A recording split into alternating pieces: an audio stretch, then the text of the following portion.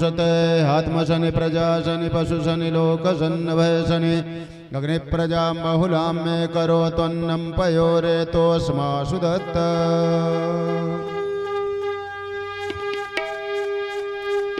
श्री राधे। सभी भक्तजनों से निवेदन है, आप सभी लोग अपने अपने स्थान पर खड़े हो जाएं।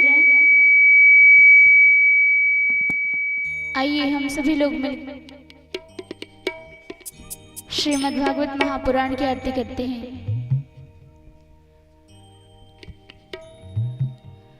श्री भागवत भगवान की है आरती, पापियों को पाप से है तारती। श्री भागवत भगवान की है आरती, पापियों को पाप से है तारती। श्री भागवत भगवान की है आरती, पापियों को पाप से है तारती। भागवत भगवान की है आरती, पापियों को पाप से है तारती। भागवत भगवान की है आरती, पापियों को पाप से है तारती। ये अमर ग्रंथ, ये मुक्ति पंथ, ये पंचम वेद निराला, नव ज्योति जगाने वाला। ये अमर ग्रंथ, ये मुक्ति पंथ, ये पंचम वेद निराला, नव ज्योत जलाने वाला। हरि नाम यही हरि धाम यही, हरि नाम यही हरि धाम यही, हरि नाम यही हरि धाम यही, हरि नाम यही हरि धाम यही। जग के मंगल की आरती, पापियों को पाप से है तारती। श्री भागवत भगवान की है आरती, पापियों को पाप से है तारती।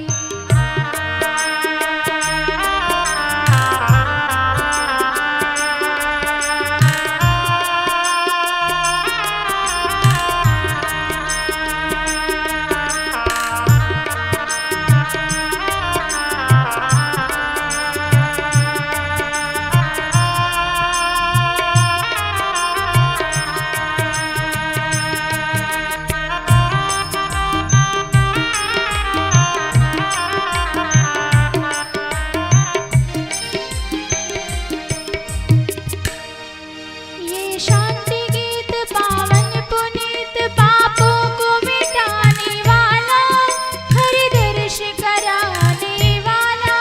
ये शांति गीत पावन पुनीत, पापों को मिटाने वाला, हरि दर्श कराने वाला।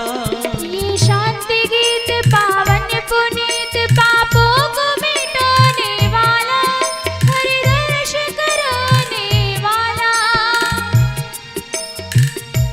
ओ ये सुख करनी ये दुख हरनी, ये सुख करनी ये दुख हरनी, ये सुख करनी ये दुख हरनी। सुख करनी ये दुख हरनी। श्रीमधुसूदन की आरती, पापियों को पाप से है तारती। श्री भागवत भगवान की है आरती, पापियों को पाप से है तारती।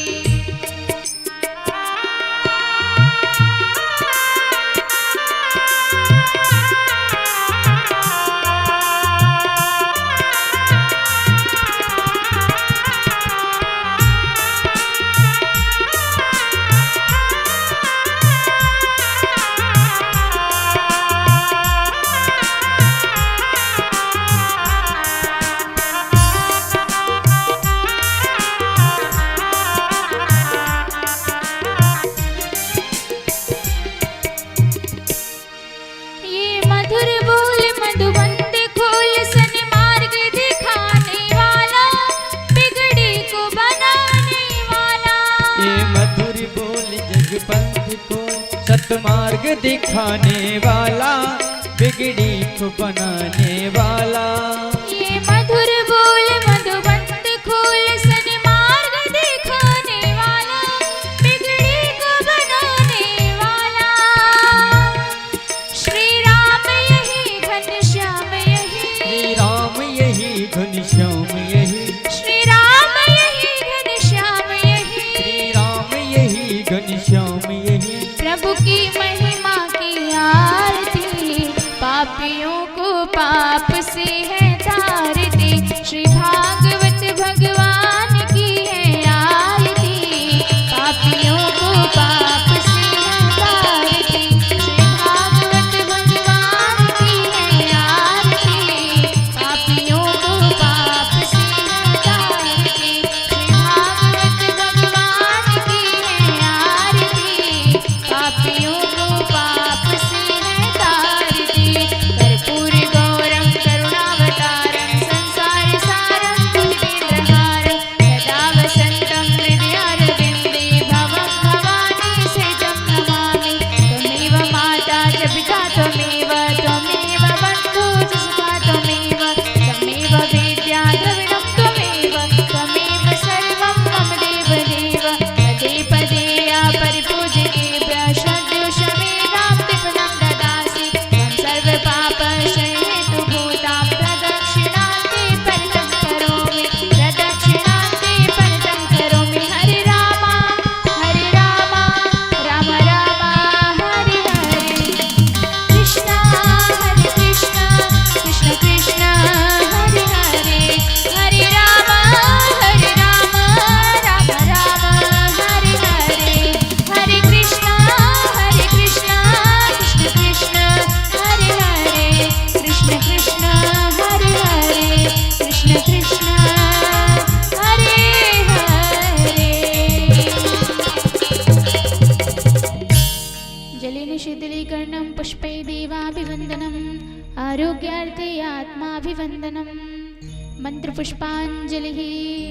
ॐ यज्ञेन यज्ञमयजन्त देवास्तानि धर्माणि प्रथमान्यासन्न तेह नाकं महिमानः, सचन्त्रित्रपूर्वे साध्याः सन्ति देवा।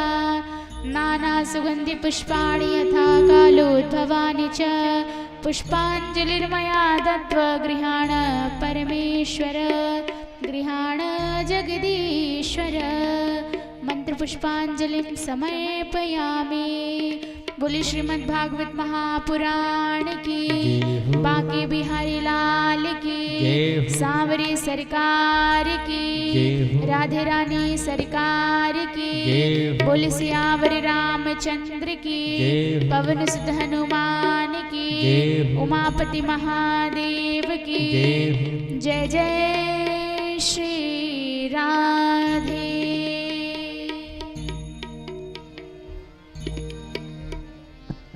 सभी भक्तजन अपने अपने स्थान पर बैठ जाएं और बड़े ही भाव से शांति पूर्वक सभी लोग कथा का श्रवण करेंगे और अपने जीवन को कृतार्थ बनाएंगे।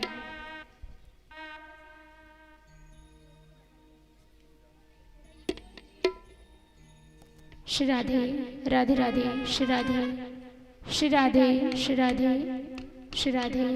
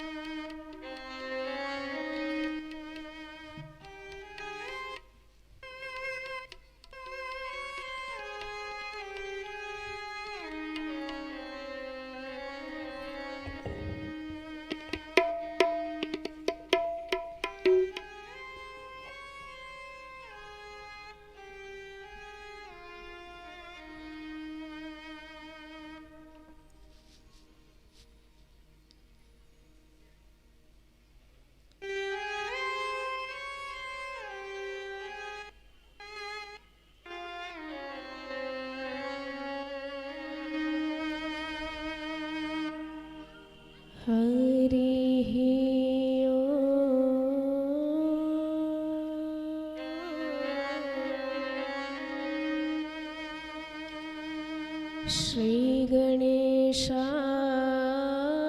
नमः। श्री सरस्वत्यै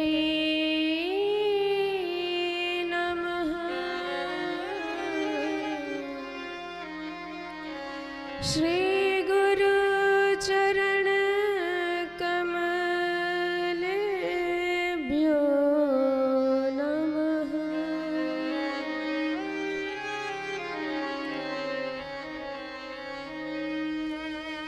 नमः परमहंसास्वादित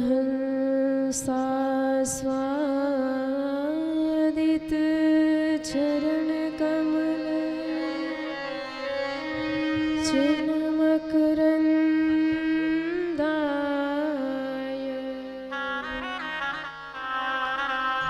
भक्त जनमानस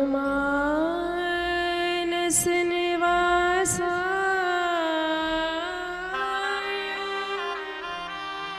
श्री रामचन्द्राय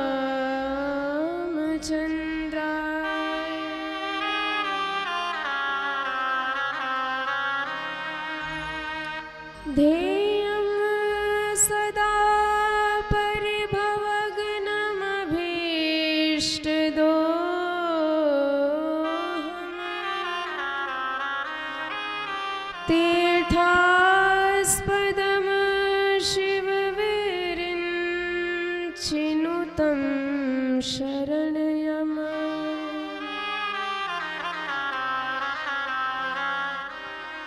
भृत्यार्तिहं प्रणतपाल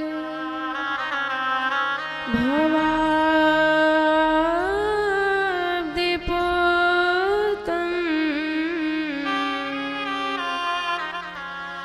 वन्दे महापुरुष ते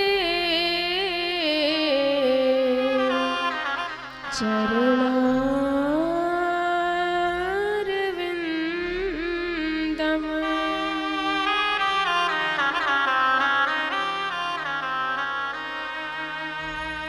वंशी विभूषित करान्नवनीरदाभा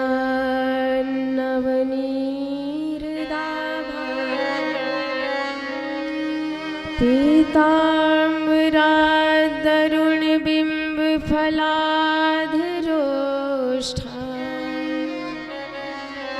पूर्णेन्दुसुन्दरमुखादरविन्दनेत्रा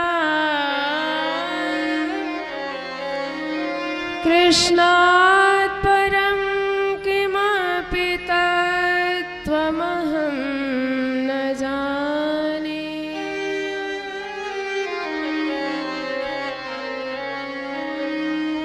नारायणं नमस्कृत्य नरं चैव नरोत्तमम्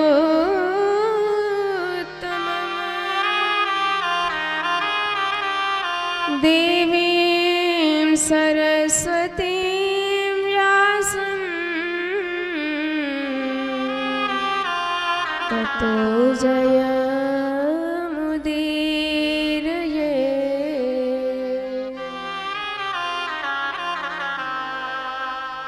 श्री सीतानाथ समारंभा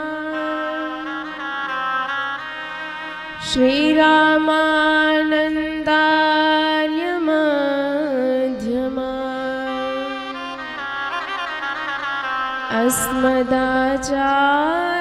अस्मदाचार्यपर्यन्ता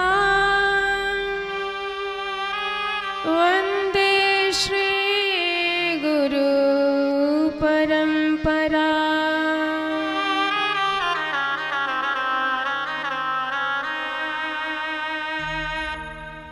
दिव्यं दिव्यकथाकारं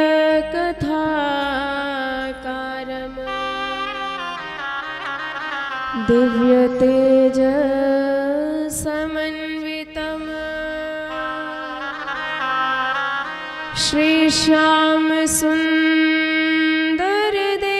श्रीश्यामसुन्दरदेवाख्यं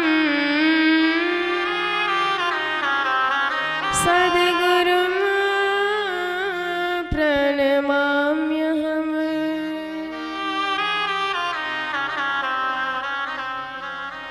जय जय श्री राधा रमण, जय जय नवल किशोर, जय गोपी चित चोर प्रभु जय जय माखन चोर जय जय माखन चोर।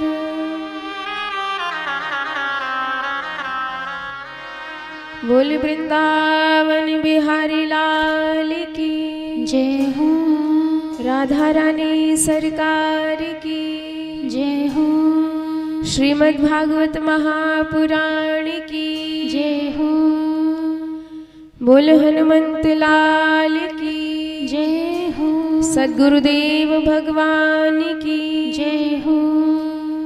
आइए बड़े भाव से अपने मन और वाणी को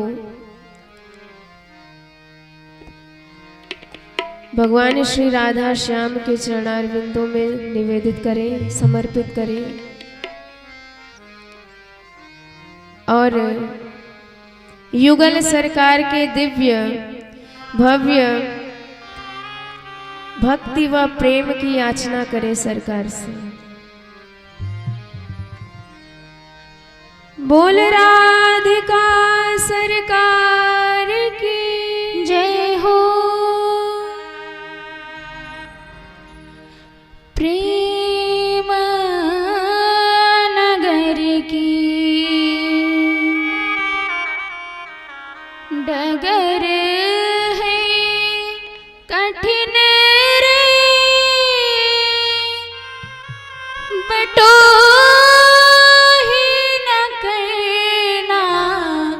बसेरा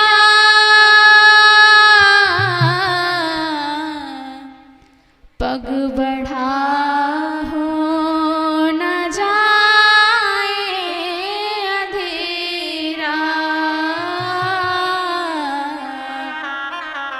पग बढ़ा हो न जाए अंधेरा। सभी लोग बड़े भाव से गाएंगे हमारे साथ। प्रेम नगर की डगर है कठिन रे बटोही न कहना बसेरा, पग बढ़ा हो न जाए अंधेरा, पग बढ़ा हो न जाए अंधेरा। प्रेम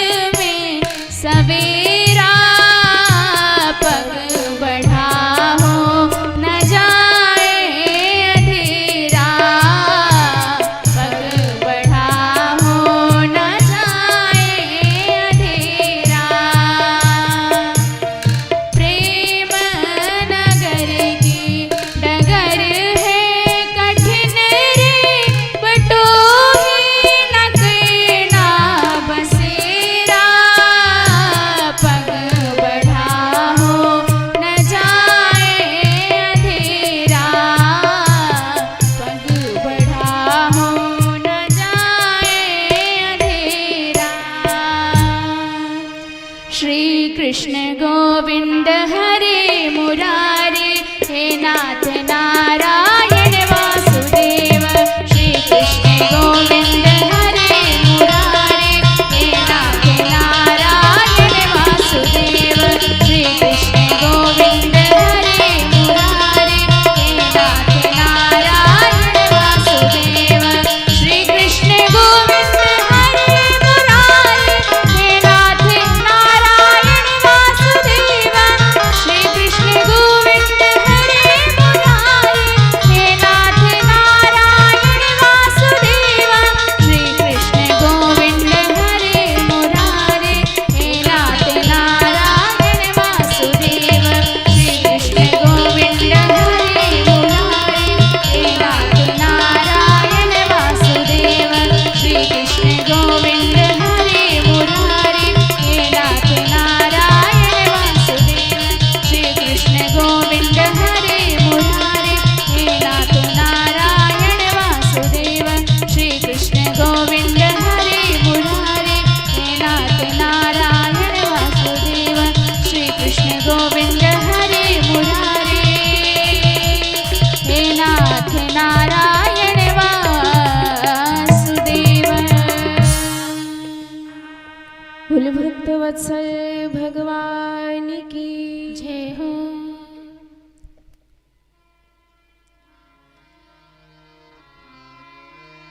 यत पाद पंकज रजा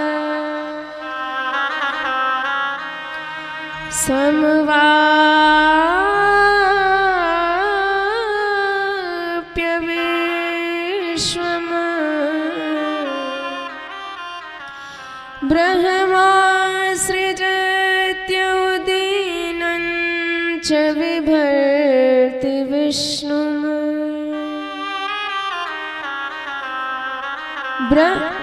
रुद्रस्य संहरति नेत्ररथा समर्था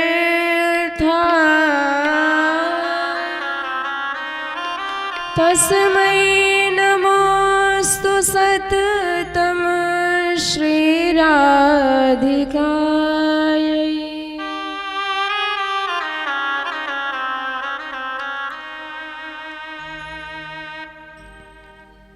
उन परम करुण हृदयेश्वरी रसिकेश्वरी वृंदावनेश्वरी भगवान श्री श्याम हृदय हर्षिणी आह्लादिनी शक्ति श्री राधिका सरकार के चरणारविंदों में बारंबार प्रणति, जो साक्षात भगवान की ही परम शक्ति है। हमारे श्याम यदि पूर्ण ब्रह्म है तो मात्र किशोरी जी के साथ है, यदि किशोरी जी के साथ नहीं है तो वो आधे श्याम है, क्योंकि राधिका सरकार भगवान को पूर्णता प्रदान करती है। वह उनकी योग माया है, वह उनकी कृपा शक्ति है, वह उनकी भक्ति है, और बिना योग शक्ति के भगवान अधूरे होते हैं। इसलिए युगल सरकार बिना भक्ति के भगवान की प्राप्ति नहीं होती है। ऐसे राधे श्याम जो संसार में प्रेम किसे कहते हैं, इसका परम सर्वोत्कृष्ट आदर्श है। पुंजीभूत प्रेम ही स्वरूप है दोनों। ऐसे भगवान की प्रेम की याचना करनी चाहिए।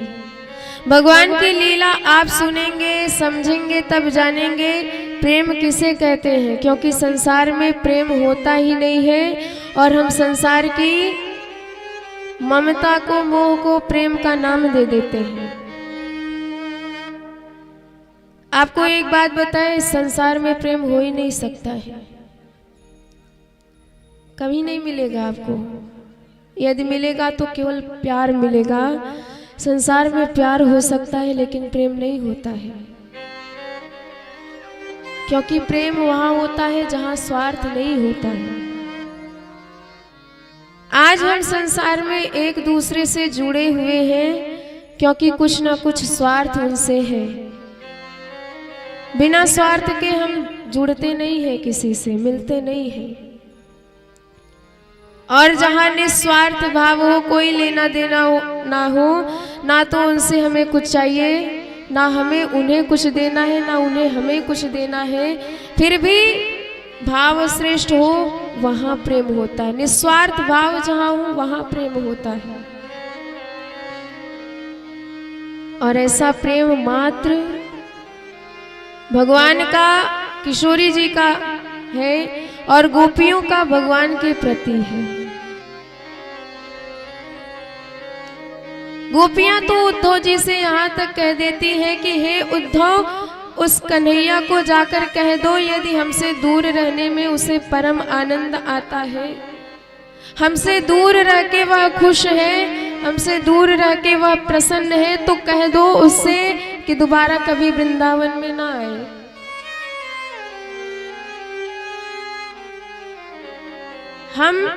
हमारे प्राण निकल जाए रोते रोते, पर उससे कह देना कभी लौट के वृंदावन ना आए। वो जहां प्रसन्न है, जहां सुखी है, वहां आनंद से रहे। इसे प्रेम कहा जाता है। हम जिससे प्रेम करते हैं, चाहते हैं, वह हमारे नजदीक रहे, पास रहे, ये हमारा प्रेम है। पर सच्चा प्रेम ये कहता है कि तत् सुखे सुखत्वम, जहाँ उन्हें आनंद आता है वहाँ आपको प्राण भी देने की आवश्यकता पड़ जाए तो दे दीजिए, लेकिन उन्हें आनंद में रखिए। इस प्रकार का यदि भाव हो तब ये दुनिया साक्षात भगवान का धाम बन जाती है। पर ऐसा कपट भाव इस जगत में कि केवल काम निकल जाए बस।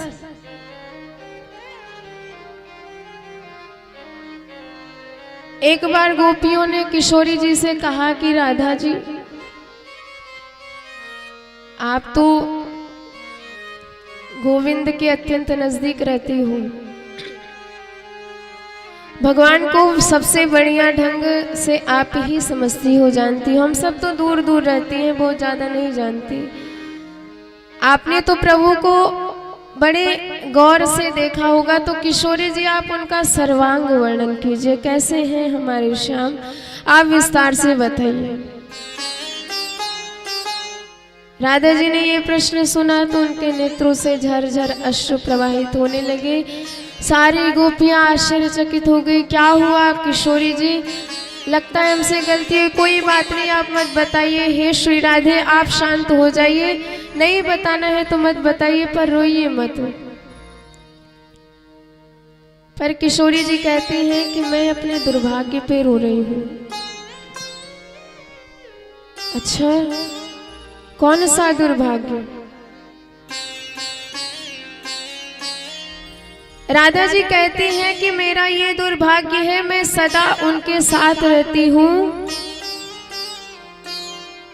पर कभी भी उनका स्वरूप जान नहीं पाई, समझ नहीं पाई कि कैसे है मेरे श्याम। मैं पचिहारी रही बहु तेरो, पर एको रूप न नीको हेरो। उनका स्वरूप नहीं जान पाई। क्यों नहीं जान पाई, क्या कारण है? किशोरी जी कहती हैं कि छन ही में भरी आवत पानी, श्याम स्वरूप कहो कि मैं जानी। मैं उनको देखना चाहती हूँ पर मेरे नैनों में आनंद के प्रेम के अश्रु भर आते हैं। नैनों में अश्रु भर आते हैं तो धुंधला धुंधला हो जाता है, वह श्याम हमें दिखाई नहीं देता है। जब भी प्रयास करती हूँ देखने का तो केवल आंसू ही आंसू बहने लग जाते हैं। श्याम स्वरूप कहो कि मैं जानी। गोपियों ने कहा तो किशोरी जी हृदय को कड़ा कीजिए, अपने आप को थोड़ा कठोर बनाइए और जानने का प्रयास कीजिए, रोइए मत। किशोरी जी ने कहा वो सब भी करके देख लिया, मैंने हृदय को कठोर बनाया, मैंने दृढ़ निश्चय किया कि नहीं रोऊंगी, लेकिन फिर क्षण क्षण में शोभा पलटावे। को सखी कहो ये कैसे उड़ावे। मैंने फिर देखने का प्रयास किया, लेकिन दिने दिने नवम नवम एक बार देखती हूँ, फिर दोबारा देखती हूँ, तो वह दोबारा देखने में नई बात नजर आती है। उनका रूप मानो एकदम बदल के नया रूप प्रकट हो गया हो। और ऐसे एक बार नहीं लाखों बार मैंने देख लिया, पर जब भी देखती हूँ तो लगता है इन्हें तो मैंने देखा ही नहीं है। ऐसा दिव्य वेश सरकार का, क्षण क्षण में शोभा पलटावे। और एक बड़ी दिक्कत है, गोपियां कहती हैं वो क्या। श्री राधिका जी कहती हैं कि जब मैं सोचती हूँ कि इनका रूप देख करके नैनों में बसा लूं, नैन बंद कर लूं, उसी वक्त नयन दो अतिरूप अगाधा। नेत्र तो दो ही हैं, भगवान का स्वरूप तो सागर है, समुद्र है, प्रेम का आनंद का सिंधु है। वो कैसे मेरी आंखों में समाहित हो सकता है। और तापर पलक करत हठी बाधा। और मैं देखती ही रहती हूँ, देखती ही रहती हूँ कि न जाने ये कहाँ से पलकें गिर पड़ती हैं। और जैसे ही पलकें गिरती हैं, उस ब्रह्मा पर इतना क्रोध आता है कि ब्रह्मा ने यदि हमारा निर्माण किया तो आंखों में पलकें क्यों बना दी, जो प्यारे के दर्शन में विक्षेप पैदा कर डालती है। मानो युग बीत जाते हैं जैसे ही पलकें गिरती हैं, दर्शन में बाधा आ जाती है। त्रुटिर युगायते त्वाम पश्यताम।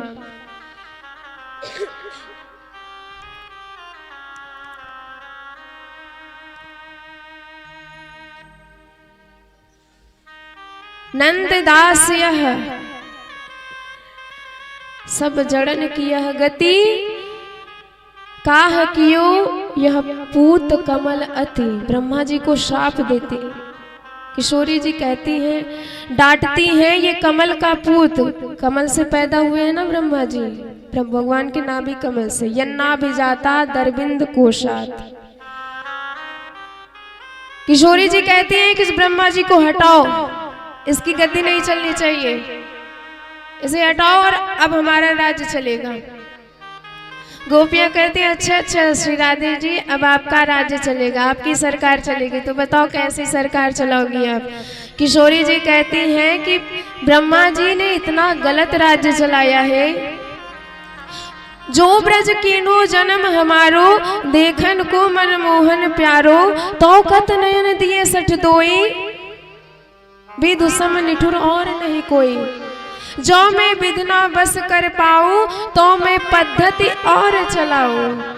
और सरकारी चलेगी मेरी, कौन सी सरकारी चलेगी। किशोरी जी कहती हैं, रोम रोम प्रति नयन बनावो। मैं एक एक रोम में नेत्र का निर्माण करूंगी, ताकि हर नेत्र से अपने प्यारे का दर्शन कर सकूं और जी भर के दर्शन कर सकूं। और उसमें पलक भी नहीं लगने दूंगी। एक टक लखो, एक टक लखूंगी, पलक नहीं लगाऊंगी, उसमें पलक नहीं टारूं।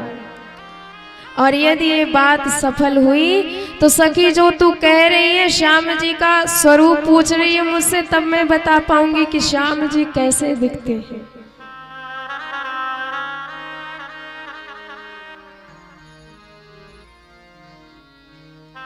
पूर्ण हो ये मनोरथ तेरो।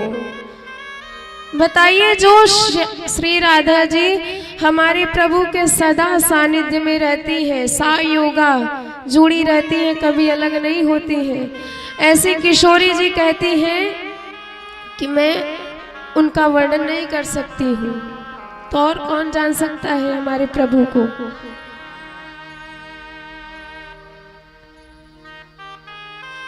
वही नहीं जान सकता है जिसे भगवान स्वयं जनाना चाहते हैं। इसलिए भगवान प्रेम से प्राप्त होते हैं, भक्ति से प्राप्त होते हैं। भक्ति के चरणों की वंदना करते हैं सरकार। भगवान को गलियों गलियों में, वृक्षों वृक्षों में मत ढूंढिए, वेद की शाखाओं में मत ढूंढिए, गुफाओं में मत ढूंढिए, जंगल में मत जाइए। उन्हें ढूंढना है तो भक्ति के पास चले जाइए, भगवान भक्ति के चरण दबाते मिल जाएंगे आपको।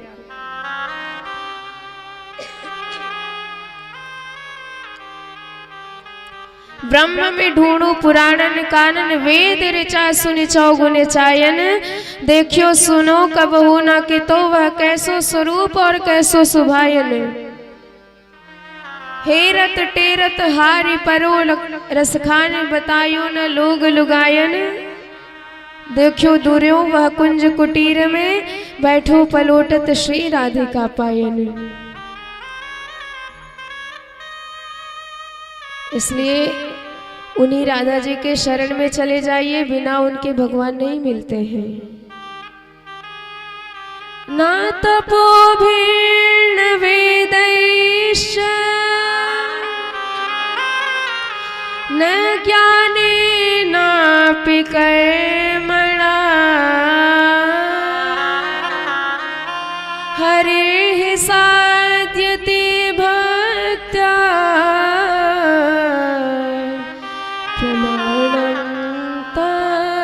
गोपिका।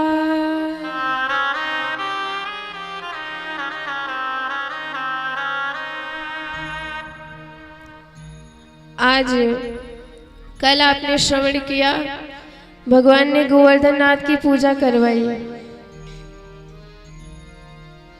तो सबने बड़े धूमधाम से गोवर्धन नाथ की पूजा करी, परिक्रमा लगाई।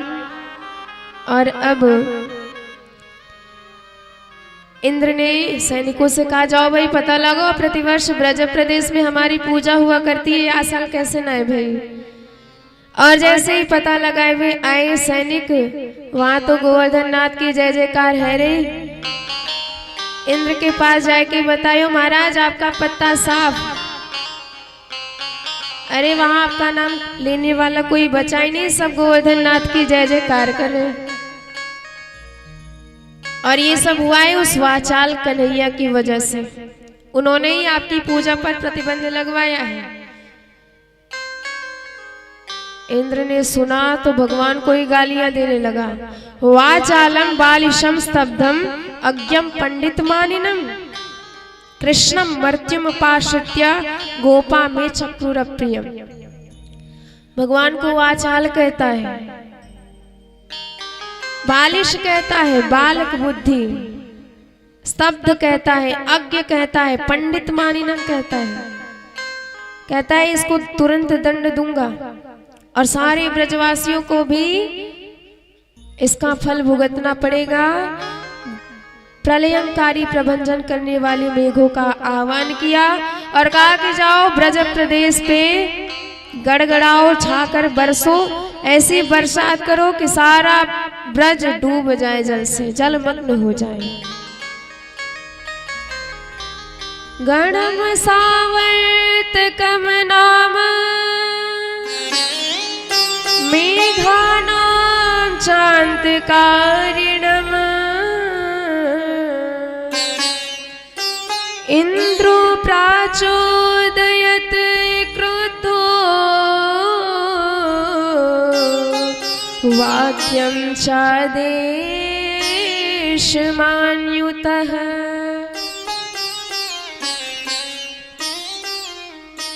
बड़े बड़े काले पीले भयंकर बादल ब्रज प्रदेश पे गड़गड़ाने लगे। इतनी जोरदार बरसात भई, सारा वृंदावन डूबने लगा। सारी गोप गोपियां भगवान के शरण में आई, कहने लगे कि सरकार यदि आज रक्षा नहीं हुई तो हम सब मर जाएंगे, हमारी गौएं डूब जाएंगी, हमारी संपत्ति नष्ट हो जाएगी। गोपा गोप्यश्च सीतार्ता गोविंद शरणम ययुः, त्रातुमर्हसि देवान्नः कुपितात भक्त वत्सलः। सारी गोपियां कहती हैं, सारे ग्वाल बाल कहते हैं कि कन्हैया वो देवताओं का राजा इंद्र हमसे नाराज हो गया है, क्योंकि प्रतिवर्ष हम उसकी पूजा किया करते थे। और या साल इंद्र की पूजा की तिथि निकल गई और यदि इसे शांत नहीं किया गया तो ये हमें बर्बाद कर देगा। भगवान ने सोचा कि ये ब्रजवासी मेरी शरण में है।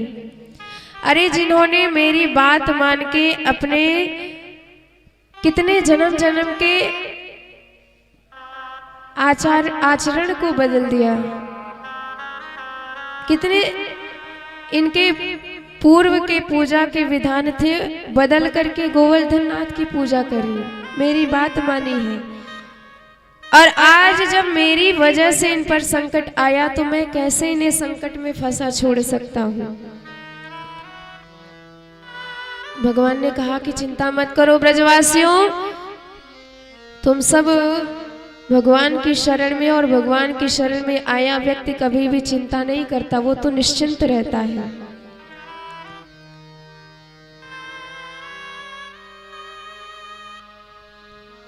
भगवान कहते हैं, मन में विचार करते हैं कि मेरा तो व्रत है, मेरी तो प्रतिज्ञा है, एक बार जो बड़े भाव से कह दे प्रभु मैं तेरा, सब भूतों से अभय उसे मैं कर दूं व्रत है मेरा। मेरी प्रतिज्ञा है कोई एक बार मेरी शरण में आए तो सही। भगवान रक्षा करने के लिए तैयार है, दोनों हाथ फैलाए सरकार तैयार खड़े हैं, पर कोई उनकी तरफ बढ़े तो सही। अच्छा एक बात है, जब विपत्ति आती है, दुख आता है तो हम संसार की तरफ बढ़ते हैं, भगवान की तरफ नहीं बढ़ते हैं। हमें दुनिया पर बड़ा भरोसा होता है पर भगवान पर भरोसा नहीं होता है। जिसका कोई भरोसा नहीं उस दुनिया पर हमें खूब भरोसा है, और जिसका सदा भरोसा है उस भगवान पे हमें जरा भी भरोसा नहीं है। रेलगाड़ी में आप बैठ गए टिकट लेके, दिल्ली जाना है, अब रिजर्वेशन तो आपका फिक्स है, आराम से लेटे हो, सो के जा रहे हो। अब क्या पता कि रेलगाड़ी आपकी निकली तो दिल्ली पहुंचा के ही छोड़ेगी आपको, हो सकता है मार्ग में ही एक्सीडेंट हो जाए, आप दिल्ली पहुंच ही ना पाओ, पर निश्चिंत है, उस पे इतना विश्वास है। पर भगवान पे विश्वास नहीं है, और जिस दिन भगवान पे हमारा विश्वास हो जाएगा उस दिन सारे दुख अपने आप टल जाएंगे। ये हमारे गोविंद की कृपा करने की एक आदत है। पहले भगवान देखते हैं कि इसका विश्वास हम पे जमता है कि नहीं, और यदि आपका विश्वास अडिग रहा तो रक्षा करने के लिए हमारे मुरलीधर अवश्य पधारते हैं।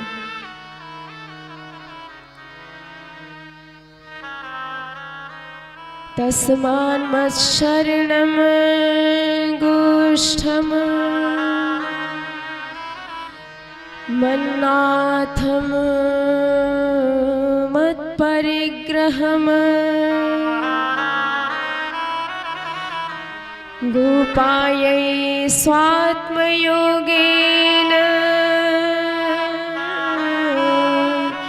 सोऽयं मे व्रत आहितः।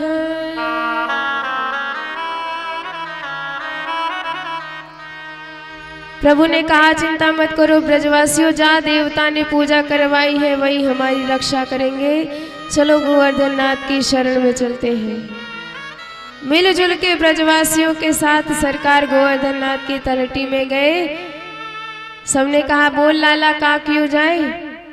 कन्हैया ने कहा क्या करोगे, बस एक काम करो, मिलजुल के देवता को प्रसन्न करो। देवता यदि प्रसन्न हो जाएंगे तो अपने आप सारे काम बन जाएंगे।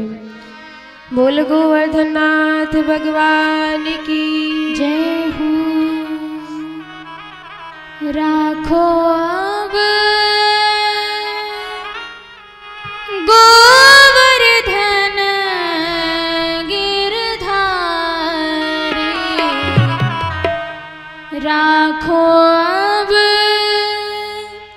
गोवर्धन गिरधारी, राखो अब गोवर्धन गिरधारी, राखो अब गोवर्धन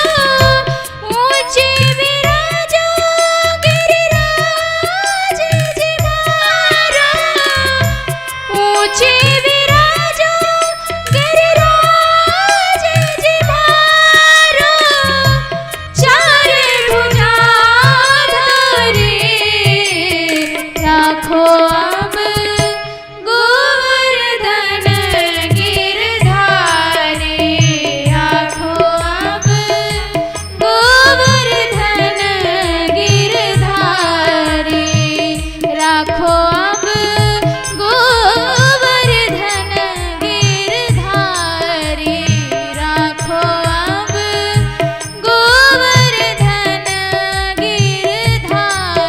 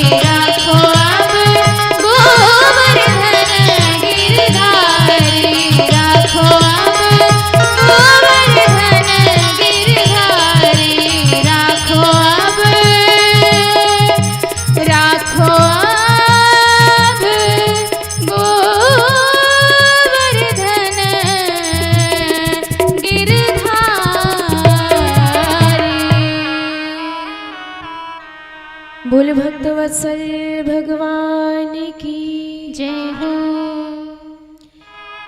ब्रजवासियों ने बोला लाला अब बोल काकी हो जाए।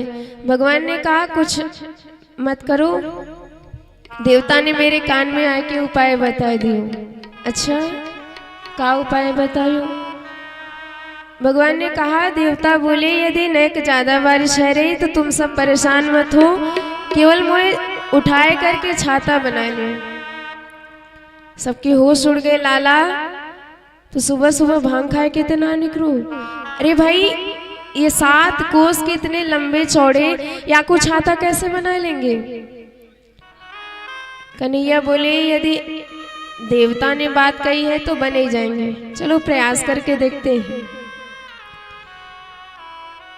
सबने प्रयास किया पर 7 वर्ष की अवस्था में हमारे कन्हैया ने गोवर्धन नाथ को इस तरह उठाया अपनी उंगली पर, जैसे छोटे छोटे बच्चे बरसात के दिनों में कुकुरमुत्ता उखाड़ करके खेलते हैं।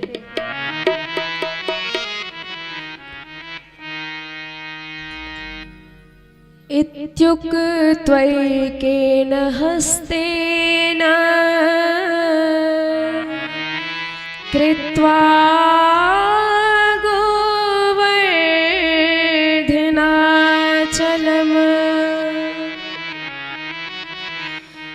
दधार लीलया कृष्ण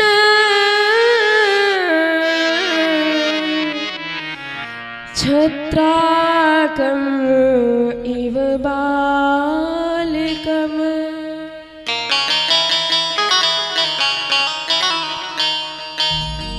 और जैसे ही प्रभु ने 7 वर्ष की अवस्था में 7 कोस के गोवर्धन नाथ को उठाया, अपने कनिष्ठिका पर गिरि को उठाने के कारण प्रभु का नाम पड़ गया गिरिधारी। बोले गिरिधारी भगवान की जय हो। भगवान ने 7 दिन 7 रात तक गोवर्धन नाथ को कनिष्ठिका पे ही धारण किए रखा। सारे ब्रजवासी अपने लाठी और डंडा कंधा लगाए खड़े हैं और सबको लग रहा कि हम सब ने मिलजुल के उठा रखो है। तब तक एक उनमें से बोला कन्हैया भैया ये पहाड़ हमारे हाथ से उठ जाएगो। भैया ने को आशा नहीं थी। कन्हैया ने कहा तो देखो मैंने इतने माखन खवाए दिए कि आज सबरी ताकत काम में आएगी कि नहीं? सबरे बोले हाँ लाला है तो तेरे माखन कोई चमत्कार। पर बेटा एक बात बता, हम देख रहे लगातार 7 दिन आते वही अंगुरिया लगाए रखो है। अरे अब तक दर्द ना भैया वहाँ उंगली में, तू जाए के आराम कर, हम सब इतने हैं मिलजुल के संभाल लेंगे। कन्हैया बोले तो कहा हमारे बिना संभाल लोगे? सबने कहा दारी के तोय लग रो सबरो पहाड़ या तेरी अंगुरिया पे टिको है। कन्हैया बोले नाराज काहे को है, रो जाओ संभालो या को।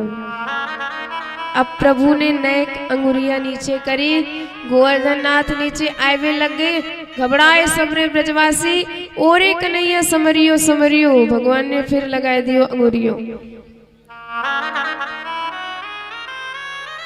सबके डंडा चटाचट उड़ गए।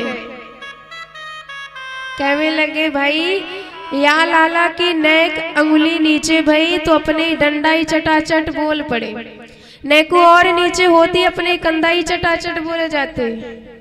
पता लगाओ ये सबरो पहाड़िया छोरा ने ही थाम रखो है।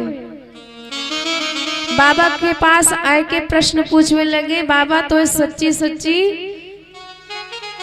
बतानो पड़ेगो, हमारी शपथ है। क्व सप्तहायनो बाल क्व महाद्रेविदारणम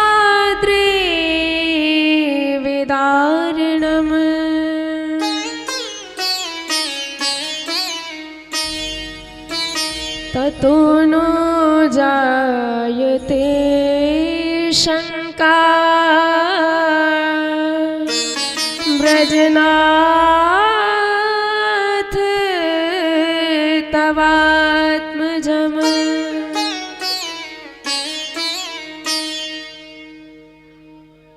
ये बताओ ये छोरा तेरो ही है कि काऊ और कोई है? अब नंद बाबा ने जो सुनी हाथ जोड़ के बोले भैया हमारो ही छोरा है। अरे यहाँ पे भगवान नारायण की कृपा ज्यादा है। गर्गाचार्य जी ने कहा था नारायण समो गुण तस्मात् नंदात्मजो यमते, तुम्हारा पुत्र नारायण जैसा गुण वाला होगा। ये भगवान ना है इसलिए भगवान मत बनाओ याकू। सबरे बोले बाबा का बताए मन ही ना मान रहो। अपने घर में अपने कुल में एक ते एक पहलवान भय, पर यह छोरा जैसा तो पहली बार देखा है। और उधर बादल बरस बरस के हार गए। इंद्र के पास गए। इंद्र ने पूछा क्या हुआ? बादलों ने कहा सरकार जितना था सब ढकेल दिया। इंद्र ने कहा भाग जाओ यहाँ से। सारे बादल पलायन कर गए। मौसम साफ, सूर्य निकल आया। भगवान ने ब्रजवासियों से कहा देखो ब्रजवासियों सुबह हो गया, अब निकलो बाहर अपनी अपनी संपत्ति के साथ। सबरे ब्रजवासी बाहर निकले और भगवान ने जितनी सहजता से गोवर्धन को धारण किया था उतनी ही सरलता से स्थापित भी कर दिया।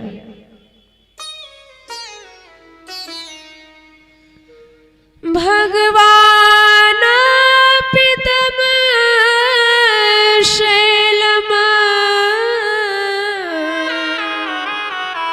स्वस्थाने पूर्ववत् प्रभु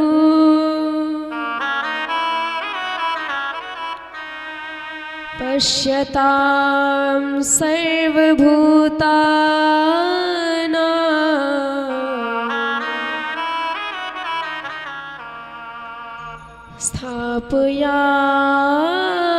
स्थापयामास लीलया।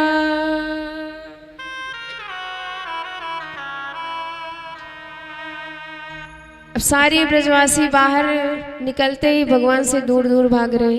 कन्हैया ने पूछा क्यों भाई क्या बात है, दूर दूर भाग रहे? सबने कहा लाला आज ही पता चलो कि तू तो हमारो भगवान है। कन्हैया ने कहा अच्छा वो कैसे? सब बोले लाला पहले तो तूने पैदा होवे की देर ना है भाई पूतना मार डारी, फिर एक लात में गाड़ियां उड़ाई दी। हमने जैसे तैसे मन को मना लियो। त्रिणावर्त का संहार कर डाला, वत्सासुर मार डाले, बकासुर मार डाले, अघासुर मार डाले।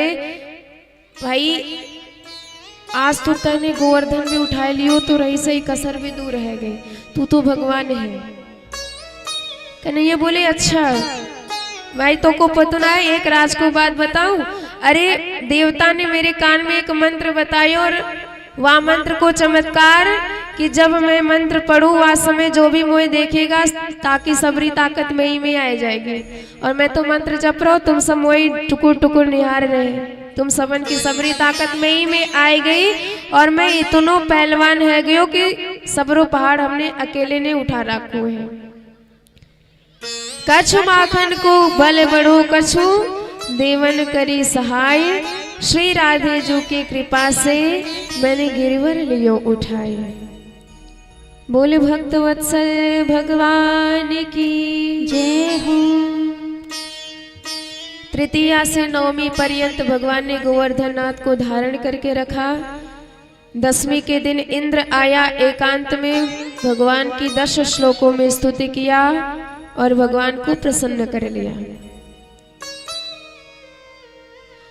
विशुद्ध सत्वम तव धाम शांतम तपोमयम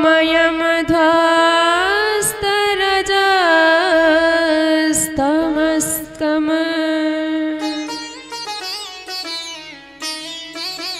मायामयोऽयं गुण संप्रवाहो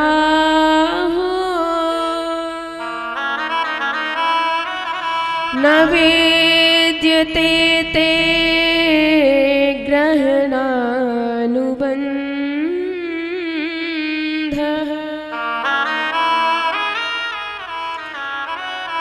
इंद्र कहता है सरकार, पिताम गुरुस्त्वम जगतामधीशम, सारे जगत के आप ही माता पिता हो, सारे जगत के मालिक आप हो, सारे जगत की प्रक्रिया आप ही संभालते हो, बागडोर आपके ही हाथ में है। पर कभी कभी हम अपने आप को उच्च अधिकारी मान लेते हैं, कभी कभी हम अपने आप को सर्वश्रेष्ठ मान लेते हैं। तो आज आपने मेरे उसी अहंकार को दूर किया है, मेरे उसी गुरुत्व को नष्ट करके मुझे मेरा पद दिया है, मुझे मेरी औकात बताई है। तो सरकार, मैं आपकी माया से मोहित था, जो आपका था आपने वही तो लिया है, मेरा क्या ले लिया है। इसलिए मुझसे बड़ा अपराध हो गया जो मैंने आपकी संपत्ति को अपना मानने का प्रयास किया, मुझे क्षमा कीजिए। और भगवान ने तुरंत माफ भी कर दिया।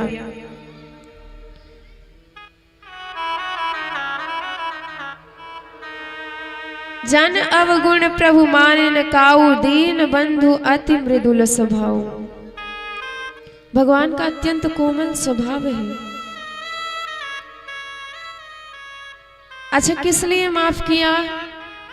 मान लीजिए एक माँ के दो बेटा है, एक मान लीजिए 2 वर्ष का है और एक 20 वर्ष का है। और 2 वर्ष का बालक यदि कोई गलती करेगा, माँ माफ कर देगी, क्योंकि अभी बालक है, उसमें बुद्धि ही नहीं है, समझ ही नहीं है।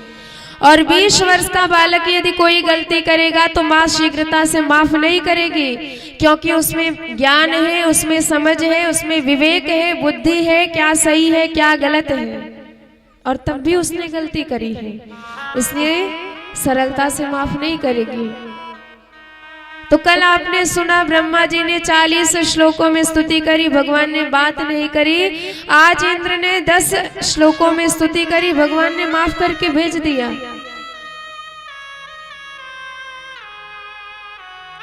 तो ब्रह्मा जी भगवान के बड़े पुत्र के समान हैं और इंद्र छोटे बेटे के समान है, इसलिए इंद्र को माफ किया। और दूसरा भी कारण माफ करने का,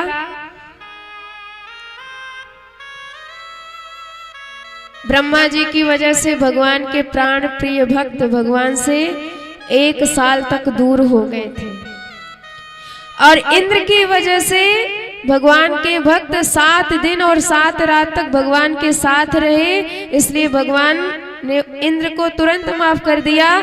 जो भगवान को उनके भक्तों से मिलाए वो भगवत कृपा का सबसे पहले अधिकारी बनता है। भगवान ने कहा कि मामेश्वर्य श्रीमदान्धो दंड पाणिम च पश्यति तम भ्रंशयामि संपद्भ्यो यस्य चेच्छाम्यनुग्रहम्। मैं जिस पे अनुग्रह करता हूँ उसी का अहंकार तोड़ता भी हूँ। भगवान कहते हैं कि मैं जब कृपा करता हूँ तो पहले उसके पास जो है उसे छीनता हूँ।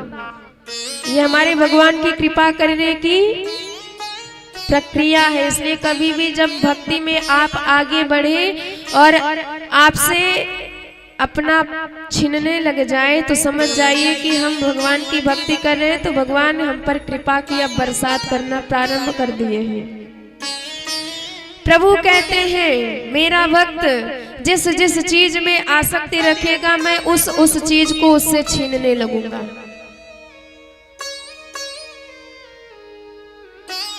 जन्म कर्म वयो रूपम विद्येश्वर्य धनादिभिः यद्यस्य न भवेत् स्तम्भः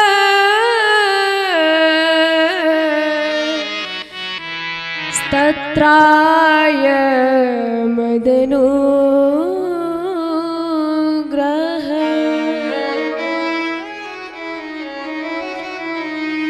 भगवान कहते हैं कि यदि उसे अपने सर्वश्रेष्ठ जाति का अभिमान होगा तो मैं उसकी जाति छीन लूंगा।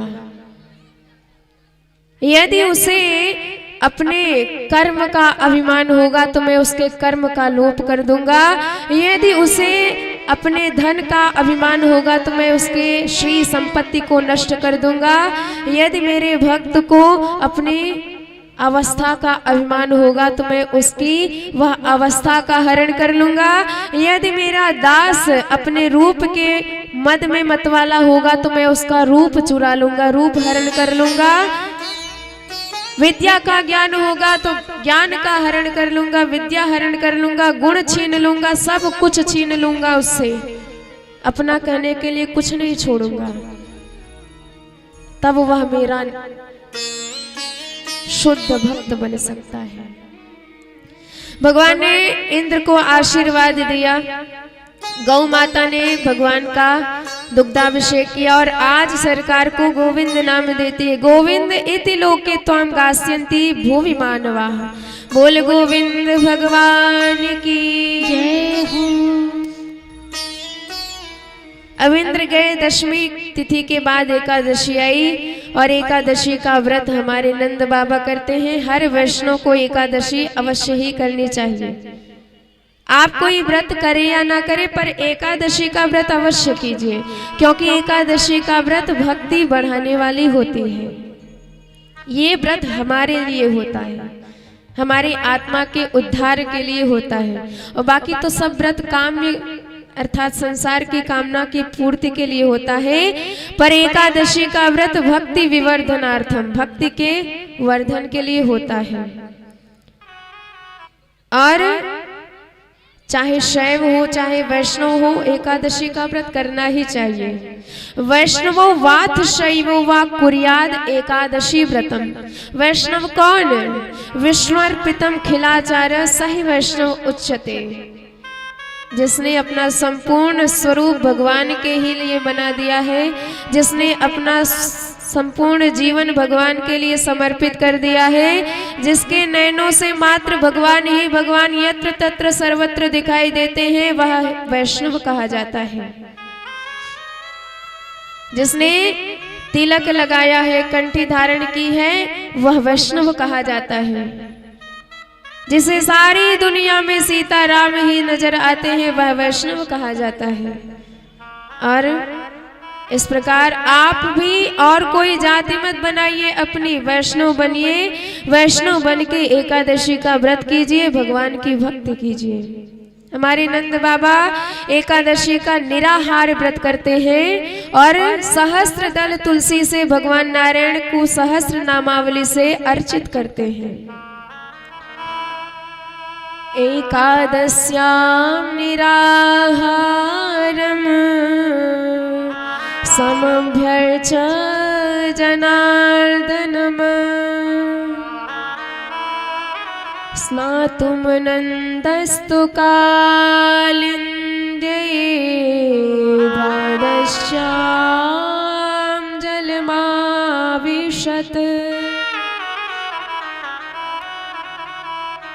व्रत किया एकादशी का निराहार और द्वादशी में स्नान करने के लिए यमुना जी में गए, पर उन्हें भ्रम हो गया, जबकि रात्रि की वेला थी। सुबह का भ्रम हुआ और यमुना जी में स्नान करने के लिए घुसे तो वरुण देवता के दूत पकड़ करके वरुण लोक ले गए। ब्रजवासियों ने कन्हैया से बताया, लाला तेरे बाबा डूब गए यमुना जल में।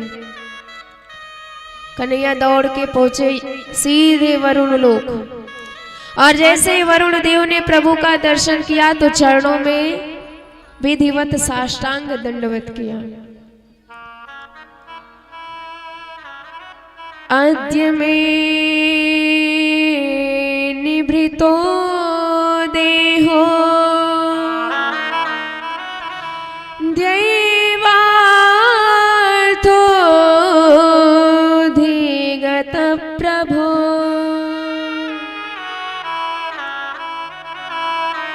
त्वत्पाद बोझो भगवन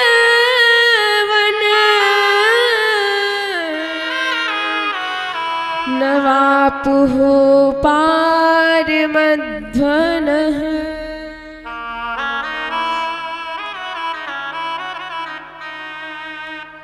भगवान ने कहा, हमारी तो स्तुति कर रहे हो और हमारे पिताजी को बंदी बना के बांध रखा है, सोई तुरंत नंद बाबा को छोड़ दिया।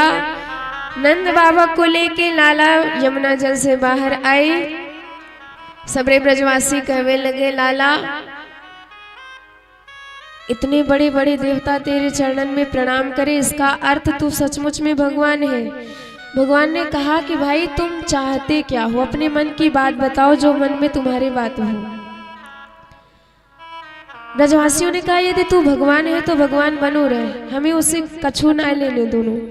पर भाई यदि तू भगवान है तो तेरो वैकुंठ कैसो है, हमें मात्र अपने वैकुंठ को दर्शन कराए दे। कन्हैया ने कहा तो जो जो वैकुंठ देखना चाहे सो या ब्रह्मकुंड में डुबकी लगाए, बाकी या चिंता में पड़ो ही मत कि हम भगवान है कि ना है। अब जैसे ही सबने ब्रह्मकुंड में डुबकी लगाई तो सीधे वैकुंठ में नजर आए और वहां तो परम आश्चर्य, जितने भी हैं सबके सब चार चार हाथ वाले दिखाई दे रहे, एकदम नारायण प्रभु के समान। सबने कहा कि भाई बड़ा दिव्य लोक है ये तो, चलो यहाँ में अपने कन्हैया को ढूंढते हैं, क्योंकि परदेश वाली बात है, कन्हैया के साथ आए हैं तो कन्हैया के ही साथ रहेंगे, नहीं तो रास्ता भटक जाएंगे। और एक दूत से पूछा, भैया तुम हमारे कन्हैया को जानते हो? तुरंत उसने शांत करा दिया। बेचारे हक्के बक्के हो गए, ये तो अपनी भाषा ही नहीं समझ पा रहे हैं। दूसरे ने कहा भाई हर जगह की भाषा हर जगह थोड़ी चलती है, कहीं राधे राधे चलता है, कहीं हर हर महादेव चलता है, कहीं जय सिया राम चलता है, कहीं बम बोले चलता है, कहीं हाय हाय चलता है, कहीं बाय बाय चलता है। जैसी देश वैसी भाषा। हो सकता है ये हमारी बात ना समझ पा रहे होंगे। तब तक देखा एक विशाल सर्प पे कन्हैया शयन कर रहे थे। दौड़ पड़े सबरे ब्रजवासी, ये तो अपने कन्हैया ही है। मिलने के लिए जैसे ही गए कि भगवत दूतों ने रस्सी लगा दी, जो कुछ पूजा पाठ करना है सब यहीं से करो।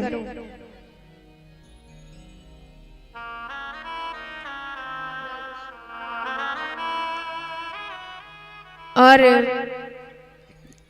इधर सारे लाइन में लग के भगवान का दर्शन कर ही रहे थे कि उधर देखा कि लाइन में साक्षात पंचानन त्रिपुरारी खड़े हैं, चतुरानन ब्रह्मा जी खड़े हैं, इंद्र खड़े हैं, बड़े बड़े देवी देवता खड़े हैं दर्शन करने के लिए भगवान के। विविध छंदों से विविध मंत्रों से भगवान की स्तुति गाई जा रही है। शिखरणी छंद से, पुष्पिताग्रा छंद से, अनेकानेक छंदों से भगवान की मंगलमय स्तुति गान कर रहे हैं। सुन सुन के नंद आदि बड़े बड़े देवी बड़े बड़े सारे गोप भगवान की वह ऐश्वर्य शक्ति देखकर परम आश्चर्य में भर गए। नंदादयस्तु तम दृष्ट्वा परमानंद निर्वृताः कृष्णं च तत्र छंदोभि स्तूयमानं सुविस्मितः।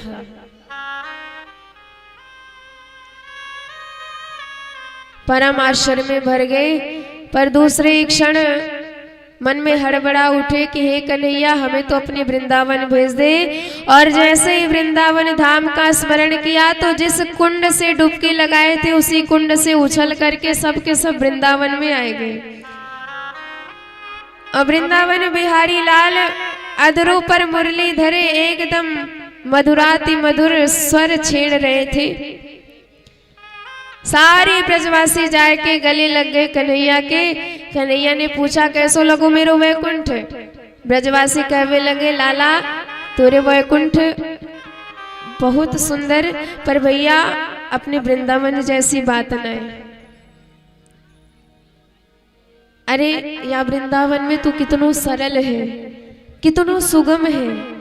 तेरे साथ चाहे जैसे बोल रहे, चाहे जैसे खाए रहे, चाहे जैसे लड़ रहे, चाहे जैसे क्रीड़ा कर रहे, चाहे जैसे रह रहे हैं, पर वहाँ वैकुंठ में तेरे दर्शन करने के लिए लंबी लंबी लाइन लगानी पड़ती है। अरे उस वैकुंठ में जाके क्या करेंगे जहां तुम्हारे पास हम जा ही नहीं सकते हैं। तुम्हारे दर्शन करने के लिए पंक्तिबद्ध कतार में खड़े होना पड़ता है। और यहाँ तो कब कौन से गैया के पीछे मिल जाए, कब कौन सी गोपी के पीछे मिल जाए, कोई भरोसा नहीं भैया। इसलिए हमारे वृंदावन धाम की महिमा उस वैकुंठ से भी बढ़ के है।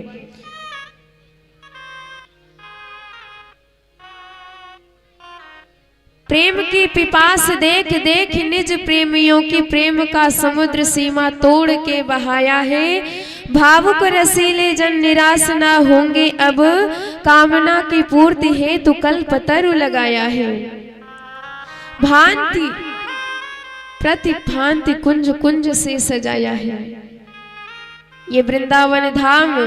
यहाँ के पत्ते पत्ते पर, यहाँ के पुष्प पुष्प पर, यहाँ के धूल के कण कण पर, यमुना के हर जल पर श्री राधे रानी सरकार की झलक आपको सुनाई देंगी। वह ब्रह्म जो तपस्या के बाद भी समझ में नहीं आता, वेद की ऋचाएं जिसका वर्णन नहीं कर सकती, वह ब्रह्म इस वृंदावन धाम में परम सुलभ हो जाता है। श्रीमद वृंदावनम धाम परमानंद रसाश्रयम। ये वृंदावन धाम परम आनंद परम रस का आश्रय है। सारे रसों का जो ईश्वर है, रसिकेश्वर है, वो इस वृंदावन धाम के अतिरिक्त अन्यत्र आपको नहीं मिल सकता है। वैकुंठ में तो नारायण प्रभु आपको मिलेंगे, वहां ये वृंदावन बिहारी नहीं मिलेंगे, वहां रसिकेश्वर भगवान नहीं मिलेंगे। वो छैल छबीले, वो व्रज में विहरण करने वाले, भक्त के चित्त का हरण करने वाले भक्त चित्त चोर तो इस वृंदावन धाम में ही मिलेंगे।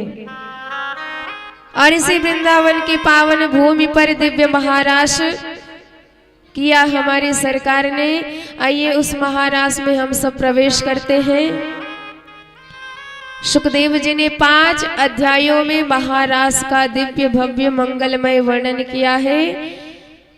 और यह महारास, यह रास पंचाध्यायी संपूर्ण श्रीमद् भागवत की प्राण कही जाती है। भगवान पिता रात्रि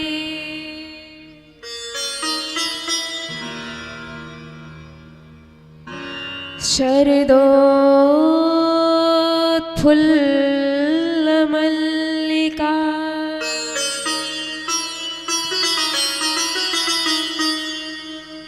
वीक्षरन्तु मनश्चक्रे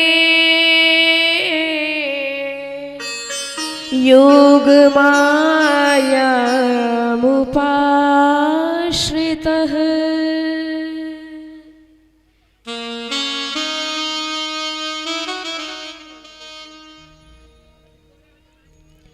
तो भगवान महाराज में प्रवेश करने जा रहे हैं। हमारे सुखदेव जी मंगलाचरण करते हैं। महाराज आज शरद पूर्णिमा की दिव्य रात्रि है। खिले हुए चांद में, खिले हुए चांद की चांदनी में वह रात्रि परम मनोहर हो रही है, सुशोभित हो रही है, शोभायमान हो रही है। मल्लिकादिक पुष्प आज खिले हुए हैं। चारों तरफ हरियाली छिटक रही है, चारों तरफ चंद्रमा की चांदनी छिटक रही है। इतना दिव्य वातावरण, इतना दिव्य वह संयोग कि आज वृंदावन विहारी का मन एकदम आनंदित हो गया। भगवान ने आज मन बनाया कि हम अपनी ब्रजबामाओं के साथ विहरण करेंगे।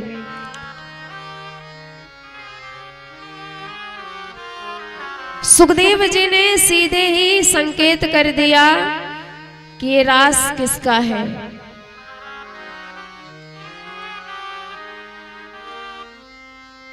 ये रास किसी ऐसे वैसे व्यक्ति का नहीं है, ये साक्षात भगवान और भक्त का मिलन है।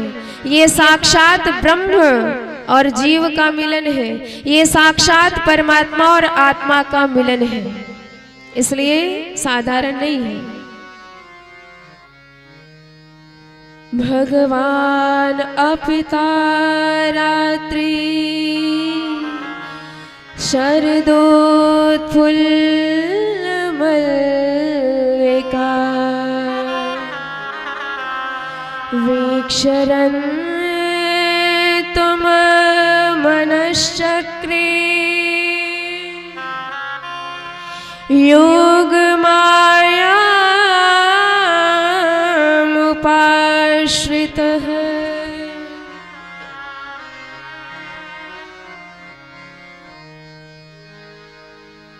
तो भगवान ने सबसे पहले महाराज करना है तो अपनी अधिष्ठात्री योग माया जी का ध्यान किया।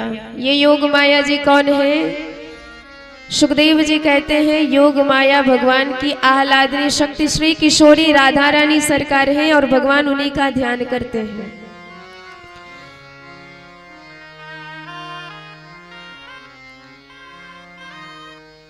युज्यते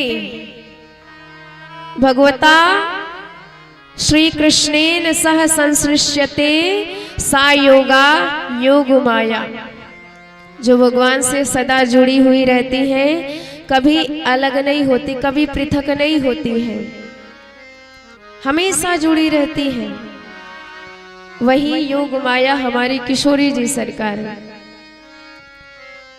दोनों एक दूसरे के चंद्र और एक दूसरे के चकोर हैं, परस्पर दो चकोर दो चंदा।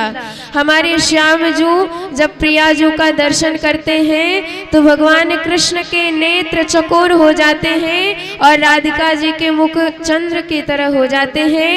और राधा जी जब श्याम जी का दर्शन करती हैं तो राधा जी के नयन चकोर हो जाते हैं और श्याम जी के मुख चंद्र की तरह हो जाते हैं। तव मुख चंद्र चकोरे मेरे नयना, अरबरात निश दिने मिलवे को, मिले रहत मानो कबहू मिले ना। भगवत रसिक रसिक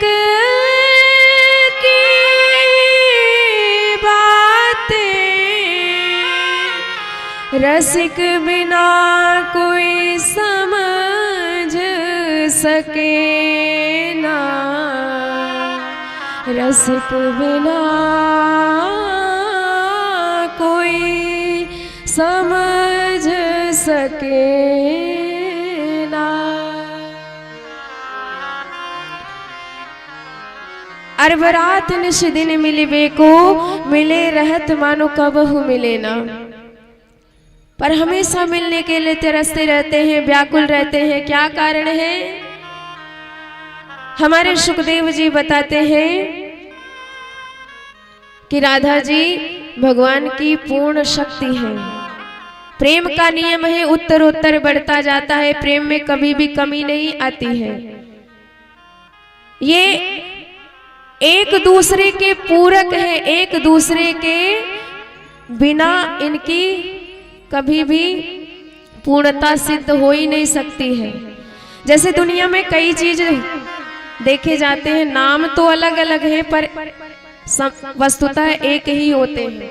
जैसे कोई ये कहे कि भाई हमने सागर की लहरें देखी हैं, तो सागर की लहरें कहने में अलग अलग है पर वस्तुतः दोनों एक दूसरे के पूरक हैं। कोई ये कहे कि भाई इस शब्द का ये अर्थ होता है, तो शब्द अर्थ कहने में अलग अलग है पर एक दूसरे के पूरक है। कोई ये कहे कि भाई हमने इस दूध की सफेदी देखी है, तो कहने में अलग अलग है पर बिना सफेदी के दूध हो ही नहीं सकता है।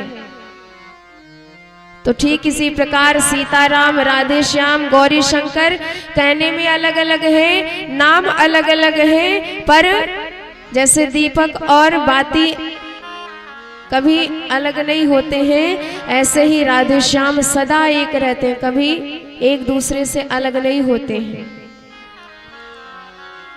पर फिर भी कहते हैं रसिक जन, अर बरात निस दिन मिलबे को, मिले रहत मानो कबहू मिले ना। हमेशा मिलने के लिए तरसते रहते हैं, तो क्या कभी मिलन हुआ ही नहीं? अरे वियोग होता ही कब है? जो मिलन हो इनका, मिले ही रहते हैं। पर किशोरी जी जब वे श्याम जी को देखती हैं तो लगता है कि इन्हें तो हमने पहली बार देखा है, इसलिए वह भाव निरंतर बढ़ता ही जाता है। उत्कृष्ट प्रेम है हमारी किशोरी जी सरकार का। आज ऐसे अपने श्री राधा रानी सरकार का स्मरण किया भगवान ने, और वेणु में दिव्य स्वर मंजरी भर दी, और उस वंशी की ध्वनि जिसके गई तान कान, वही भूल गया समस्त भान।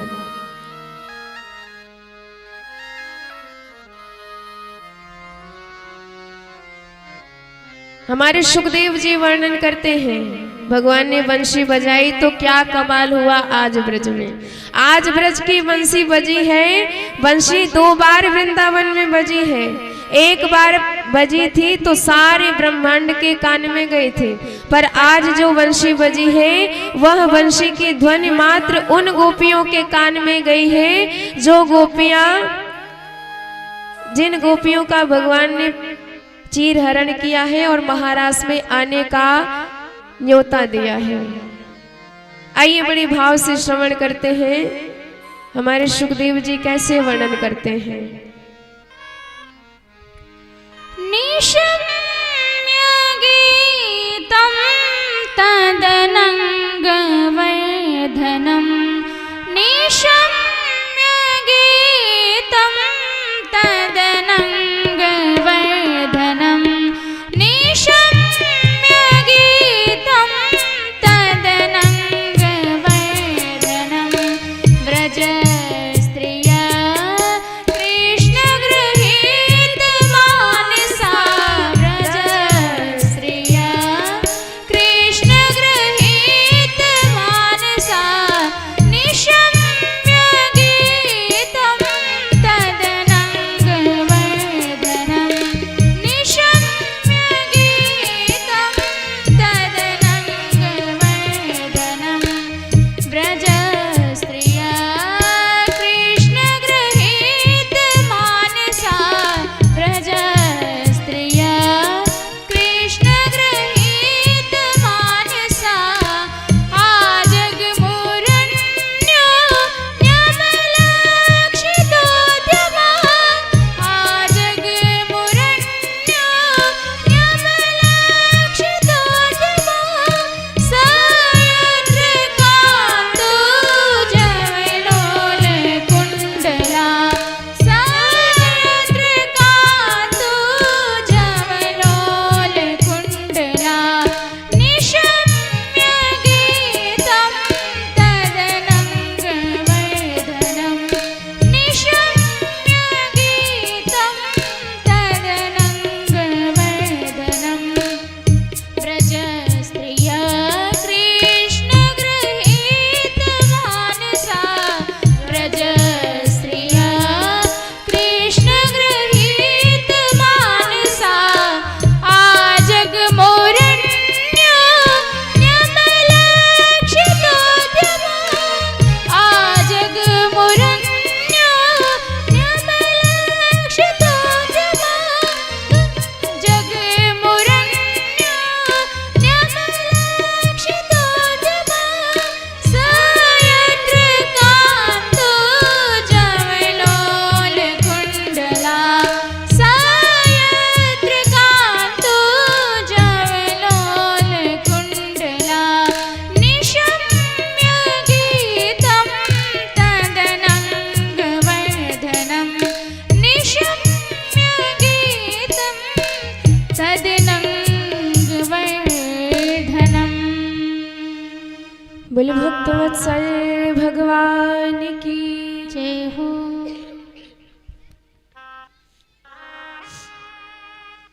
सुखदेव जी वर्णन करते हैं, आज जैसे ही वृंदावन में बंशी बजी तो वेणु नाद श्रवण करते ही सारी गोपियां अपने अपने काम छोड़ के भगवान की तरफ बढ़ने लगी, आने लगी।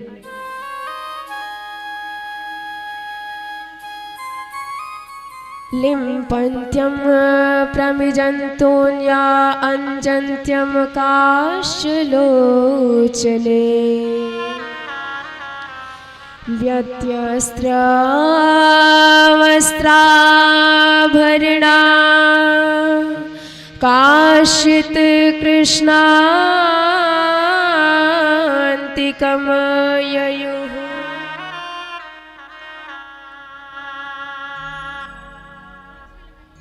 तो एक गोपी श्रृंगार कर रही थी और जैसे ही भगवान की वंशी सुनाई दी तो जो अंगराग लगा रही थी आधा लगाया, आधा वैसे ही छोड़ा और भगवान की तरफ दौड़ लगा दी। एक गोपी आभूषण धारण कर रही थी और जैसे ही भगवान की बंशी सुनाई दी तो कान की नथ नाक में लटकाई और वैसे ही भगवान की तरफ दौड़ लगाई दी। एक गोपी गैया धो रही थी और जैसे ही भगवान की बंशी सुनाई दी दोइनी वहीं पटकी और प्रभु की तरफ दौड़ लगा दी। एक गोपी अपने पतिदेव को भोजन परस रही थी और दाल में नमक कम थी, पतिदेव ने मांगा और उसी वक्त भगवान ने बंशी बजा दी।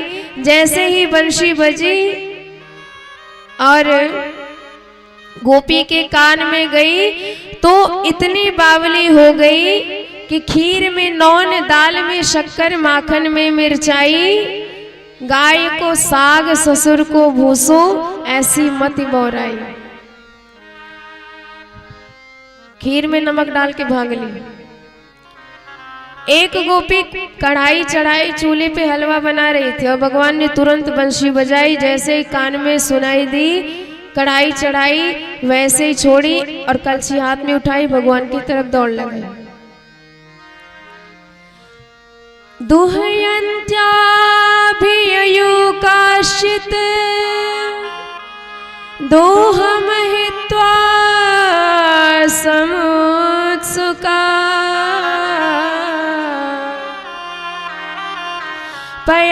पयाद्रिश्रित्य संयाव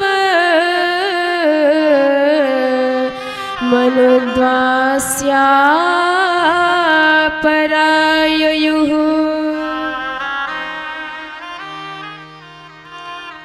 एक गोपी को तो उसके पतिदेव ने पकड़ करके ताला लगा दिया, कैद कर दिया। वो सोचने लगी आज सारी गोपियां भगवान के पास जाएंगी, अंग संग प्राप्त करेंगी, धिक्कार है मेरे शरीर के इस बंधन को, मैं तो बंध के रह जाऊंगी, आज मैं प्रभु का सानिध्य नहीं प्राप्त कर पाऊंगी। इतनी ग्लानि हुई। अंतर्गृह गता कश्चिन, तुरंत उसने अपने ध्यान को भगवान के चरणों में समर्पित किया और प्राण को तिनके की तरह त्याग दिया। जुहुर गुणमयम देहम सद्यः प्रक्षीण बंधना, और अतिशीघ्र भगवान के समक्ष पहुंच गए, भगवान के पास पहुंच गए।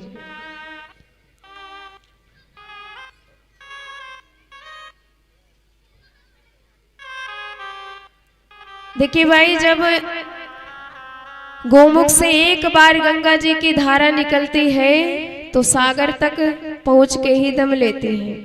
बीच में छोटा मोटा पत्थर आ जाए तो बहा के ले जाएगी अपने वेग से, पर यदि कोई विशाल पर्वत हो तो रास्ता बदल के जाएगी, पर जाएगी जरूर, रुकती नहीं है। तो ये गोपियां कोई साधारण नहीं है, कोई स्वयं सिद्धा, कोई साधन सिद्धा, कोई मत्स्य कन्या, कोई देव कन्या, कोई मंत्र की ऋचाएं हैं, कोई ऋषि मुनि है जो युगों युगों से प्रयासरत थे, युगों युगों से प्रतीक्षारत थे भगवान के सानिध्य के लिए। आज जब वह मौका मिला है तो कैसे किसी के रोकने से रुक सकते हैं? संसार की कोई शक्ति उन्हें रोक नहीं सकती है। राघवेंद्र सरकार के दिव्य भव्य छवि पर सारी दुनिया व्यामोहित हुई थी, दंडकारण्य के संत भी भगवान को हृदय से लगाना चाहते थे, उनका प्रेम प्राप्त करना चाहते थे, पर उस समय मर्यादा थी। और आज वही भगवान के पास आए हैं। राम जी के रूप में भगवान ने किसी को भी हृदय से नहीं लगाया, हनुमान जैसे रसिक भक्तों को ही हृदय से लगाया है, निषाद राज जैसे भक्तों को हृदय से लगाया है, भरत जैसे भक्तों को हृदय से लगाया है, बाकी और किसी को नहीं लगाया है। मर्यादा थी उस अवतार में। तो ते सर्वे स्त्रीत्वमात्पन्नाः समुद्भूताश्च गोकुले।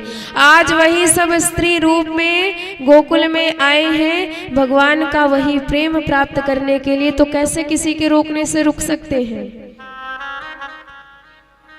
और जैसे गोपियों का झुंड एकत्रित हुआ, भगवान परम गदगद हो गए। हमने अपनी आत्माओं को याद किया, आत्माओं का स्मरण किया, ध्यान किया, सारी आत्माएं हमारे समक्ष स्वागत किया भगवान ने।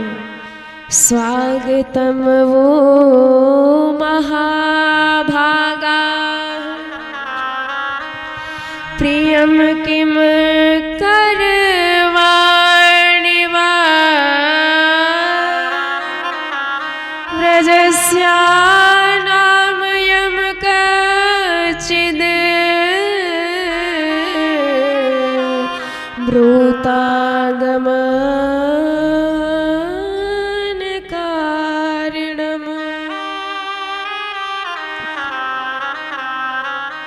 पर जब दूसरा प्रश्न किया, स्वागत है, पर ये बताओ क्यों आई। अब जैसे ये प्रश्न किया, सारी गोपियों के मनोरथ भग्न हो गए कि हे भगवान, बंशी बजा के इन्होंने बुलाया और ये पूछ रहे हैं क्यों आई। अच्छा, वही हालत हुई जैसे एक पंडित जी थे और उनके यजमान ने उनको न्योता दिया, महाराज जी, पंडित जी कल ठीक 12 बजे आप हमारे घर उपस्थित हो जाइएगा, आपका न्योता हमारे घर रहेगा और खूब बढ़िया पकवान पवाएंगे, आपको बहुत तारीफ कर दी। और पंडित जी शाम को ही पंडिताइन को रोक दिए, देखो ज्यादा मत बनाना, कल हमें हमारे यजमान के यहाँ जाना है, खूब सारी पकवान बनेंगे, इसलिए कम ही खाएंगे, भूखे रहेंगे तो ज्यादा खाया जाएगा। सो बेचारे पूरी भूमिका बना के गए और जैसे यजमान के दरवाजे पे खड़े भये, यजमान ने प्रणाम किया, कहो पंडित जी कैसे आना हुआ। अब बताओ, पंडित जी की बोलती बंद। अरे भाई, आपने उन्हें बुलाया है, वो आपके द्वार पे आए हैं और आप ही उनसे पूछ रहे हो कैसे आना हुआ, तो क्या जवाब देंगे। गोपियां शांत हैं, क्या कहती। भगवान जानते हैं ये हमसे बड़ा प्रेम करती हैं, पर गुप्त रखती हैं। गोपनीय गोपनीय गोपनीय प्रयत्नतः। प्रेम का दीपक गुप्त रखना भी चाहिए, संसार की हवा लगेगी तो बुझ जाएगी। भक्ति छिपा के करनी चाहिए, दिखाकर नहीं। पर भगवान आज उनसे वही प्रेम उनके मुख से कहलवाना चाहते हैं। कटिबद्ध खड़े हैं, कमर पे हाथ रख के, आज जब तक कहलवा नहीं लेंगे हम भी नंद के छोरा नहीं। सुछेड़ने लगे, अच्छा समझ गया, यमुना नील लीले जय। आप लोग ये चांदनी का दर्शन करने आई, शरद पूर्णिमा का दर्शन करने आई हो, यमुना तट का दर्शन करने आई हो। गोपियों ने सिर हिला दिया, बहुत चांदनी देख रखी है, बहुत यमुना जी का दर्शन कर लिया है। भगवान ने कहा तो अच्छा समझ गया, घर में महाभारत हुई होगी पतिदेव से, तो घर में हुई खटपट तो सीधे हमारे पास चली आई। पर देखो देवियों, घर में चाहे जितनी महाभारत हो जाए, पर एक पतिव्रता स्त्री को हमेशा पति के ही साथ रहना चाहिए, घर छोड़ के भागना नहीं चाहिए। पति कैसा भी हो, दोषीलो दुर्भगो वृद्धो जडो राज्ञो धनापिवा स्त्री भी पतिर्न हातव्यो लोके सुभिर पातकी। पति चाहे दुशील हो, चाहे क्रोधी हो, चाहे रोगी हो, चाहे निर्धन हो, चाहे जैसा हो, पर एक पत्नी का कर्तव्य है अपने पति की सेवा करे, बाकी और किसी के पास ना जाए। अच्छा, एक उदाहरण भी दिया जाता है। मानो गोपियां कहती हैं कि सरकार हम अपने परम पति के पास आई है संसार के पति को छोड़ करके। जैसे एक बार एक स्त्री का पति परदेश जाने लगा तो रोने लगी कि महाराज मैं कैसे रहूंगी अकेले। तो पतिदेव ने अपनी मूर्ति बना के दे दी कि समझ लेना ये मैं हूँ, और जैसे मेरी सेवा करती हूँ ऐसे इसकी भी सेवा करना। अब वो सेवा करने लगी, रोज नहलाती, चंदन लगाती, भोग इत्यादि रखती। एक दिन सेवा कर रही थी तो पतिदेव आ गए पर्दे से और दरवाजा खटखटा रहे हैं। तो गोपियां कहती है सरकार ये बताओ उस स्त्री को दरवाजा खोलना चाहिए कि नहीं खोलना चाहिए। भगवान कहते हैं जब उसका असली पति आ गया है तो फिर नकली पति से क्या प्रयोजन। अरे जब असली पति आ गया तो मूर्ति से क्या लेना देना। पर वो स्त्री धर्म संकट में पड़ी है कि यदि मैं इनकी सेवा छोड़ देती हूँ तो पतिदेव की आज्ञा नष्ट हो जाएगी, और दरवाजा नहीं खोलती हूँ तब भी नष्ट हो जाएगी। पर भगवान कहते हैं कि जब असली पति आ गया तो नकली पति की सेवा करने की कोई आवश्यकता नहीं। तो गोपियां कहती हैं हमारे असली पति तो आप हो। ऐसे वर को क्यों बरे जो जन्मे और मर जाए। वर बरे गोपाल जो जासो छुड़ लो अमर हुए जाए।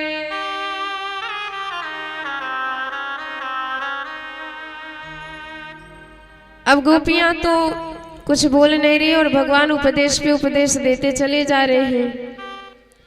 भगवान ने कहा देखो भाई, यदि हमें हमारे प्रेम के नाते दौड़ी चली आई तुम लोग, तो प्रेम तभी अच्छा है जब उसमें दूरियां बनी रहे। बहुत निकटता होने लग जाएगी तो प्रेमी में दोष दर्शन भी होने लग जाएगा। चंद्रमा तभी तक अच्छा लगता है जब वो आकाश में चमकता है। हमारे पास आ जाए तो फिर उसकी कीमत नहीं रह जाएगी। यदि हमसे प्रेम करती हो तो हमारी कथा, हमारी चर्चा आपस में कर लिया करो। हम गैया चराते हैं सुबह शाम तो दर्शन कर लिया करो, पर यूं भाग के मत आया करो, बदनाम हो जाओगी सारे संसार में। श्रवणा दर्शना ध्याना मयि भावो नुकीर्तना न तथा सन्निकर्षेण प्रत्यात ततो गृहान्।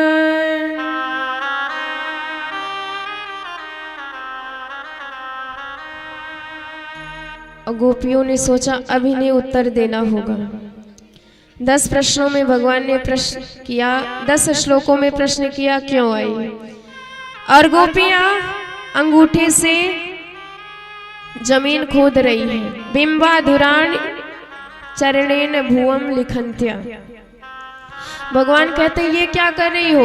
गोपियां कहती हैं गड्ढा खोद रहे हैं। प्रभु ने कहा क्यों। गोपियां कहती हैं आपके बुलाने से हम आई, पर आप इतने कठोर बने बैठे हो, इतने निष्ठुर बने बैठे हो, इसलिए अच्छा होगा हम गड्ढा खोदें और इसी गड्ढे में कूद जाए, मर जाए, प्राणांत हो जाएगा तब तो आपका मिलना होगा ही होगा। क्योंकि कहा जाता है जिसे याद करके मरेंगे वही मिलेगा। तो हम जब आपको याद करके मिलेंगे, मरेंगे तो आप हमें मिल जाओगे। कम से कम जीते जी नहीं तो मरने के बाद तो मिलोगे ही।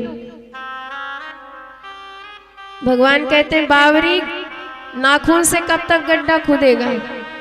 कहो तो मैं फावड़ा लेके आऊं, शीघ्रता हो जाएगी। गोपियां कहती रहने दो, इतने कठोर मत बनो। अरे देर होगा, कम से कम आज नहीं कल, कल नहीं परसों आपके मन में करुणता तो जागेगी। किस लिए आस छोड़े कभी ना कभी, मेरे सरकार तुम भी बदल जाओगे। नाथ कितने रहोगे कड़े, एक दिन देख कर प्रेम अश्रु बदल जाओगे। भगवान ने कहा कि क्यों आई हो ये बताओ, चाहती क्या हो हमसे। अब गोपियां अपने मन की बात स्पष्टता भगवान से कहती हैं। मैवं विभोर्हति भवान् गदितुं नृशंसम् संत्यज्य सर्वविषयांस्तव पादमूलम् भक्ता भजस्व दुर्वाग्रह मां त्यजास्मान्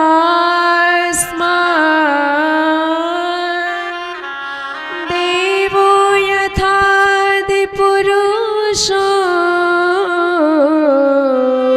भजते मुमुक्षुः। गोपियां कहती हैं कि हे प्यारे, हमारा इस तरह परित्याग तो मत करिए। अरे आपके लिए हमने पूरी दुनिया छोड़ दी है, आपके लिए अपने माता पिता तक को छोड़ दिया है। नहीं पता घर दोबारा वापस जाने पर वो हमें अपनाएंगे कि नहीं, घर में घुसने भी देंगे कि नहीं, नहीं जानते।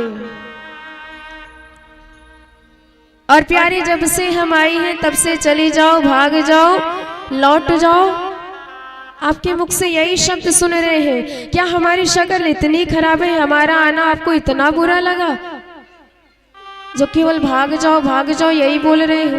अरे मधुराधिपते रखिलम मधुरम, मधुरता की मूर्ति हो, कुछ तो मीठी वाणी बोलो। ये करेले जैसी कड़वी वाणी क्यों निकल रही है आज आपके मुख से?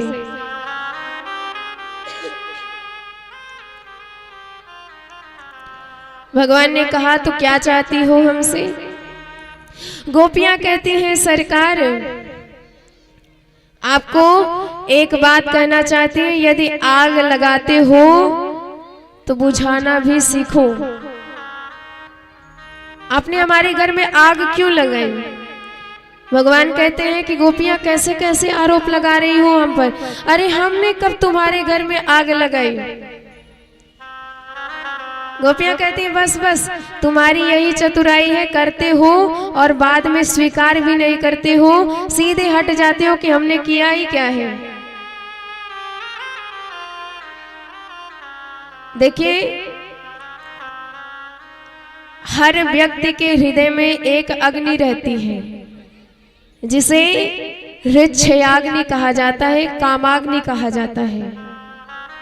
और तो और हृदय में ही नहीं, पेट में भी अग्नि रहती है जिसे जठराग्नि कहा जाता है। और इसी जठराग्नि में सारा भोजन पचता है, बिना अग्नि के काम नहीं चलता है। और इसी जठराग्नि को आप चाहो तो यज्ञाग्नि बना दो, चाहो तो चिताग्नि बना दो। कैसे? यज्ञ की अग्नि इतनी पवित्र होती है कि उस अग्नि का दर्शन कर लेने से आपका जीवन पवित्र हो जाता है। और चिता की अग्नि जिस पर मुर्दा जलाया जाता है, यदि उस चिता की अग्नि का स्पर्श कर लिया तो गंगा जी स्नान करना पड़ेगा, तब पवित्र होंगे। तो यदि हम अपने इसी पेट में शुद्ध विशुद्ध अन्न, चावल इत्यादि डालेंगे तो यह जठराग्नि यज्ञाग्नि की तरह बन जाएगी, पवित्र कर देगी।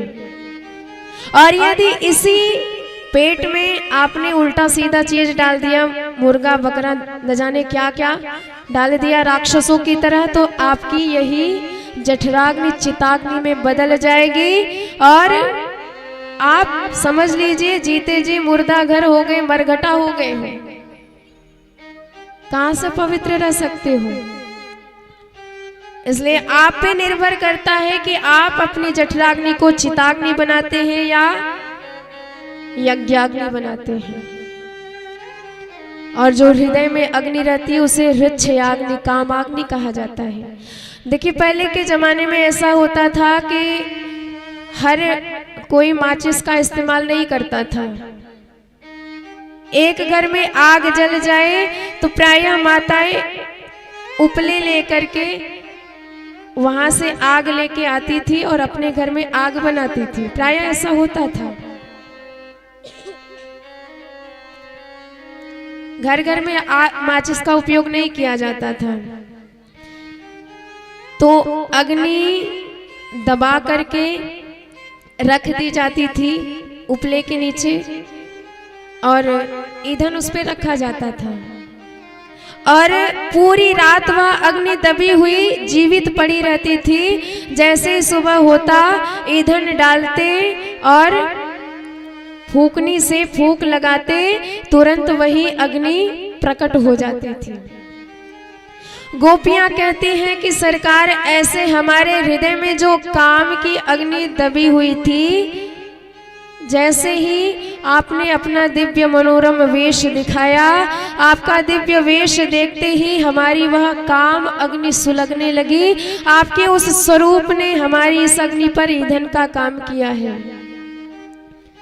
जली नहीं है अग्नि, केवल सुलग रही है। तो अभी तो सुलग ही रही थी, ठीक ठाक थी, पर गोविंद आज आपने क्या किया है पता है? आज आपने अपनी उसी फूकनी से, अपनी उसी बंसी से ऐसी स्वर लहरी फूक दी है कि वह वायु हमारे हृदय को जैसे ही स्पर्श करी, हमारी वह दबी हुई अग्नि एकदम जल करके प्रकट हो गई है, भड़क गई है वह अग्नि। देखिए यज्ञ में अग्नि होना आवश्यक है, तभी यज्ञ सफल हो सकता है, तभी आहुति डाल सकते हो। पर अग्नि इतनी ज्यादा ना हो जाए कि मंडप ही जल के भस्म हो जाए। जब अग्नि बढ़ जाती है तो पंडित जी जल के छींटे से अग्नि शांत कर देते हैं। ऐसे ही सरकार हमारी अग्नि भड़क चुकी है, इस अग्नि को आप ही शांत कर सकते हो। यह अग्नि तुम्हारी लगाई हुई, तुम्हारे सिवाय बुझाएगा कौन? परिवार कुटुंब से नाता तजा, उनमें हमको अपनाएगा कौन? मेरे श्याम दयानिधि छोड़ तुम्हें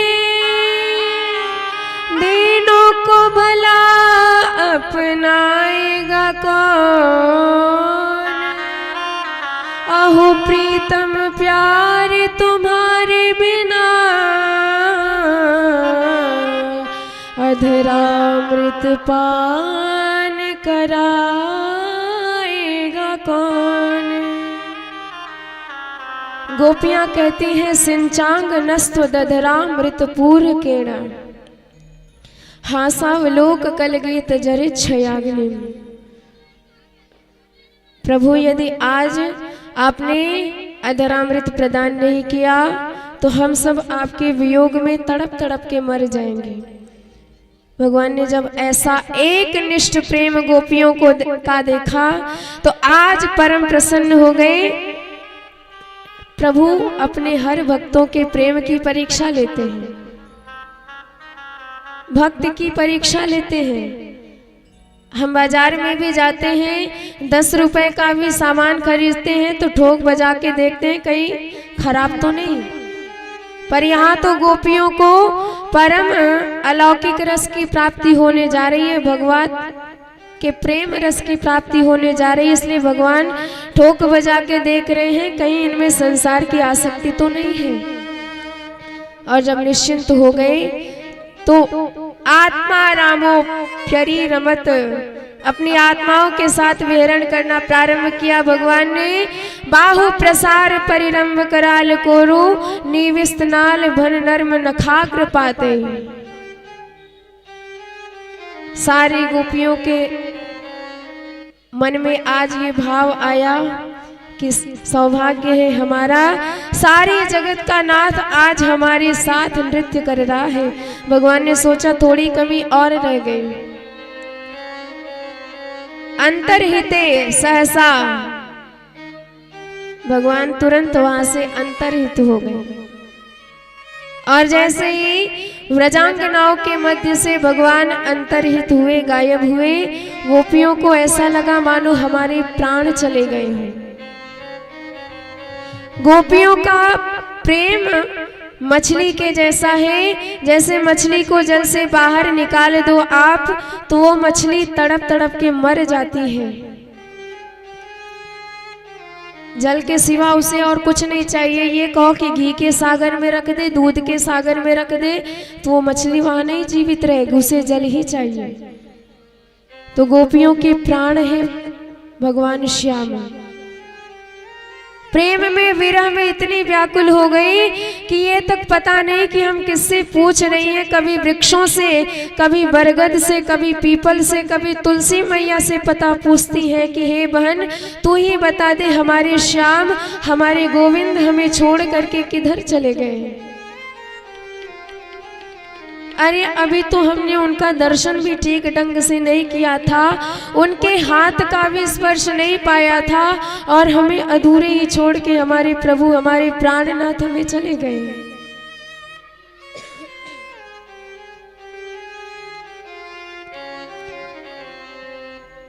क्वचित तुलसी कल्याणी गोविंद चरण प्रिय सहत्वालि कुले विभ्र दृष्टस्ते ते प्रियच्युतम।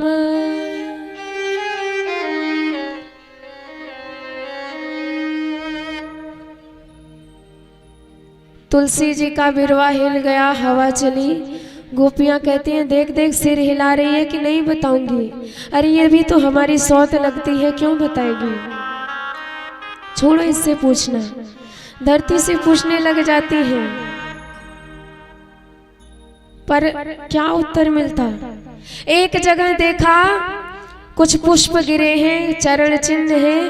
गोपियों को लगा कि कोई गोपी भगवान के साथ गई है और भगवान ने उसकी सेवा भी की है। स्पृहा होने लगी। और उधर हमारी किशोरी जी भगवान के साथ गई हैं, और किशोरी जी ने सोचा कि गोपियां तड़प रही हैं, और जब तक मैं उनके पास नहीं जाऊंगी भगवान भी उनके पास नहीं जाएंगे, क्योंकि जहां भक्ति वही भगवान। तो राधा जी ने कहा कि सरकार अब मुझसे चला नहीं जाता। भगवान ने कहा स्कंद आरूह्यताम, आप मेरे कंधे पर सवार हो जाइए और बताइए कहाँ चलना है। किशोरी जी कहती हैं नय माम यत्र ते मनः, सरकार जहाँ आपकी इच्छा हो वहीं मुझे लेके चलिए। और जैसे कंधे पे बैठने के लिए उद्यत हुई, भगवान वहां से भी गायब।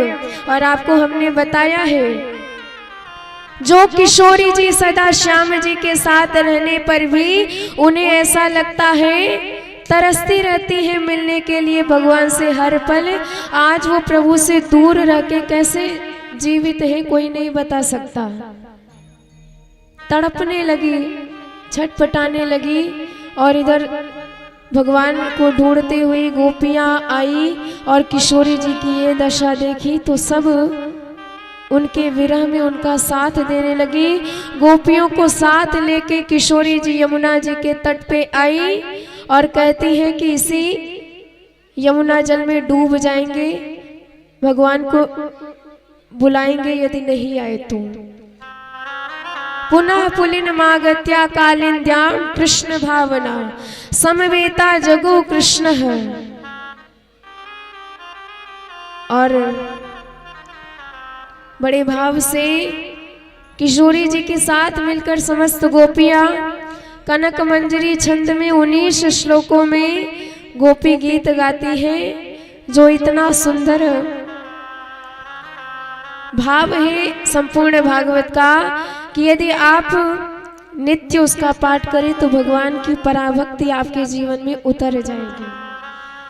बोलो भक्तवत्सल भगवान की जय हो। आइए बड़े भाव से हम सब भी उसी गीत में अपने मन को समर्पित करें। जयति तेधिकम् जन्मना व्रज श्रयत इंदिरा शाश्वत रहे। जयति तेधिकम् जन्मना व्रज श्रयत इंदिरा शाश्वत रहे।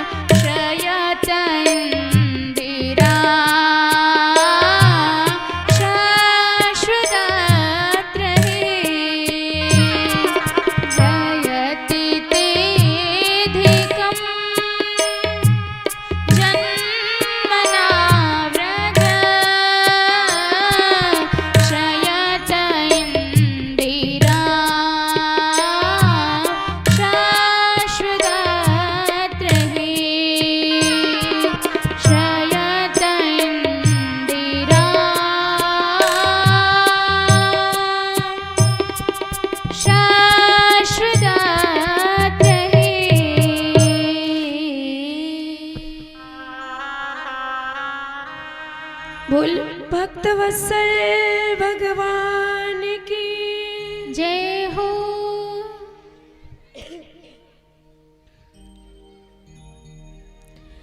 यत्ते सुजात चरणा बोरुहम स्तनेषु भीतासने प्रिय दधे महिकर्कशेषु।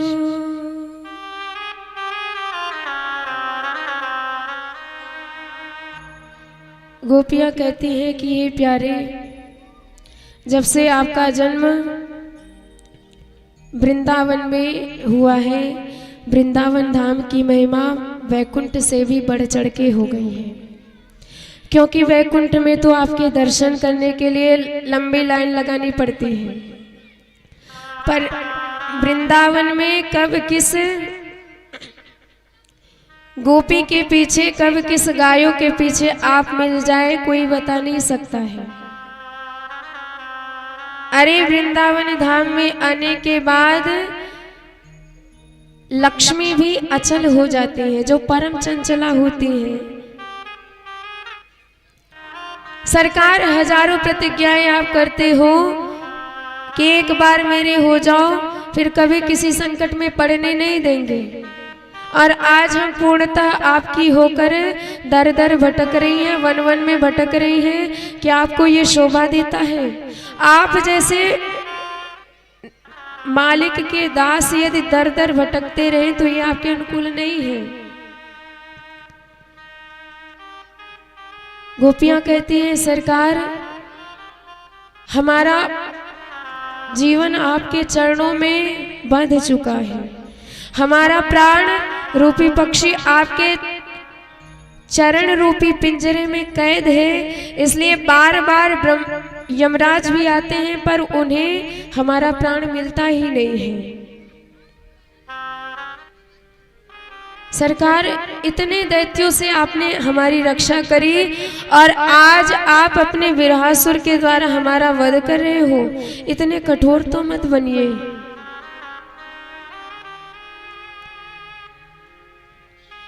हमारे मन में कितनी भावनाएं थी, कितना प्रेम था। आपके उन नयनों के दर्शन करने हम दौड़े चले आए थे, सारे काम भूलकर, सारी दुनिया भुला करके।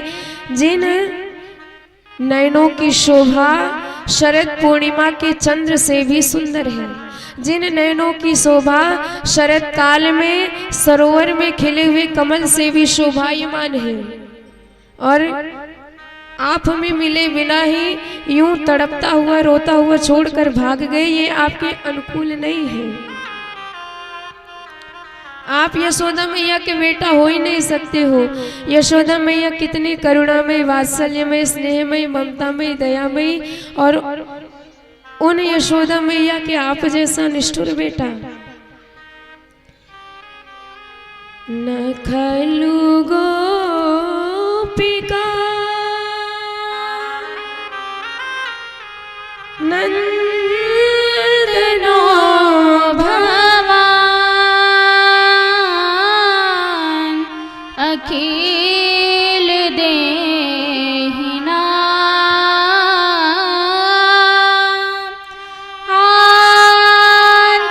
अंतरात्म दृक्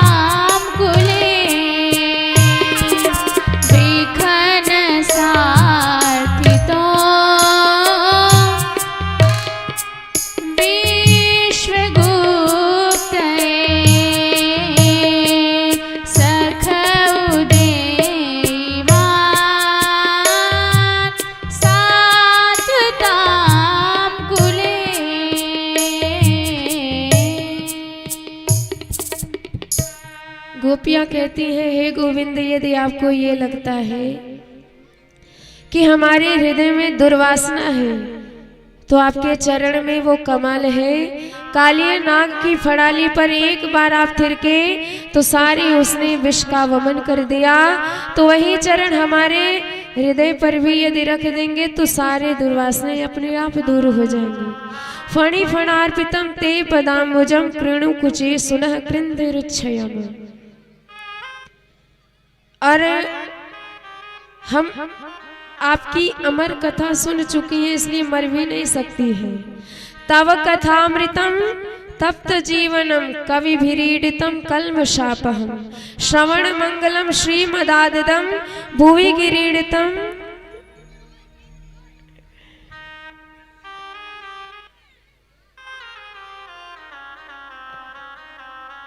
तो गोपियां इस प्रकार बताती हैं कि सरकार, कथामृत आपकी अमरता प्रदान करने वाली है, सारे संताप का हरण करने वाली है। और जैसे ही जीव संसार के माया में लिपटा हुआ, संसार के ताप से सताया हुआ आपके कथामृत में अवगाहन करता है, तो जितनी भी गर्मी है, जितनी भी चिंता है, जितनी भी संताप है, सब के सब नष्ट हो जाते हैं। दैहिक दैविक भौतिक ताप भूवि गृह्णन्ति ते भूरिदा जनाः, सब उसके कष्ट दूर हो जाते हैं। और जैसे ही आपके कथा से दूर जाता है तो तुरंत सारी चिंताएं, सारे ताप उसको ग्रसित करने लग जाते हैं। कथामृत की विशेषता बताई गोपियों ने। और अंतिम में कहती हैं कि भगवान, आपको हमसे बात नहीं करनी, हमारे पास नहीं आना है तो ठीक है, कोई बात नहीं, मत आइए। पर हमसे छुपने के लिए आप जंगल जंगल में भाग रहे हो, न जाने कितने कांटे आपके पैरों में चुभेंगे। और यदि पैरों में चुभेंगे आपके तो कष्ट हमारे हृदय पे होगा। यत्ते सुजात चरणाम्बुरुहं स्तनेषु भीता शनैः प्रियदधीमहि कर्कशेषु तेनाटवीमटसि तद्व्यथतेन किंस्वित् कूर्पादिभिर्भ्रमति दीर्घवदायुखाम्नः। और यही कह के गोपियां रुदन करने लग जाती हैं एक सुर में। इति गोप्या प्रगायन्तः प्रलपत्यंश चित्रधा।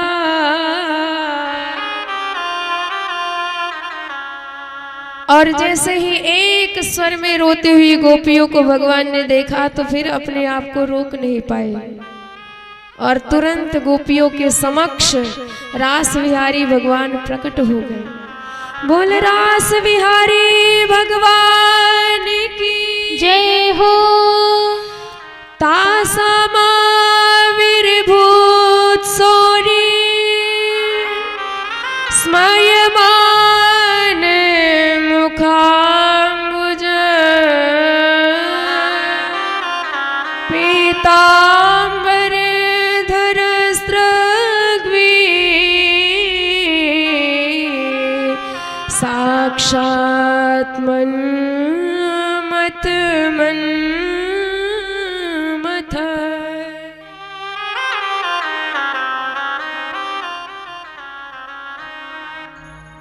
और जैसे ही भगवान प्रकट हुए सारी गोपियां इतनी प्रसन्न मानो प्राण प्रकट हो गया हो। सद्यः प्राणमिवागतम्। भगवान ने समझाया, देखो गोपियों, प्रेमी तीन प्रकार के होते हैं। एक पहले प्रेमी जो हम प्रेम कर रहे हैं, तुम करो या ना करो, ऐसे विशुद्ध प्रेमी मात्र माता पिता हो सकते हैं। और दूसरे प्रेमी जो प्रेम के बदले प्रेम करे, वो प्रेम नहीं, वो व्यवहार करते हैं। और तीसरे प्रेमी, ये चार प्रकार के कहे गए हैं। आत्मा राम, आप्तकाम, अकृतज्ञ, गुरुद्रोही। आत्मा राम ये तो अपने आप से ही प्रेम नहीं करते, दूसरे से क्या करेंगे। अकृतज्ञ ये किसी से प्रेम कर ही नहीं सकते हैं। आप्तकाम इनकी सारी इच्छा पूर्ण हो चुकी है।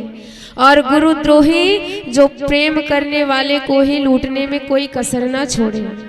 गोपियां कहती है चौथे नंबर में हमें आप ही दिख रहे हो। भगवान कहते हैं गोपियों आपके वियोग में हम भी कम नहीं तड़पे। गोपियां कहती हैं बस बस नंबर 1 के माज उठाओ बचपन से। प्रभु कहते हैं कि भाई जब तक धूप ना लगी हो तब तक छांव का महत्व तो समझ में नहीं आता, और जब तक प्यास ना लगी हो तब तक जल का महत्व समझ में नहीं आता। आज विरह यदि नहीं हुआ होता तो मिलन का क्या महत्व समझ नहीं पाती। रीझ गई भगवान की उस बात पे सारी गोपियां। भगवान ने हाथ जोड़ के कहा गोपियों हम तो तुमसे उऋण नहीं हो पाएंगे। और हमारे सुखदेव जी गजब के वर्ण यहाँ पर प्रस्तुत करते हैं, कैसे शब्द कैसी छटा।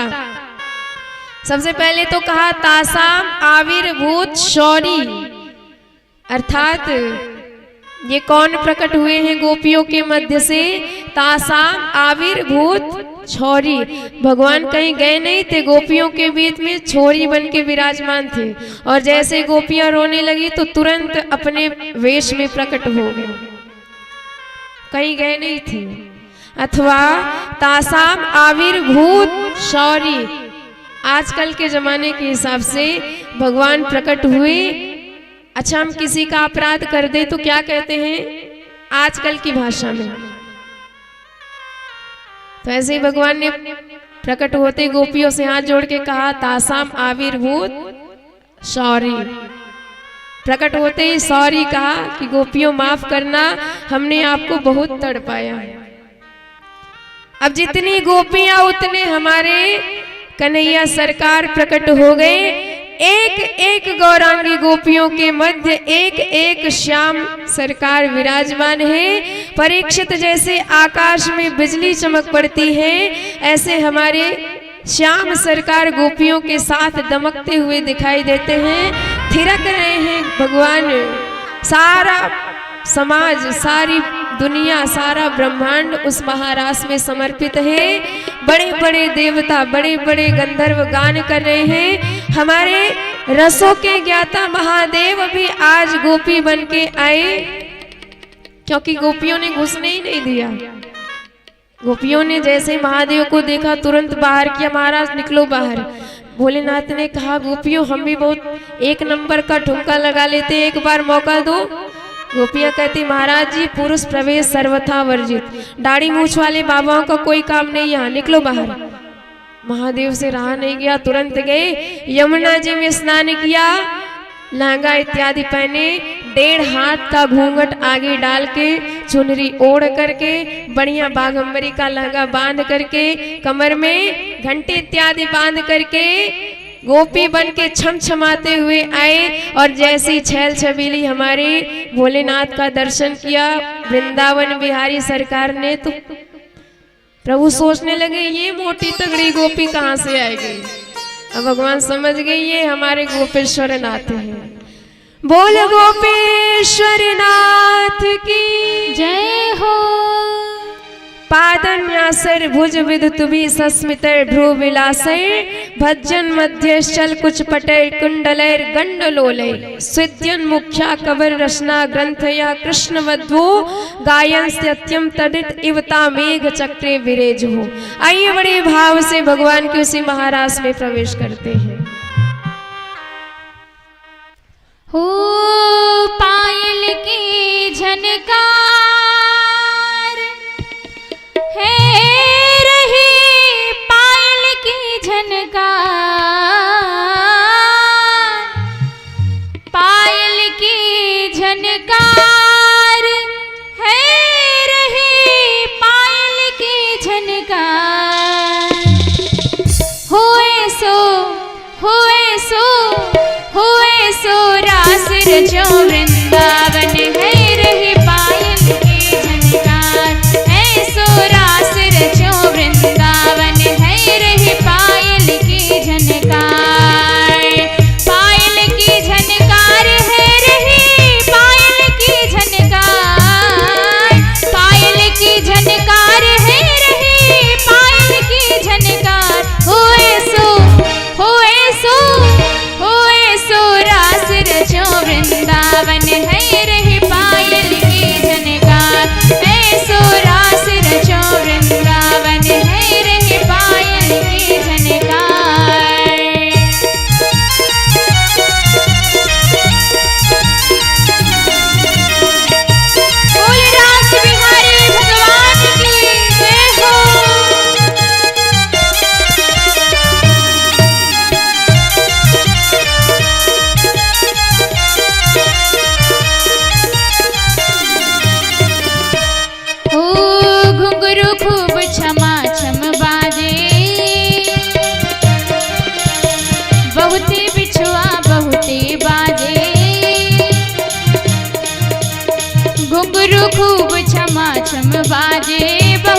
पिछुआ बहुते बाजे रमा राधनी के हो बाजे रमा राधनी के हो बाजे अंग अंग में गहना साजे अंग अंग में गहना साजे अंग अंग में गहना साजे चुड़ियन की झनकार होए सो रास रचो वृंदावन है रही पायल की झनकार है सो रास रचो वृंदावन है रही पायल की झनकार पायल की झनकार है रही पायल की झनकार पायल की झनकार है रही पायल की झनकार होए सो रास रचो वृंदावन है रही पायल की झनकार ऐसो रास रचो वृंदावन है रही पायल की झनकार।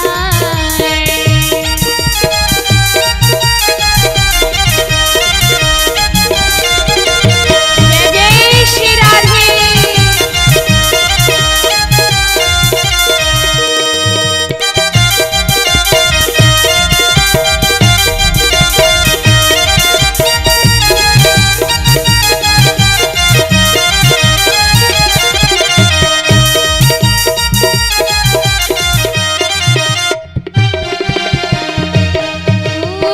बाजे भांति भांति के बाजे बाजे भांति भांति के बाजे बाजे भांति भांति के बाजे झाज बखावज दुंदुभि बाजे झाज बखावज दुंदुभि बाजे बाजे भांति भांति के बाजे झाज बखावज दुंदुभि बाजे सारंगी और महुवर बाजे सारंगी और महुवर बाजे वंशी बाजे मधुर मधुर वंशी बाजे मधुर मधुर वंशी बाजे मधुर मधुर बाजे बिना की तान होए सो रास रचो वृंदावन है रही पायल की झनकार होए सो रास रचो वृंदावन है रही पायल की झनकार पायल की झनकार है रही पायल की झनकार पायल की झनकार है रही पायल की झनकार होए सो रास रचो वृंदावन है रही पायल की झनकार ऐसो रास रचो वृंदावन है रही पायल की झनकार।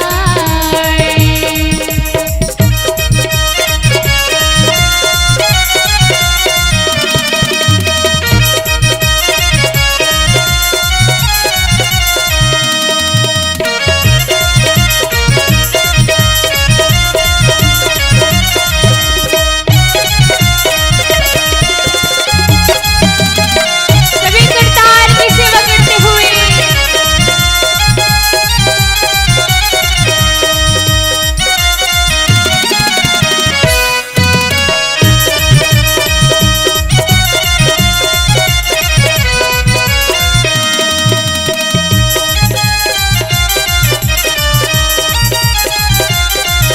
जय जय श्री राधे।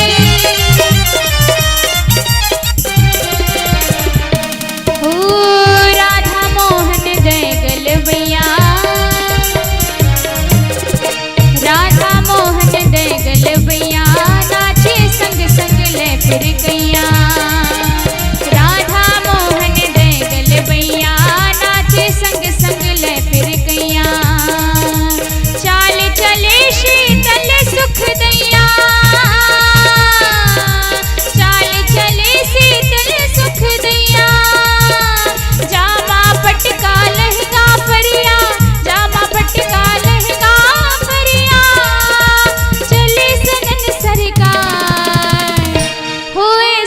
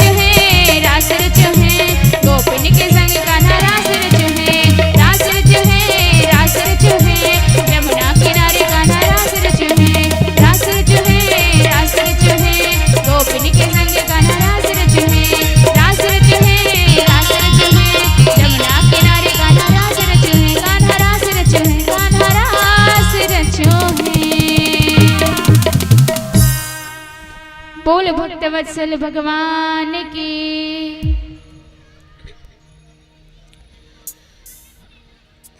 वृंदावन धाम में 6 महीने तक लगातार यह महारास चलता रहा और जो भी इस कथा का श्रवण करता है उसके जीवन के सारे काम विकार नष्ट हो जाते हैं। महारास के बाद भगवान हम मथुरा की चर्चा श्रवण करते हैं।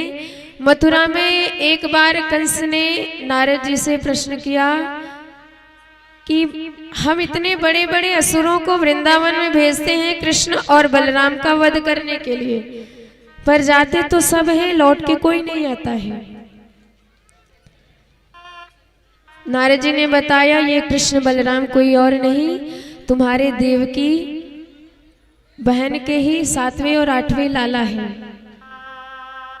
निशातमसिमादत्त वसुदेव जिघांसया निवार तो नारदेन तत्सुतो मृत्युमात्मन है।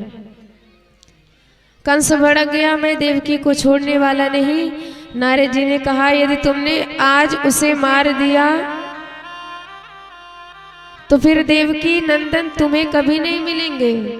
देवकी वसुदेव तुम्हारे पास हैं तो वह वासुदेव अवश्य तुमसे भेंट करने आएगा ही आएगा। एक काम करो, तुम किसी बहाने से उसे यहाँ बुला लो तो मिलाकर अपने सैनिकों को तब इसका वध कर सकते हो, बाकी कोई उपाय नहीं है। तो अक्रूर जी को बुलाया, अपना रथ दिया और आदेश दिया कि जाओ वृंदावन कन्हैया और बलराम को लेके आओ।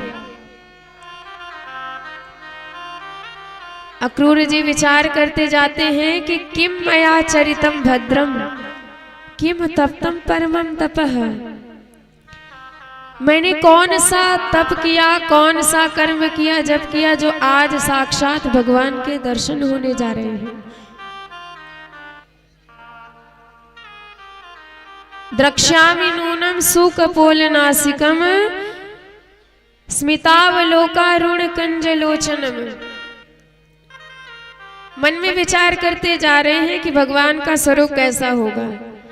अक्रूर जी ने कहा कि भगवान के मुखमंडल गोल गोल होंगे, सांवला विग्रह होगा सरकार का, पुष्प धनु जैसे भगवान के भौं होंगी, मछली जैसी बड़ी बड़ी भगवान के नयन होंगे, शुक पिंड जैसे भगवान के नासिका होगी और लाल लाल बिंबा फल जैसे अधर होंगे भगवान के, मोती जैसे दांत होंगे और मुखम मुकुंदस्य गुडाल कावृतम प्रदक्षिणम में प्रचरन्ति वै मृगः। हमारे सरकार के गाल कैसे होंगे, लाल लाल रसगुल्ले जैसे, गुडाल कावृतम, रस भरे रसीले गाल सरकार के होंगे। आज मैं उन्हीं कन्हैया का दर्शन करूंगा क्योंकि शकुन हो गया है, मेरे बाएं दाएं तरफ से हिरणों का झुंड गया है। और जैसे ही वृंदावन में आए तो गलबैया डाले हमारे कन्हैया और बलराम जी गौदोहन करने जा रहे थे, सो तुरंत कूद करके रथ से नीचे भगवान के चरणों में लौटने लगे। भगवान येन केन प्रकारेण उनको उठा करके गृह में लाए, आसन दिया, बिठाया, कुशलता का प्रश्न किया तो कुछ बोल ही नहीं पाए। भगवान समझ गए कि जब तक मथुरा में कंस रूपी कैंसर है तब तक मथुरा वासियों की कुशल कभी नहीं हो सकती है। भगवान ने कहा चिंता मत करो चाचा जी, उस रोग का इलाज करने हम आएंगे। अब तो बाबा से कह देना मथुरा का मेला घूमना है, बाकी क्या करना है केवल हम और आप जानते रहे। अब सुबह भाई नंद बाबा ने सारे ब्रज में खबर कर दी कि हम सब मेला घूमने जा रहे हैं मथुरा का, जो जो चलना चाहे तैयार हो जाए। तो सब तो बैलगाड़ी पे बैठ के चले गए और इधर कन्हैया और बलराम जी अक्रूर जी के रथ में बैठ के जा रहे थे। गोपियों को पता चला तो मानो उनके प्राण चले जा रहे हों, सारे रास्ते में लेट गए। रोदन करने लगी, सरकार हम आपको जाने नहीं देंगे। विसृज्य लज्जाम रुरुदुम स्म सुस्वरः गोविंद दामोदर माधवेति। अरे उस विधाता को जरा सा भी संकोच नहीं लगता, कैसे हृदय के साथ खेला करता है। अहो विधातांस तव न क्वचित दया। जब जैसी मर्जी होती करते रहते हो, किसी के हृदय से तुमको कोई लेना देना नहीं है। भगवान ने समझाया, गोपियों आज जाएंगे, कल घूमेंगे, परसों आ जाएंगे। परसों का शब्द कान में गया तो थोड़ी बहुत सांत्वना आई, और ये भी बात ठीक है कि इन्हें वहां जाके आनंद आएगा, तो चलो जाने देते हैं। मन मार की गोपियों ने विदा किया। अक्रूर जी बेचारे चिंतित हैं कि ये तो गोपियों के प्राण हैं, और यदि इनका अहित हो गया तो मैं क्या मुंह दिखाऊंगा। भगवान को लगा कि इन्हें भी अपनी ऐश्वर्य शक्ति दिखानी चाहिए, सो रथ रुकवाए यमुना जी में प्रवेश किया। अक्रूर जी जैसे स्नान करने के बाद बाहर निकल के देखते हैं तो भगवान तो रथ में विराजमान है, और जैसे डुबकी लगाते हैं तो भगवान शेष सैया पर चतुर्भुज रूप में शयन कर रहे हैं, आराम कर रहे हैं। बाहर देखते हैं तो भगवान कृष्ण रूप में, और भीतर जल के चतुर्भुज नारायण रूप में है। पहचान गए ये तो साक्षात जगदाधार है। जान गए कि ये वही राघव सरकार है जिन्होंने रावण का वध किया था। आज कंस का वध करने के लिए ये श्याम बन के आए हैं। चरणों में प्रणाम किया। न तो उसमें हम तो अखिल हेतु हे तुम नारायणम पुरुषमाद्य मव्यम यन्नाभिजाता दरविंद कोशात ब्रह्मा विराशित यद एष लोक है। आपसे ही तो सारा जगत संचालित होता है, इसलिए आपके रहते अब मुझे डरने की आवश्यकता नहीं है। अब अक्रूर जी को लेके आए भगवान, तो थोड़ी शाम थी। पिताजी से पूछा, बाबा ने एक आदेश करो तो कछु मिला आज घूम ले, बाकी क्यों कल। बाबा ने डांट लगाई, खबरदार ये अपने वृंदावन ना है जो मुंह उठाए के चल दिए। बाद में बलराम जी ने कहा, पिताजी आप चिंता मत करिए, हम जाएंगे लाला को, रात हुआ सब पहले ही घर लेके आएंगे। और चल दिए कन्हैया को लेके ग्वाल सखाओं के साथ मथुरा का दर्शन करने। और सारे मथुरावासी आज भगवान का वह दृश्य, वह सौंदर्य देख करके आह्लादित हो रहे हैं। सभी स्त्रियां बाहर निकल निकल के भगवान के उस छवि का अवलोकन करके परम आनंद रस का पान कर रही हैं। धाए धाम काम सब त्यागे, धाए धाम काम सब त्यागे, धाए धाम काम सब त्यागे, मनहु रंग निधि लूटन लागे, मनहु रंग निधि लूटन लागे, धाए धाम काम सब त्यागे, धाए धाम काम सब त्यागे, धाए धाम काम सब त्यागे, मनहु रंग निधि लूटन लागे, मनहु रंग निधि लूटन लागे, धाए धाम काम सब त्यागे, धाए धाम काम सब त्यागे, धाए धाम काम सब त्यागे। बोले भक्तवत्सल भगवान की जय हो। तो सारी स्त्रियां फूल बरसा बरसा के जय जयकार कर रही हैं। कि सखी देखने में तो कैसे नैक से छोड़ा है, यानी कैसे बड़े बड़े असुरन का संहार किया होगा।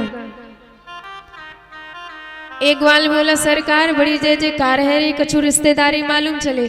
भगवान बोले तो हमारे मामा जी को घर है, और भाई मामा जी को भांजो पहली बार आया है तो वाकई जोरदार स्वागत नहीं करेंगे।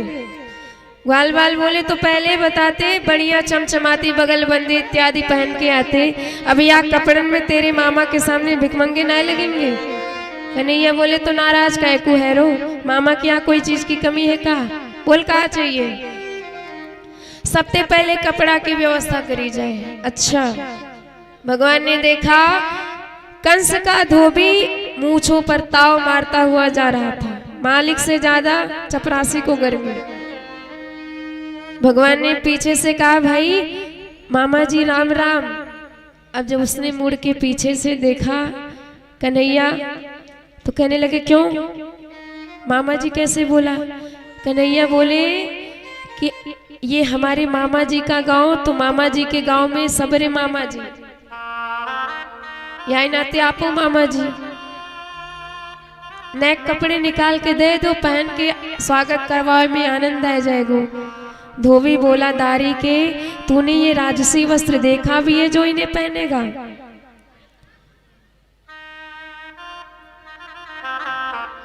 कन्हैया ने तुरंत एक चाटा जोरदार लगाया। रज कस्य कराग्रेण शिरः कायादपातयेत, सिर धड़ से अलग।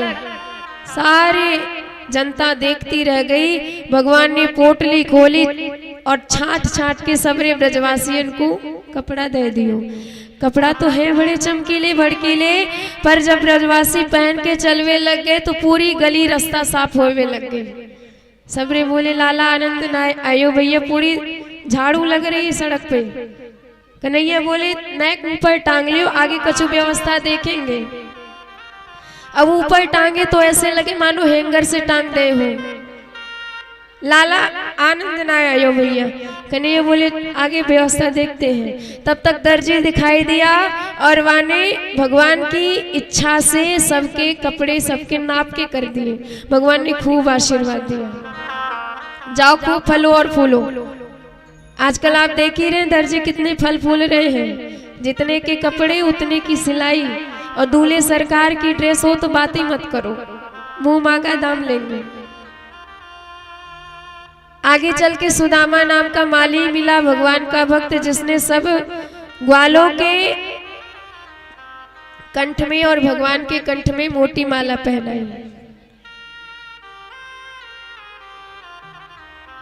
आगे एक कंस की दासी चंदन का पात्र ले जा रही थी। सुगंध आई, भगवान ने पीछे से पुकारा अरे ओ सुंदरी जी। और मुड़ के उसने देखा, पहली बार ये संबोधन सुना।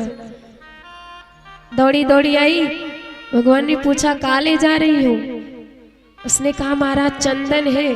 प्रभु ने कहा तो ये चंदन हमें भी पोत दो कि हमारे मामा जी लगे वो। उसने कहा आपकी आज्ञा हो तो मैं अपने हाथ से पोत देती हूँ। भगवान ने कहा परम सौभाग्य। चंदन लेके कुबड़ी ने सबरे ब्रजवासियों के माथे पर पोत दियो। अब दाऊ जी बोले लाला बेचारी के सबरे चंदन तो तूने ले लियो दियो, कछु ना दरबार में जाती तो कितने इनाम पाती। कन्हैया बोले चिंता मत करो दाऊ भैया, ऐसा इनाम देंगे याकू जो आज तक काऊ ने ना दिया होगा। भगवान वाके पास गए, वाके चरण को अपने अंगूठे से दबाया और वाकी टोड़ी पर जैसे ही हाथ लगाया, दाऊ जी तो मुंह फेर लिए। लाला संभाल के भाई अपनो वृंदावन ना है। कन्हैया बोले चिंता मत करियो, सब परिहास कर ही रहे थे। लाला ने जो जोरदार झटका दिया और जन्म जन्म की कुबड़ी एकदम जगमगाती छटा के रूप में प्रकट हो गई। दासस्म्य हम सुंदर कंस सम्मता, त्रिवक्त्र नामा यनुलेप कर्मणि। और अब आगे धनुष यज्ञ की ओर बढ़े। जहां धनुष रखा था, भगवान ने दाऊ जी से कहा दाऊ जी आज्ञा दो तो धनुष नेक छू के देख ले। दाऊ जी ने कहा लाला छू के ना तू उठाए के देख ले। सारे अगल बगल के खड़े सिपाही हंसने लग गए, दांत गिरे ना दूध वाले और ये धनुष उठाएंगे। दाऊ जी ने इशारा किया लाला उठाए के तो दिखाई दे। और जैसे भगवान ने धनुष उठाया और उठाते प्रत्यंचा चढ़ाई और जोरदार झटका दिया, धनुष टूट के दो खंड में बट गया। और इतनी जोर की आवाज भई कि कंस गिरते गिरते बचा।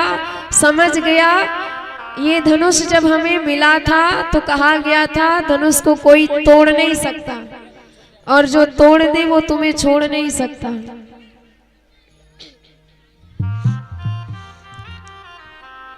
अब दूसरा दिन हुआ तो बाबा और नंद ग्वाल बालों के साथ कन्हैया सीधे रंगमंच की तरफ आगे बढ़े। मार्ग में ही कुवलिया पीठ नाम का हाथी मिला। भगवान ने दोनों दांत उखाड़ के उसी दांत से उसे भी यमराज के धाम भेज दिया। जैसे ही अखाड़े में पहुंचे कि कंस के भेजे हुए सारे दैत्य प्रभु पर टूट पड़े।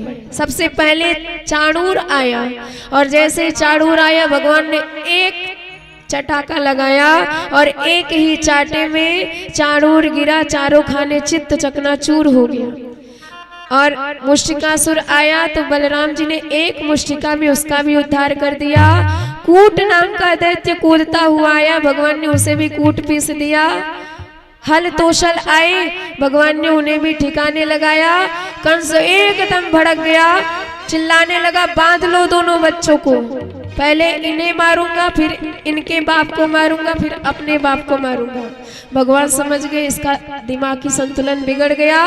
एक छलांग लगाए, कंस के सिंहासन के पास नजर आए। भगवान ने उसके बाल पकड़े और घुमाते हुए धरती पर पटक दिया और स्वयं उसके ऊपर कूद पड़े, उसका भी प्राणांत हो गया। चाणूरे मुष्टि के खूटे, छले तो छल के हते, छले तो छल के हते, शेषापद द्रवो मल्ला, सर्वे प्राण परे सव, सर्वे प्राण परे सव।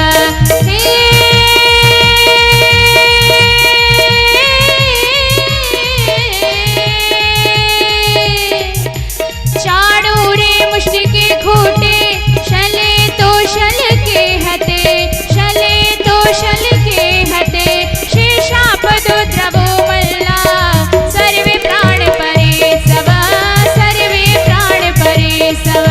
प्रक्रिय के शेषु चरतिरीटं, निपात्य रंगो परितुंग मंचात्, निपात्य रंगो परितुंग मंचात्, तस्योपरिष्टा स्वयमप्यनाभ, मपात्य विश्वास आत्मकंश, मपात्य विश्वास आत्मकंश, मपात्य विश्वास आत्मकंश। बोल कंस मर्दन भगवान की जय हो। तो इस प्रकार सरकार ने कंस के अत्याचार को दूर किया। बाद में अस्थि प्राप्ति रोती हुई आई, भगवान ने उन्हें समझाया और वसुदेव देवकी को बंधन से मुक्त किया। और सारे जगत ने आज भगवान को जगत गुरु का नाम दिया।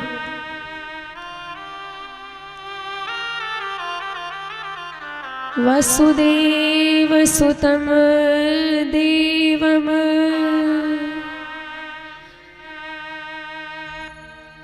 कंस चाणूर मर्दनम, देवकी परमानंदम,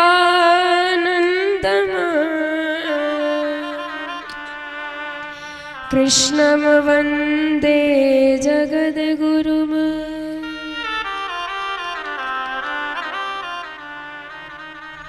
बोल कृष्ण भगवान की जय हो। नंद बाबा इत्यादि ग्वाल बालों को भगवान ने सासुरकंठ वृंदावन वापस भेज दिया और स्वयं मथुरा में बलभद्र जी के साथ वास करने लगे। वसुदेव देवकी जी ने कन्हैया को विद्याध्ययन करने के लिए सांदीपनी मुनि के आश्रम में भेजा। पढ़ने के बाद भगवान वहां से आए तो एक दिन उद्धव से चर्चा करने लगे, उद्धव आज इतने दिन बीत गए, हमने अपनी गोपियों से वादा किया था परसों जाएंगे, पर परसों की जगह बरसों बिताए दिए, आज तक नहीं गए। और इतना प्रेम है भगवान का गोपियों के प्रति, और किसी के लिए मन में यदि अतिशय प्रेम हो जाए और उस प्रेम की चर्चा जब तक किसी से ना करी जाए तब तक मन पे बोझ रहता है। भगवान ने सोचा कि कोई तो ऐसा पात्र मिले मथुरा में जिससे मैं अपने मन की बात कह सकूं, मन का प्रेम कह सकूं। और उद्धव जी पात्र समझ में आ गए। उद्धव जी से कहने लगे, उद्धव तुम यहां से सीधे जाओ वृंदावन, और वो गोपियां जो मुझे ही अपना सब कुछ मानती हैं उन्हें ये बात समझाओ कि हमें भूल जाएं, क्योंकि जब तक हमें नहीं भूलेंगी तब तक उनका जीवन व्यवस्थित ढंग से, सही ढंग से नहीं चल सकता है।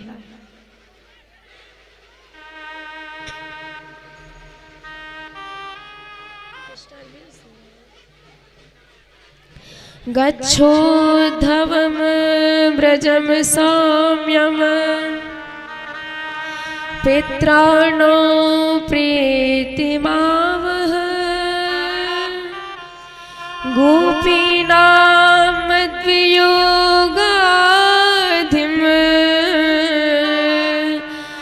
मत्सन्देश विमोचय।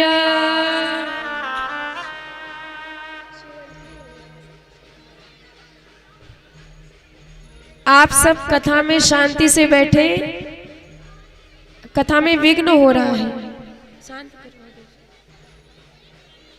जो भी व्यवस्थापक हो आप सबको शांत कराएं, बैठा दीजिए सबको। बाजे बजाने की अभी आवश्यकता नहीं है, अभी बारात आएगी तब बजवाइएगा।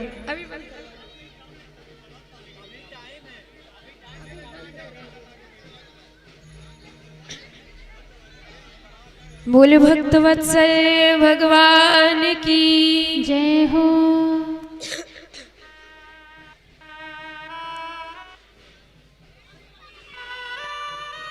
भगवान बार बार वही बात याद करते हैं कि उद्धव न जाने मेरी वो गोपियां कैसे रह पा रही होंगी। अरे जो मुझे प्राण मानती हैं, मुझे देखे बिना जो एक पल नहीं रह सकती है, मेरी चर्चा किए बिना जो जीवित नहीं रह सकती है, आज वो जीवित होंगी भी कि नहीं मुझे निश्चित नहीं पता है। पर यदि उनके प्राण की भी रक्षा हो रही होगी तो एकमात्र इसी उपाय से कि मैंने उन्हें जो वचन दिया है कि परसों आ जाऊंगा, यही वचन उनके प्राणों की रक्षा कर रहा होगा। धारयन्त्यति कृच्छ्रेण प्राय प्राणान् कथञ्चन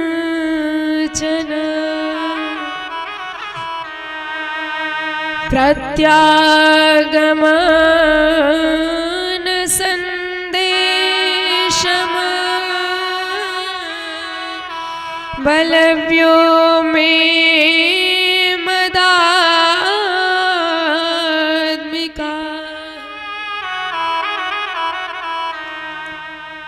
और जैसे ही उद्धव जी को प्रभु ने यह आज्ञा दी, उद्धव जी मन में विचार करने लगे कि वो गोपियां मेरे बात को समझ भी पाएंगी कि नहीं।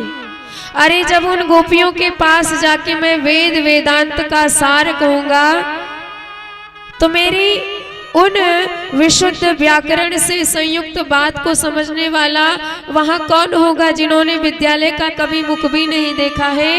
ज्ञान की बातें कहां से समझेंगी वो गोपियां, जिन्होंने पूरा जीवन गायों के पीछे बिता दिया, जंगल में बिता दिया। पर भगवान की आज्ञा है तो छोड़ भी नहीं सकता हो। भगवान ने अपना मोर मुकुट पहनाया, पीतांबर उड़ाया, सांवले सलोने, उद्धव एकदम भगवान के ही जैसे दिख रहे हैं। और जैसे ही रथ में बैठ करके वृंदावन धाम में आए, दूर से ही नंद बाबा ने देखा तो लगा मेरा कान्हा आ गया, दौड़ करके गले से लगा लिया। पर ध्यान दिया तो ये कन्हैया नहीं है, ये तो कन्हैया के जैसे दिखने वाला कोई और ही है। पर ठीक है, बरसों बाद अपना बेटा ना भी आ पाए, बेटे का कोई मित्र ही आ जाए या उसका कोई संदेश ही आ जाए तो मानो डूबते हुए को सहारा मिल जाता है। सारी औपचारिकताएं पूर्ण करने के बाद नंद बाबा पूछते हैं मेरा कन्हैया कैसा है, कहीं कभी वो मुझे याद भी करता है कि नहीं। माना कि वृंदावन में उसे उतनी सुख सुविधा नहीं मिली, उसे गायों के पीछे अब भागना नहीं पड़ता होगा, उसे जंगल में अब सोना नहीं पड़ता होगा, उसे नंगे पांव नहीं चलना पड़ता होगा। अब तो वहां निराले अलग ही ठाट होंगे, राजमहल में वो राज करता होगा, हर प्रकार की सुख सुविधा होगी।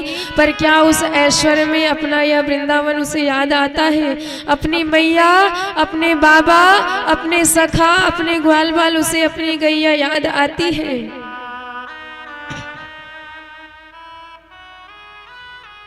अपस्मरन्ति न कृष्ण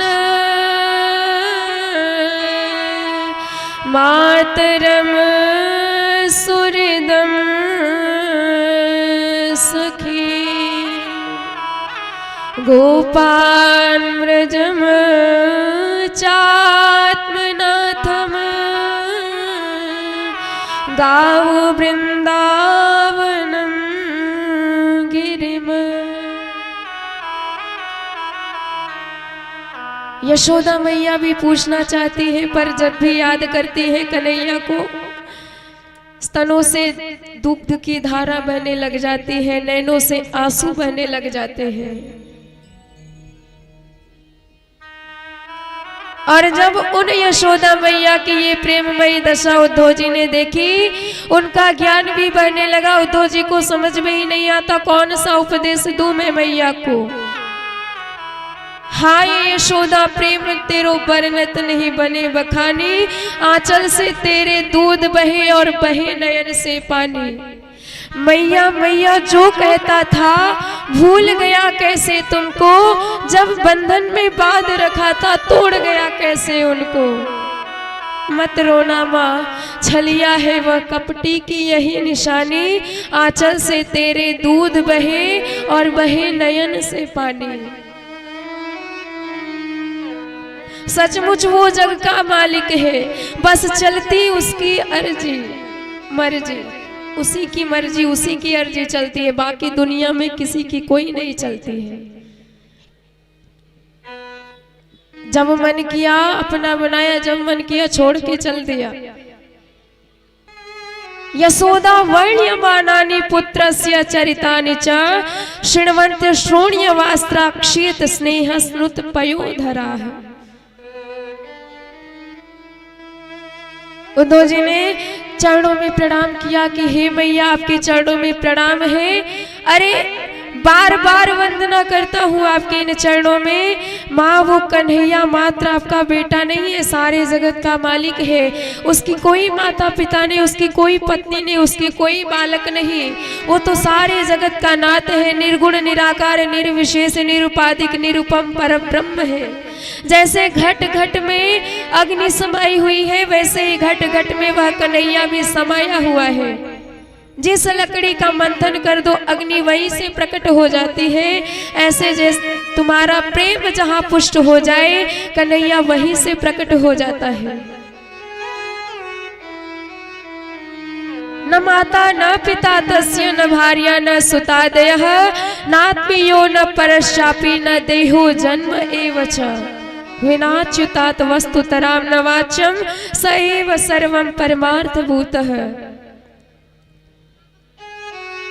नंद बाबा कहते हैं उद्धव तू कहना क्या चाहता है कि कन्हैया मेरा भगवान है। अरे तुझे कहां से उसकी भगवत्ता समझ में आती है? अरे भगवान तो परम शांत होते हैं, पर मेरे कन्हैया तो परम नटखट थे। भगवान तो बंधनों से मुक्त करने वाला होता है, और मेरे कन्हैया को यशोदा ने बंधन में बांध दिया था, उखल से बांध दिया था। मेरे हाथ कैसे माने कि उसका कोई आकार नहीं, मेरे नैन कैसे माने कि उसका कोई रूप नहीं, उसका कोई रंग नहीं, मेरी गोद कैसे माने कि उसका कोई स्वरूप नहीं, जिस गोद में उसे खिलाया है। कैसे मान ले मेरे ये हाथ जिस उंगली से पकड़ के उसे चलना सिखाया है।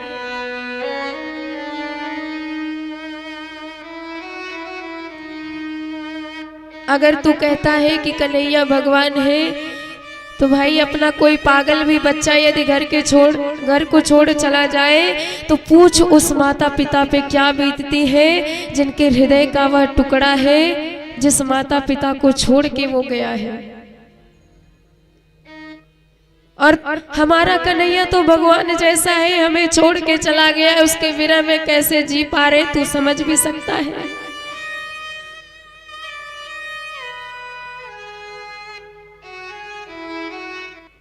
उद्धव जी कुछ बोले ही नहीं पाए, प्रणाम करके चले गए। नंद बाबा कहते हैं ये ज्ञान तेरा वैसे ही उद्धव, जैसे कोई पानी की बूंद के लिए तरस रहा हो, पानी की बूंद ना मिली तो तड़प के मर जाएगा, और कोई पानी देने के बजाय पानी का ज्ञान देने लग जाए कि पानी कहाँ नहीं है। आकाश में देखो, बादलों में पानी ही पानी भरा है, जमीन में जहाँ खोदोगे पानी ही निकलेगा। तो बात सत्य है। अरे पानी से आपका शरीर भी बना है, पंचतत्व विनिर्मित है, ऊपर पानी नीचे पानी, शरीर में भी पानी, यत्र तत्र सर्वत्र पानी। पर प्यासा कहेगा मुझे पानी का ज्ञान नहीं, मुझे पानी चाहिए, नहीं तो मर जाऊंगा। नंद बाबा कहते हैं उद्धव ये आंखें उनके दर्शन की प्यासी हैं, अखियां हरि दर्शन की प्यासी। प्रणाम किया चरणों में, वंदे नंद व्रज श्रीराम पाद रेणुम अभीक्षरसा। गोपियों के पास आए, वहां तो और विडंबना।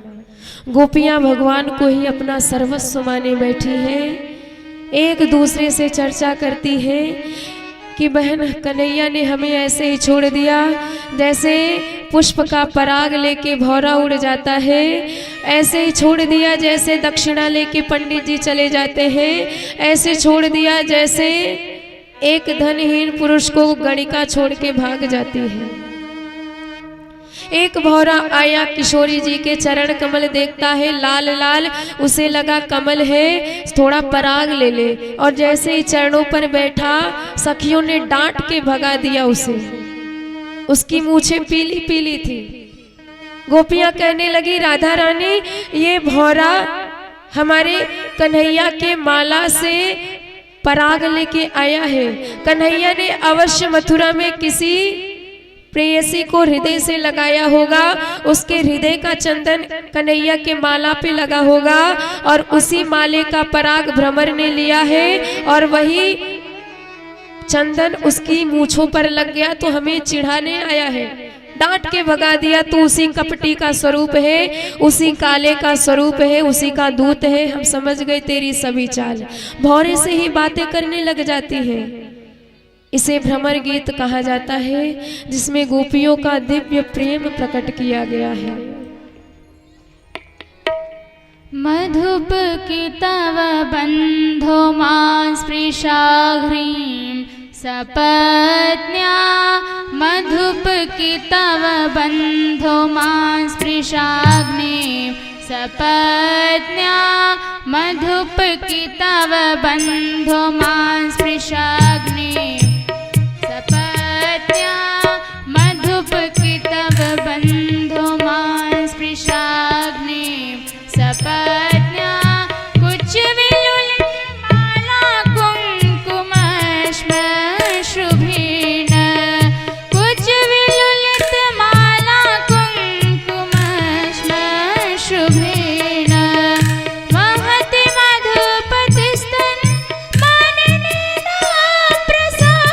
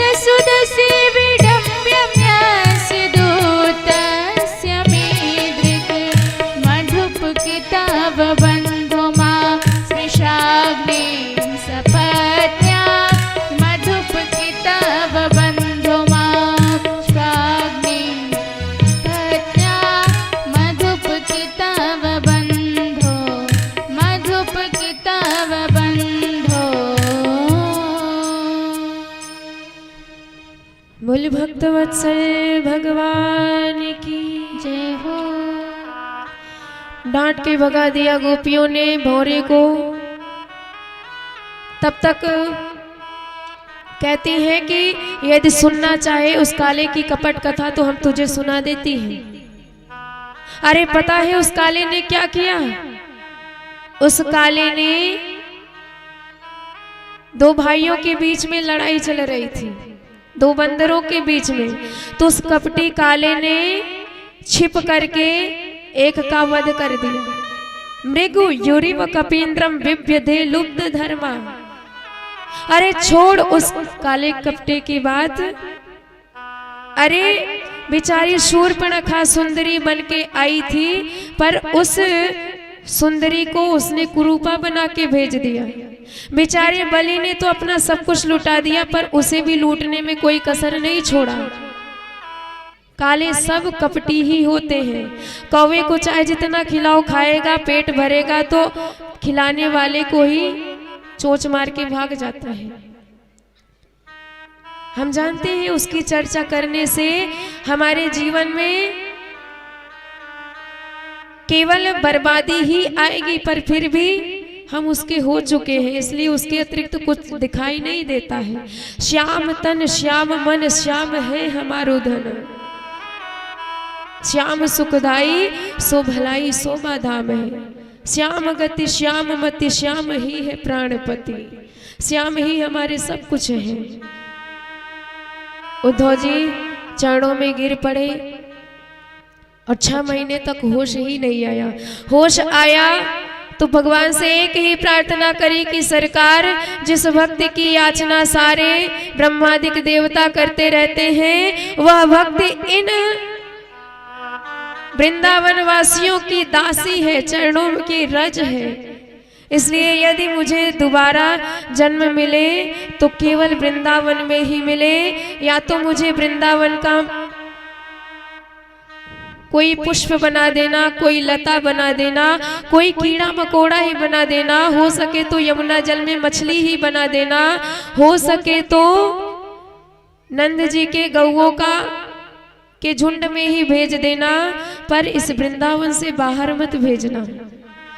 आशा महो चरण रेणु जुसाम हम श्याम, वृंदावने किमपि गुल्म लतौषधि नाम। इस प्रकार उद्धव जी जब आए कन्हैया के पास, कन्हैया ने प्रेममयी दशा देखी, क्योंकि प्रेमियों की दशा अलग ही निराली नजर आती है। हमारी आपकी तरह बने ठने नहीं रहते हैं, वो बाल बिखरे रहते हैं, नैनों से आंसू गिरते रहते हैं, ध्यान कहीं अन्यत्र लगा होता है, सुध नहीं होती है हमारा शरीर कैसा है, किधर जा रहा है, क्या कर रहा है। भगवान ने देखा, पहचान गए, हमारे उद्धव जी अभी परम ज्ञानी थे, आज परम भक्तिमान हो गए। दौड़ करके हृदय से लगा लिया, गोपियों की खबर पूछते हैं, जिसकी भी याद करते हैं उद्धव जी, तो तुरंत गला रुंध जाता है, बोल ही नहीं पाते हैं, आंखों से मात्र आंसू बहता है। उद्धव जी ने कहा, तुम इतने कपटी हो, आज मुझे समझ में आया। अरे जिन गोपियों ने तुम्हारे अतिरिक्त किसी को प्रेम किया ही नहीं, तुम्हारे अतिरिक्त किसी का ध्यान किया ही नहीं। गोपियां तो कहते हैं सरकार, हम ऐसे चाहने वाले आपके नहीं हैं कि आप हमें छोड़ के भाग गए तो हम भी आपको याद करना छोड़ दे। भक्ति ऐसी होनी चाहिए, प्रेम ऐसा होना चाहिए, भगवान हमें बर्बाद भी कर दे, दर दर की ठोकरें खाने के लिए मजबूर भी कर दे, पर आपकी भक्ति नष्ट ना हो, तब आपकी भक्ति भक्ति मानी जाएगी। नहीं तो जरा सी प्रतिकूल परिस्थिति आई, भगवान को ही गाली दे बैठे आप, तो आपकी भक्ति भक्ति नहीं है, आपकी भक्ति स्वार्थ है। मात्र काम के लिए भगवान की भक्ति की जा रही है, भगवान याद किए जा रहे हैं, और जहां सुख आया भगवान को भूल जाते हैं। ऐसी भक्ति नहीं होनी चाहिए। गोपियां कहती हैं, ऐसे नहीं हम चाहने वाले, आज तुम्हें कल और कुछ चाहे, फेंक दे आंखें निकाल दो और किसी से मिलावे निगाहें। लाख मिले तुमसे बढ़कर, पर तुमको ही चाहे, तुमको ही सराहे, जब तक तन में यह प्राण रहे, तब तक हम प्रीति की रीति निभाए। ऐसी है गोपियां। उद्धव जी पर प्रसन्न हो गए हमारे सरकार। भगवान ने उन्हें दिव्य दृष्टि प्रदान करी। उद्धव जी ने देखा कि साक्षात कल्प वृक्ष पे झूला लगा हुआ है और हमारे वृंदावन बिहारी लाल किशोरी जी के साथ उसी झूला पर दिव्य झूला झूल रहे हैं। सखियां लाड़ लड़ाए रही हैं, बड़े प्यार से झूला झुलाए रही हैं। आइए बड़े भाव से हम सब भी उसी झूला महोत्सव में मन समर्पित करें, तत्पश्चात अपने प्रभु के विवाहोत्सव में प्रवेश करेंगे। तब तक आप लोग मन में निश्चित कर लीजिएगा कि दूल्हे सरकार की तरफ से रहना है या कि दुल्हन सरकार की तरफ से। चाहे जिस तरफ से रहो भाई, शादी का लड्डू सबको मिलेगा, क्योंकि हमारी सरकार की लीला में यदि आप अपनी सहभागिता दोगे तो आपको वह पद मिलेगा जिस पद की तुलना पूरे ब्रह्मांड में कोई नहीं कर सकता है। बोले रास बिहारी भगवान की जय हो। बांके बिहारी झूले कुंज बिहारी, बांके बिहारी झूले कुंज बिहारी। छाए रही छाए रही छाए रही अजब बहार रे, झूले बांके बिहारी। छाए रही अजब बहार रे, झूले बांके बिहारी। बांके बिहारी हाँ बांके बिहारी, बांके बिहारी हाँ कुंज बिहारी। छाए रही छाए रही छाए रही अजब बहार रे, झूले बांके बिहारी। छाए रही अजब बहार रे, झूले बांके बिहारी।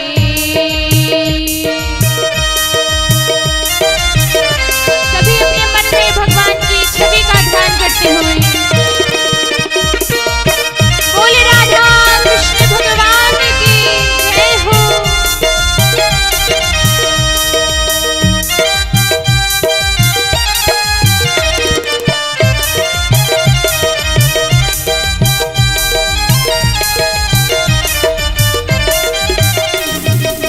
सोने को है सुघर ही डोरा,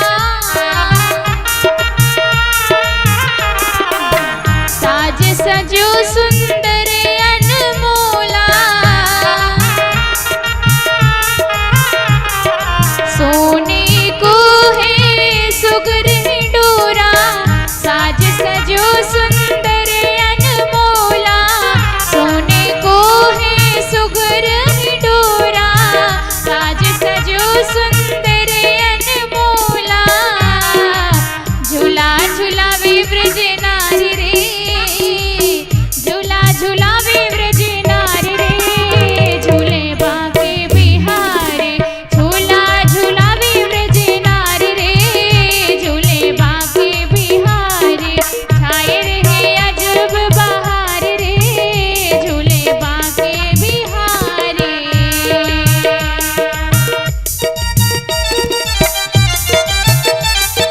दोनों हाथ उठा के बड़े भाव से ताली की सेवा करते हुए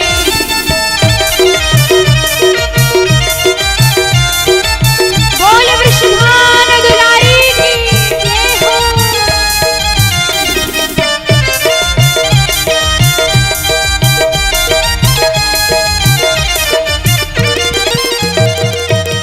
चित को चुरावे बाकी झांकी, चित को चुरावे बाकी झांकी। सूरत मूरत अजब अदा की, चित को चुरावे बाकी झांकी। सूरत मूरत अजब अदा की। पड़ी रही पड़ी रही पड़ी रही अतर फुहार रे, झूले बांके बिहारी।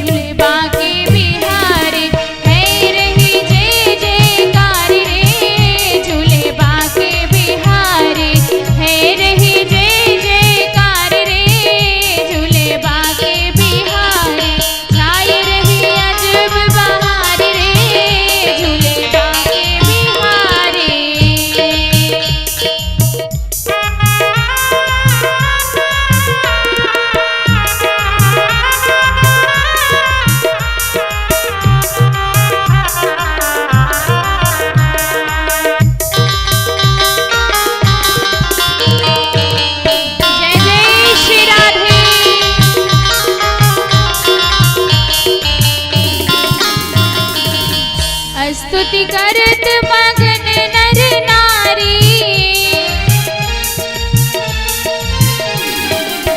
महिमा तीन लोक ते न्यारी।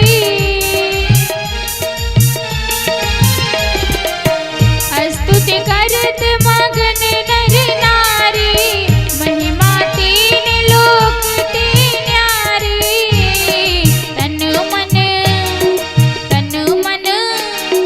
तन मन धन बलिहार रे, झूले बाके बिहारी। तन मन धन बलिहार रे, झूले बाके बिहारी।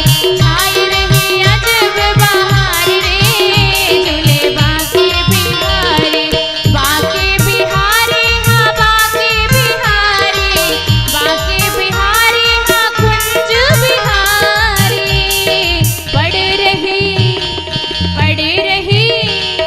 पड़ी रही अतर फुहार रे, झूले बाके बिहारी। पड़ी रही अतर फुहार रे, झूले बाके बिहारी। छाई रही अजब बहार रे, झूले बाके बिहारी। छाई रही अजब बहार रे, झूले बाके बिहारी।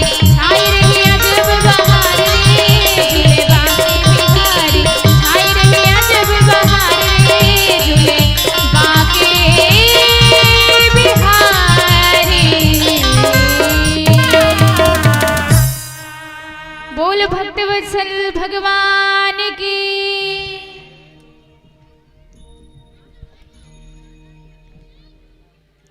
दसम स्कंद के उत्तरार्ध में भगवान के दिव्य विवाह का वर्णन किया गया है। हमारी सरकार का प्रथम विवाह भीष्मक महाराज की बेटी रुक्मिणी जी के साथ संपन्न हुआ। भगवान भीष्मक सुता रुक्मिणी रुचिरान नाम राक्षसेन विधानेन उपयेम इति श्रुतम। राक्षस विधि से हुआ। अब कैसे हुआ यही आप सब श्रवण करेंगे। तो जब कंस का वध कर दिया, कन्हैया ने अस्थि प्राप्ति कंस की पत्नियां अपने पिताजी के पास गई जरासंध से। उन्होंने बताया कि कंस का वध कन्हैया ने किया है। जरासंध भगवान से युद्ध करने के लिए अपनी 23 अक्षौणी सेना के साथ आया। भगवान ने उसे लगभग 17 बार हराकर भेज दिया। और जब वह हमला करने आ रहा था, फिर से प्रभु ने दाऊ जी से कहा, दाऊ जी इस बार युद्ध करते करते भाग लेते हैं क्योंकि हम बहुत थक गए हैं। बलराम जी ने कहा, लाला पूरी दुनिया में बदनामी हो जाएगी, सारी दुनिया रण छोड़ कहेगी तुझे। भगवान ने कहा तो क्या फर्क पड़ता है, एक नाम और बढ़ जाएगा। माखन चोर कहते थे, चीर चोर कहते थे, रण छोड़ भी कह लेंगे। और इधर युद्ध करने जरासंध आया तो लड़ते लड़ते भगवान सीधे भाग लिए। और भागते हुए कन्हैया को देखा तो दंग रह गया जरासंध। उसने प्रवर्षण पर्वत पर आग लगवा दी चारों तरफ से घेर कर, क्योंकि कन्हैया उसी पर्वत पे भागे थे। पर प्रभु तो सीधे डायरेक्ट समुद्र में कूद गए थे, जिस समुद्र में विश्वकर्मा भगवान द्वारा पहले से ही प्रभु की प्रेरणा से द्वारिकापुरी का निर्माण हुआ था। उस द्वारिका नगरी में प्रवेश करके भगवान ने समस्त मथुरा निवासियों को वहां भेज दिया। और 25 वर्ष की अवस्था में द्वारिकाधीश बने हमारे प्रभु विराजमान हैं। बोले द्वारिकाधीश भगवान की जय हो। और जरासंध से बिना युद्ध किए ही द्वारिकाधीश बन गए, उसे पता ही नहीं, क्योंकि उसने अब की बार ब्राह्मणों को बिठाया था अनुष्ठान पे कि हर बार हार जाते हैं, इस बार महाराज कुछ ऐसा मंत्र जप करो कि जीत जाए।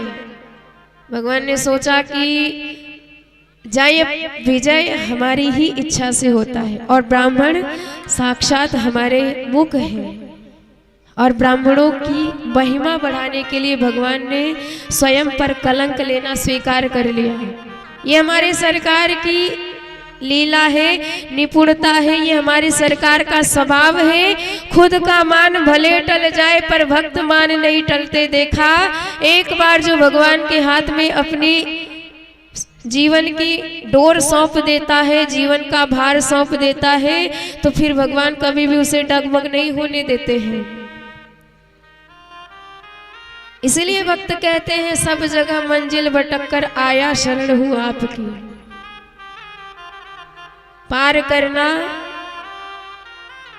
आपका, पार कराना या ना कराना ये आपकी कृपा पर निर्भर है। तो भगवान द्वारिकाधीश बने 25 वर्ष की अवस्था में, तब जाके रुक्मिणी जी से राक्षस विधि से विवाह किया, राक्षसेन विधानेन। इसके लिए बताते हैं कि विदर्भ देश में भीष्मक नाम के महाराज थे। राजा सीत भीष्म को नाम, विदर्भाधिपते महान, तस्य पंचाभवन पुत्रा, कन्यका च वरानना। 5 पुत्र थे, रुक्मी, रुक्मरथ, रुक्मबाहु, रुक्मकेशी, रुक्ममाली। एक कन्या थी रुक्मिणी, परम सुंदरी। एक दिन रुक्मी इत्यादि अपने बेटों से भीष्मक जी ने कहा कि हमने तुम्हारी बहन के लिए द्वारिकाधीश को चुना है, बताओ कैसा रहेगा। सबने तो मान लिया, पर रुक्मी भड़क गया, पिताजी उस भगोड़े रणछोड़ के साथ अपनी बहन की शादी मैं नहीं कराऊंगा। आप बुढ़े हो गए हो, दिमाग आपका खराब हो गया है, बैठे बैठे कुछ भी उल्टा सीधा सोच लेते हो। आप बैठो, मैं ढूंढ के लाऊंगा अच्छा वर। भीष्मक जी ने कहा ठीक है बेटा, हम बोलेंगे नहीं, जो मन करे सो कर। तो इसलिए बहुत ज्यादा प्रपंच में नहीं पड़ना चाहिए। जब हमसे ज्यादा समझदार लोग हो तो उन्हीं पर छोड़ देना चाहिए। अब बेटा गया, सुबह शाम को लौट के आया, पिताजी तैयारी करो परसों बारात आ रही है। अब बेचारे भीष्मक जी की धड़कन तेज भई, हे भगवान इतनी जल्दी रिश्ता कहाँ पक्का करके आया। रुक्मी कहता है ऐसा वैसा कोई रिश्ता नहीं लेके आया हूं, अरे सिंधु नरेश तम घोष पुत्र शिशुपाल का रिश्ता लेके आया हूं। रुक्मिणी जी ने जब सुना तो धड़कन तेज हो गई, भाभीियों के पास रोने लगी। भाभीियों ने कहा बहन रोने से काम नहीं बनेगा, कुछ न कुछ संदेशा भिजवाओ। रुक्मिणी जी ने कहा हमने तो अपने मन में कन्हैया को ही सर्वस्व मान लिया है, उनकी इतनी चर्चा सुनी है। भाभीियों ने कहा कि कम से कम एक पत्र ही डाल दो। अब रुक्मिणी मैया ने भाव भरा 7 श्लोकों में पत्र लिखा, पंडित जी को पकड़ाया। पंडित जी ये मेरे पत्र नहीं प्राण हैं, मेरे प्राणाधार के पास सीधे पहुंचे लेके।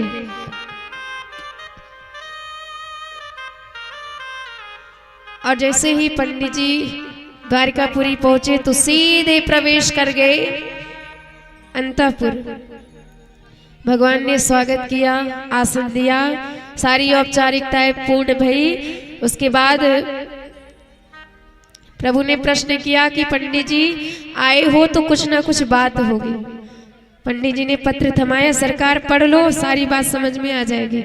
भगवान ने कहा तो आप ही पढ़ के सुना दो।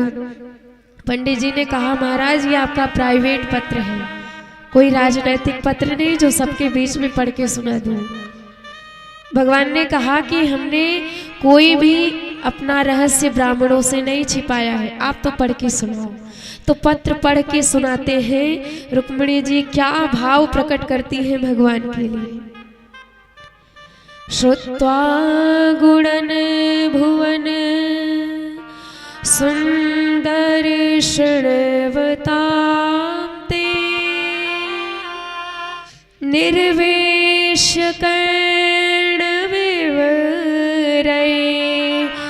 वारितोऽङ्गुतापम् रूपम दृशां दृशिमता अखिलार्थलाभम्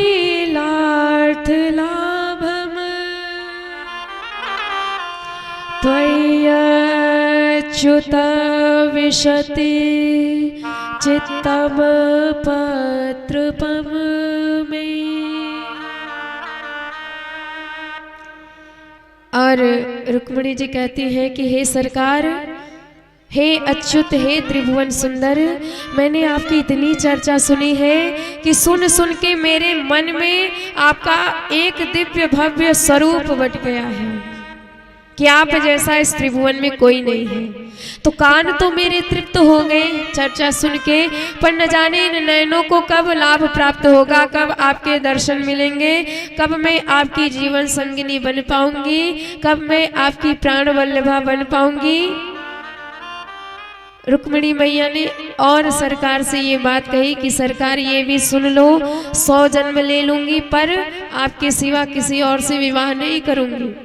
तो सरकार कहीं ऐसा ना हो सिंह के भाग को कोई गधा लेके जाए, अर्थात सिंह के भाग को कोई दूसरा उठा के ना ले जाए, इसलिए मैं आपको पुकारती हूँ, आप आइए और मुझे अपना बना के यहाँ से लेके जाइए। उपाय भी बताया रुक्मिणी मैया ने कि कैसे आना है। अंतः पुरांतर चरे मनिहत्य बंधुन स्वाम उद्महे कथमिति प्रवदाम्युपायम पूर्वे द्युरस्ति महदी कुल देव यात्रा यस्या बहिर्नववधू गिरिजामुपेयात्। रुक्मिणी मैया कहती है सरकार, हमारे यहाँ का नियम है कि हम जिसका भी विवाह होता है, विवाह से पूर्व वह कन्या गिरिजा पूजन करने गिरिजा मंदिर जाती है। तो मैं भी जाऊंगी सखियों के साथ, आप उसी मंदिर में दर्शन दीजिएगा। इसलिए ना किसी से लड़ाई होगी, ना किसी से झगड़ा, काम भी बन जाएगा। भगवान ने सुना, पंडित जी से कहने लगे, पंडित जी क्या बताएं, भाव तो हमारा भी यही है। पंडित जी हक्के बक्के रह गए, महाराज जी आप भी सुनाओ। भगवान कहते हैं हमने भी रुक्मिणी की खूब चर्चा सुनी है और इतनी चर्चा सुनी है कि रातों की नींद भी गायब हो गई है। वेदा हम रुक्मिणी द्वेषान ममोद्वाहो निवारितः। इसलिए अब देर करने की आवश्यकता नहीं, क्योंकि पहले तो हमें रुक्मिणी जी की मनोदशा नहीं पता थी, अब पता है, इसलिए अब हम जरा भी देर नहीं करेंगे। तुरंत शैव्य सुग्रीव बलाहक मेघ पुष्प अपने 4 घोड़ों को भगवान ने रथ में जोत दिया, पंडित जी को रथ में बिठाया, एक चाबुक चलाई, घोड़े सीधे हवा में बात करते नजर आए। द्वारिकाधीश को जाते देख बलराम जी पीछे से चिल्लाते हैं, अरे ओ द्वारिकाधीश, पर भगवान तो न जाने किधर से किधर भाग गए। सैनिकों से पूछा, क्यों भाई ये रात को द्वारिकाधीश कहाँ गए? तो सबने बताया कि कुंडिनपुर के पंडित जी आए थे, न जाने क्या क्या बातें हुई, फिर सीधे रथ में भागते नजर आए। बलराम जी ने कहा, यदि ये बात पक्की है कि ब्राह्मण कुंडिनपुर के थे, तो आगे का जो भी कार्यक्रम है सब हमें पता है। भाई शादी का कार्ड यदि आता तो सबके लिए आता, पर प्राइवेट पत्र आया, इसका अर्थ है दाल में जरूर कुछ काला है। हम तो पूरी नारायणी सेना की बारात सजाकर चलेंगे और इधर रुक्मिणी मैया विचार कर रही है, न जाने पंडित जी पहुंचे होंगे कि नहीं होंगे। बार बार भोलेनाथ को याद कर रही है, दुर्गा मैया को याद कर रही है। भोलेनाथ बहुत सोमवार के व्रत किए हैं आपके, आज सबका फल चाहिए हमें, आज सब मेरे विपरीत क्यों हो रहे हैं। दुर्भगायान में धाता नानुकूलो महेश्वरः देवी वा विमुखा गौरी रुद्राणी गिरिजा सतीम। तब तक पंडित जी लाठी घुमाते घुमाते आगे, और आने वाले के हाल से पता चल जाता है काम बना के आ रहा है कि बिगाड़ के आ रहा है। जो पंडित जी का चमचमाता हुआ भाल देखा और रुक्मिणी मैया समझ गई काम बना के आ रहे होंगे। पंडित जी ने कहा बेटी उनके साथ ही आया हूँ, मंदिर में तेरा इंतजार कर रहे हैं। रुक्मिणी मैया प्रार्थना करती हैं पंडित जी आपके ऋण से कभी उऋण नहीं हो पाऊंगी। और इधर बारात आ गई, शिशुपाल बैंड बाजे के साथ आ गया। रुक्मी भीष्मक जी के पास आया, पिताजी बारात आ गई है, आप जाओ सगाई कराओ, क्योंकि उस दिन केवल बात कराए थे। सगाई का सामान सजाए, भीष्मक जी सगाई करने जा रहे। इधर जैसे द्वारिकाधीश आए नगर में, पता चला भीष्मक जी उन्हीं का दर्शन करने पहले चले गए। और सैनिकों ने जो भगवान का वेश देखा, हमारे भगवान का वेश ऐसा है कि बड़े बड़े दूल्हे भी उनके सामने फेल हो जाते हैं। इतने सुंदर हमारे बांके बिहारी सरकार लगते हैं। जो आभा प्रभा शोभा का दर्शन किया, सैनिकों ने सोचा हो न हो दूल्हे यही है, सो सारी सगाई का सामान भगवान के ही चरणों में चढ़ा दिया। सगाई होनी थी शिशुपाल की और चढ़ गई गोपाल की। भगवान ने कहा इसकी क्या जरूरत थी। अब भीष्मक जी ने सोचा गड़बड़ तो हो ही गई है, पर फिर भी भगवान ने उनसे आज्ञा ली कि महाराज हमें तो जाना है, आपने तो न्योता दिया नहीं था, वो तो घूम गए यहाँ से। और इधर जैसे ही शिशुपाल को पता चला कि हमारी शादी में वो काला काला बंसी वाला भी आया है,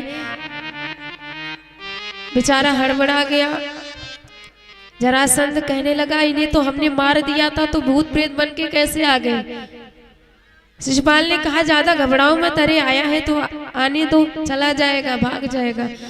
जरासंध कहता है हमने भी उसे हल्के में ही लिया था, पर जो हाल हमारा किया वो आज पता चल रहा है। सैनिकों ने कहा महाराज चिंता मत करो, हम केवल शादी के लड्डू खाने ना आए, पूरी तैयारी के साथ आए। आप बोलो क्या करना है। शिशुपाल ने कहा जाओ पूरे मंदिर को घेर लो।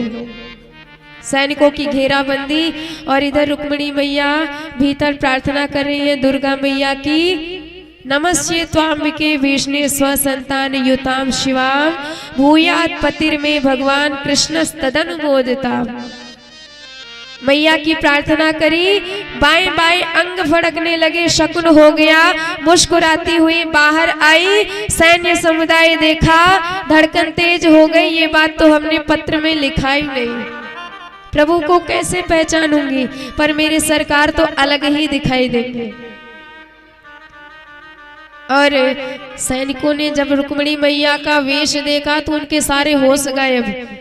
कहने लगे देखो देखो कैसी सुंदर चाल है, मानो हंस चल रहा हो, कैसा सुंदर हार जगमगा रहा है, कैसा सुंदर बाल है लहरा रहा है। और जैसे ही मुस्कुराती है तो रहे सहे होश भी उड़ जाते हैं। रुक्मिणी मैया की दृष्टि एक एक करके सारे सैनिकों पर पड़ रही है, प्रभु को ढूंढ रही है। और जिस भी सैनिक पर दृष्टि पड़ जाती है वही सोचता है हम भी किसी से कम नहीं, हमें भी कोई बात है, इन्होंने हमें भी देखा है। इतने में जैसे ही भगवान पर दृष्टि पड़ी, आंखें चार भई, भगवान ने मुस्कुरा के हाथ हिला दिया, चिंता मत करो हम आ गए।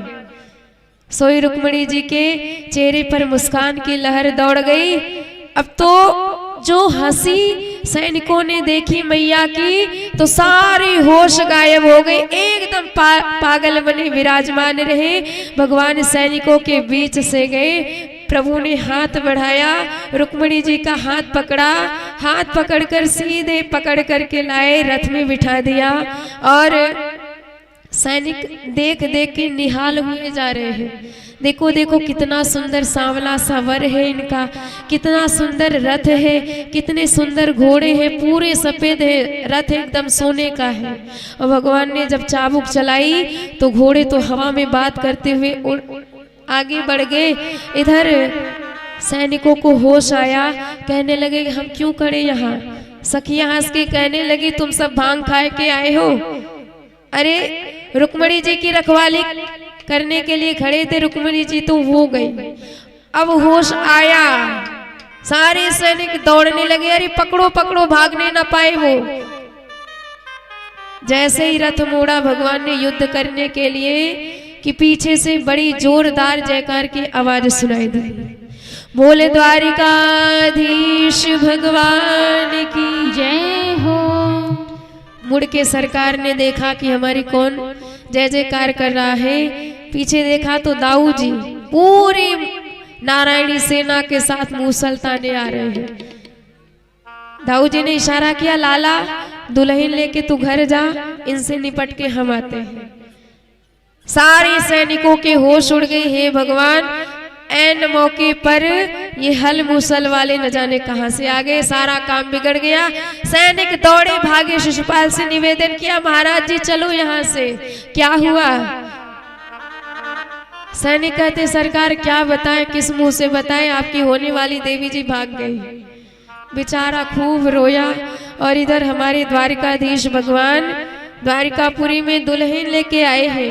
और जैसे ही पता चला सारे द्वारिकापुर वासियों को कि हमारे ठाकुर जी महाराज ठाकुराई ने लेके आए हैं, हमारे द्वारिकाधीश भगवान रुक्मिणी महारानी लेके आए हैं, अब तो घर घर में मंडप सजने लगे, घर घर में मंगल गीत गाने जाने लगे। आइए बड़े भाव से हम सब भी अपने जगन्नाथ और जगदम्बिका श्री द्वारिकाधीश और रुक्मिणी मैया के विवाह में मन को समर्पित करें, क्योंकि ये साक्षात जगत के माता पिता हैं। बोले भक्तवत्सल भगवान की जय हो। बोल दुल्हन सरकार की, बोल दुल्हा सरकार की। किसने सजाया तुमको मोहन, किसने सजाया तुमको मोहन। बड़ा सोना लागे, बड़ा प्यारा लागे, बड़ा सोना लागे, बड़ा प्यारा लागे। किसने सजाया तुमको मोहन, किसने सजाया तुमको मोहन। बड़ा सोना लागे, बड़ा प्यारा लागे हो, बड़ा सोना लागे, बड़ा प्यारा लागे। किसने सजाया तुमको मोहन, किसने सजाया तुमको मोहन। बड़ा सोना लागे, बड़ा प्यारा लागे, बड़ा सोना लागे, बड़ा प्यारा लागे। जय हो। बोल बांके बिहारी लाल की जय हो।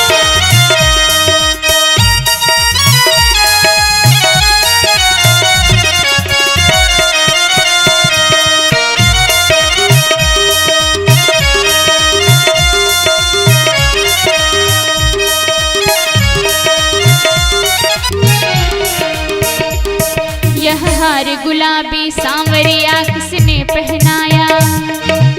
ऐसे काम नहीं चलेगा। आप लोग आए हैं विवाह में तो कुछ तो गाना पड़ेगा, बजाना पड़ेगा, है ना। तो हमारे साथ आपको गाना है सांवरिया। जब मैं गाऊंगी यह हार गुलाबी तो आपको आगे बोलना है सांवरिया। देखते हैं आप लोगों के अंदर कितना उत्साह है। और सभी लोग ताली की सेवा करते हुए दोनों हाथ उठा के बड़े भाव से। यह हार गुलाबी किसने पहनाया, यह हार गुलाबी किसने पहनाया। यह माथे कस्तूरी यह तिलक लगाया, यह माथे कस्तूरी सांवरिया यह तिलक लगाया। सुंदर छवि पे आ गया मन, सुंदर छवि पे आ गया मन। बड़ा सोना लागे, बड़ा प्यारा लागे, बड़ा सोना लागे, बड़ा प्यारा लागे। किसने सजाया तुमको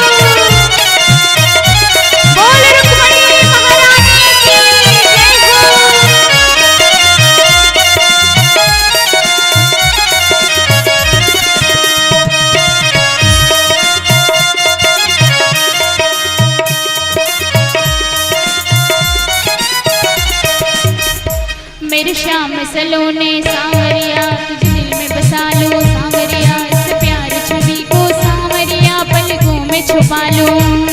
मेरे श्याम सलोने सांवरिया तुझे दिल में बसा लो सांवरिया, पलकों में छुपा लो सांवरिया। देखो श्याम सलोने सांवरिया तुझे दिल में बसा लो सांवरिया, इस प्यारी छवि को सांवरिया पलकों में छुपा लो सांवरिया। देखो ना जग में झूठा चलन, देखो ना जग में झूठा चलन, बड़ा सोना लागे बड़ा प्यारा लागे, बड़ा सोना लागे बड़ा प्यारा लागे। किसने सजाया तुमको मोहन, किसने सजाया तुमको मोहन। और सभी लोग दोनों हाथ उठा के बड़े भाव से गाते हुए बड़ा सोना लागे बड़ा प्यारा लागे, बड़ा सोना लागे बड़ा प्यारा लागे, बड़ा सोना लागे बड़ा प्यारा लागे, बड़ा सोना लागे बड़ा प्यारा लागे। किसने सजाया तुमको मोहन, किसने सजाया तुमको मोहन, बड़ा सोना लागे बड़ा प्यारा लागे, सोना लागे बड़ा प्यारा लागे। लागे दुल्हा सा तू दिलदार सांवरे, लागे दुल्हा सा तू दिलदार सांवरे, तेरा किसने किया श्रृंगार सांवरे, तेरा किसने किया श्रृंगार सांवरे। लागे दुल्हा सा तू दिलदार सांवरे, लागे दुल्हा सा तू दिलदार सांवरे, तेरा किसने किया श्रृंगार सांवरे, हो तेरा किसने किया श्रृंगार सांवरे।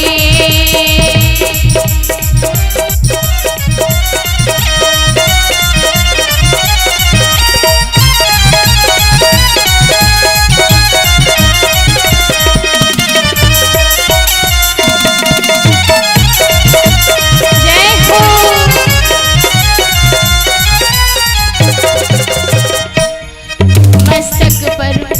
मस्तक पर मलिया गिर चंदन केशर तिलक लगाया, मस्तक पर मलिया गिर चंदन केशर तिलक लगाया।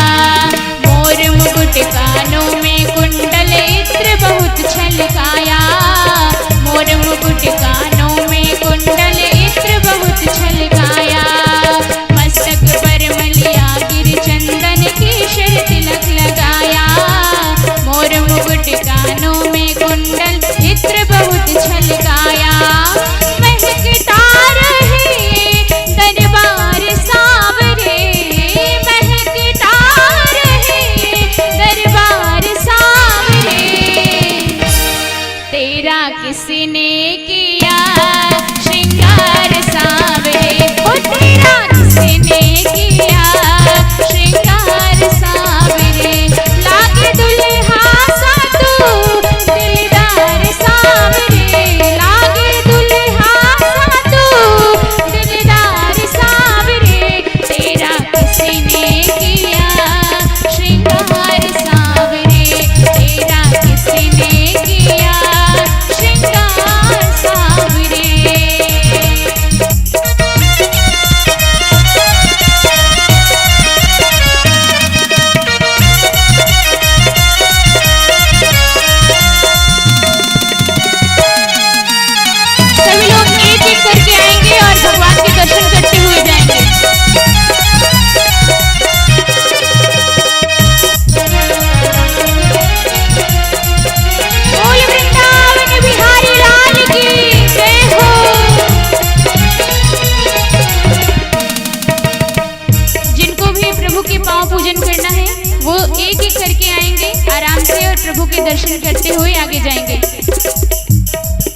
और जिनको नृत्य नहीं करना है वो बैठ जाएं, जिनको नृत्य करना है वो एक तरफ आ जाएं।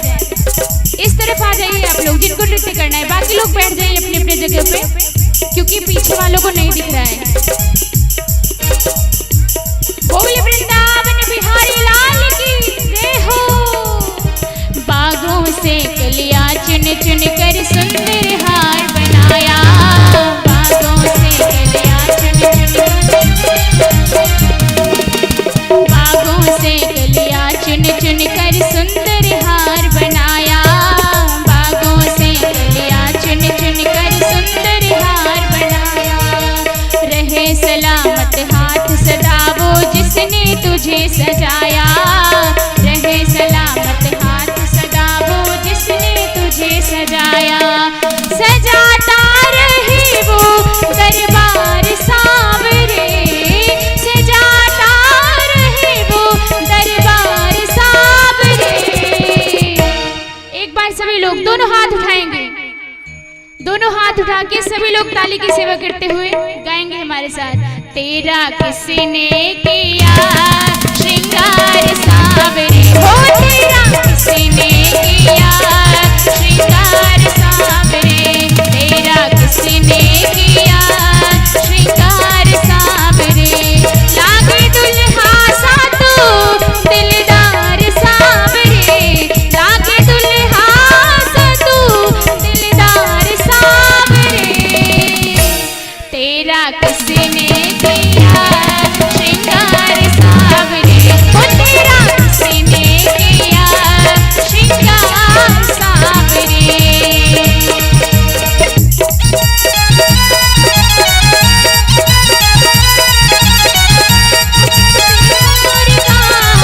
मेरे चित चोर का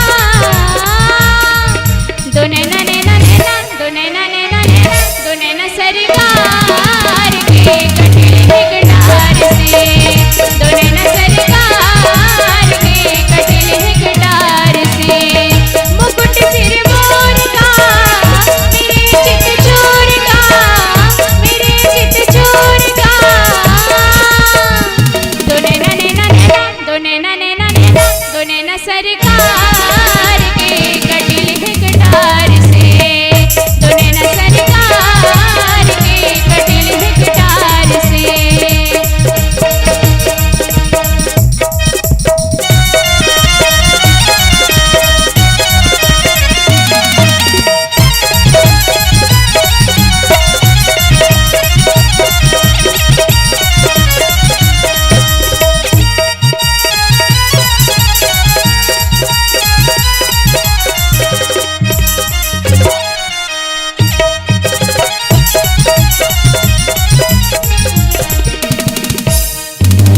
बोल कन्हैया बोल तुझे मैं कौन सा भजन सुनाऊं, बोल संवरिया बोल तुझे मैं कौन सा भजन सुनाऊं, बोल संवरिया बोल तुझे मैं कौन सा भजन सुनाऊं।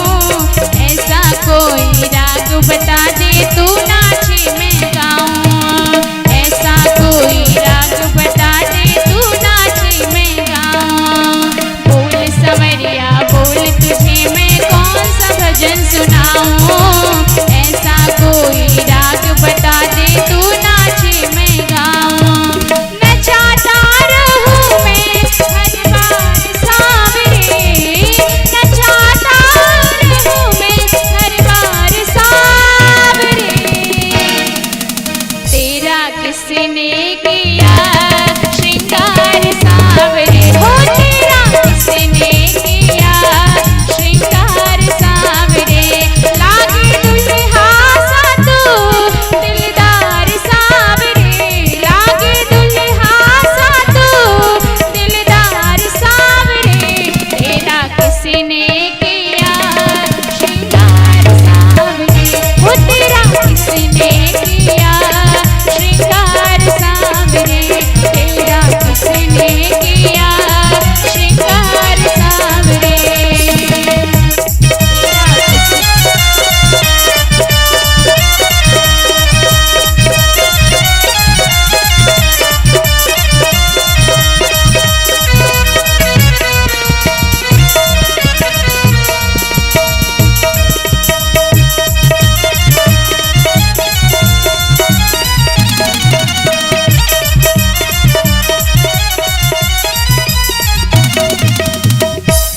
तेरा किसने किया श्रृंगार सांवरे, हो तेरा किसने किया श्रृंगार सांवरे।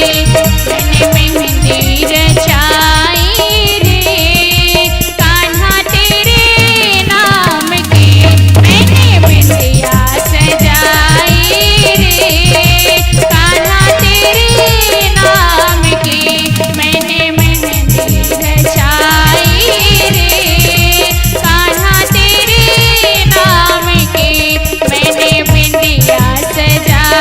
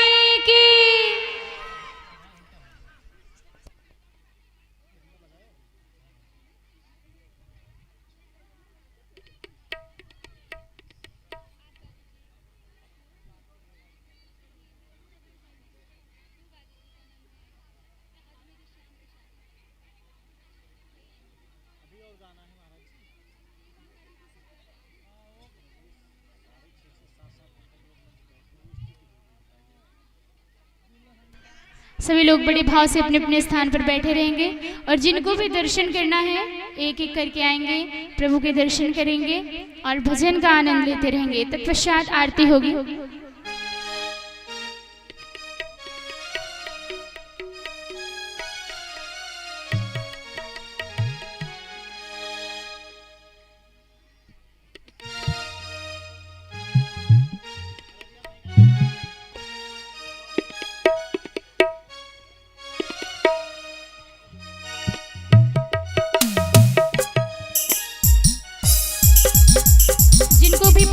करना है वो पाँव पूजन का कार्यक्रम करते रहेंगे और जिनको नृत्य करना है वो इधर आ जाएं, थोड़ा वहाँ भीड़ ना करें, सब लोग इधर आ जाएं। जिनको नृत्य करना है इधर आ जाएं।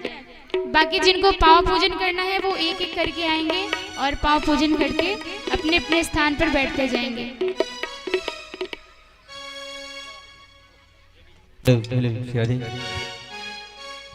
वृंदावन बिहारी लाल की।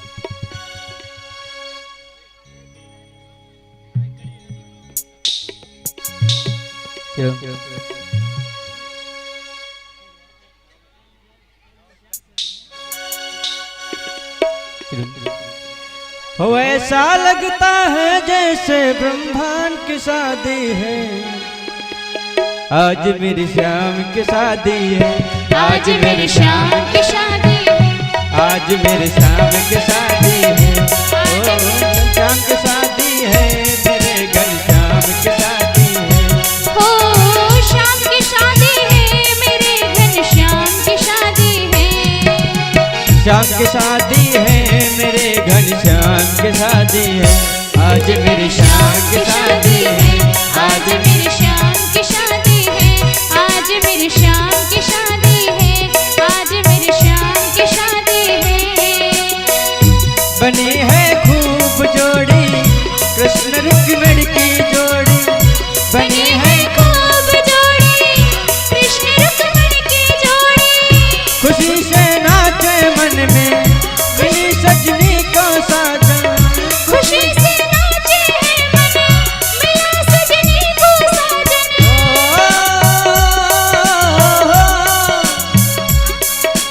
ऐसा लगता है जैसे ब्रह्मांड की शादी है, आज मेरी श्याम की शादी है, आज मेरी श्याम की शादी है, आज मेरी श्याम की शादी है, आज मेरी श्याम की शादी है, हो श्याम की शादी है, मेरे सरकार की शादी है, हो श्याम की शादी है, मेरे सरकार की शादी है, आज मेरी श्याम की शादी है, आज मेरी श्याम की शादी है।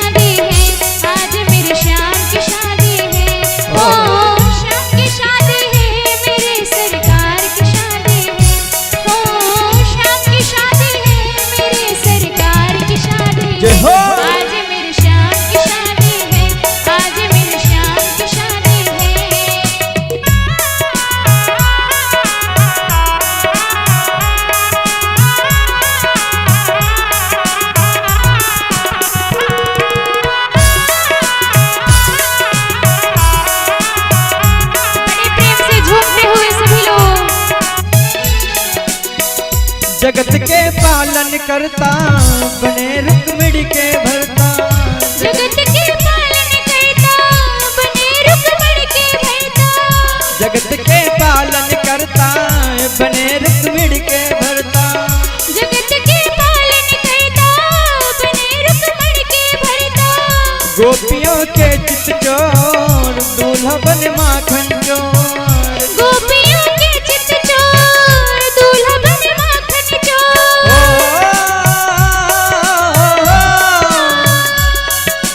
मधुमंगल और श्रीदामा ने धूम मचा दी है। आज मेरी शान की शादी है। आज मेरी शान की शादी है। आज मेरी शान की शादी है। आज मेरी शान की शादी है। शान की शादी है मेरे घर शान की शादी है। ओ शान की शादी है मेरे घर शान की शादी है। आज मेरी शान की शादी है। आज मेरी शान की शादी है। आज मेरी शान की शादी है। आज मेरी शान की शादी है। आज मेरी शान की शादी है। आज मेरी शान की शादी है। आज मेरी शान की शादी है। आज मेरी शान की शादी है। बोल द्वारकाधीश की। आप सभी लोग अपने अपने स्थान पर खड़े हो जाएं। आइए हम सभी लोग मिलकर के भगवान की आरती करते हैं। तत्पश्चात आप सभी लोग दिव्य आरती एवं प्रसाद ग्रहण करेंगे।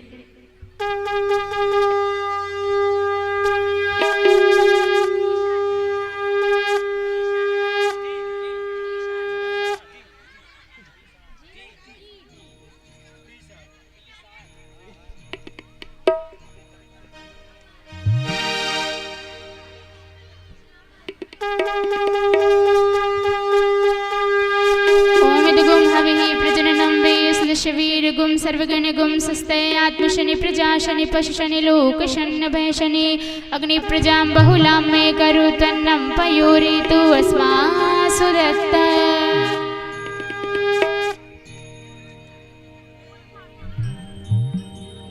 उतारो हे सखी हाँ उतारो हे सखी। उतारो हे सखी हाँ उतारो हे सखी। सांवर दूल्हा के आरती उतारो हे सखी। श्यामा श्याम जो के आरती उतारो हे सखी।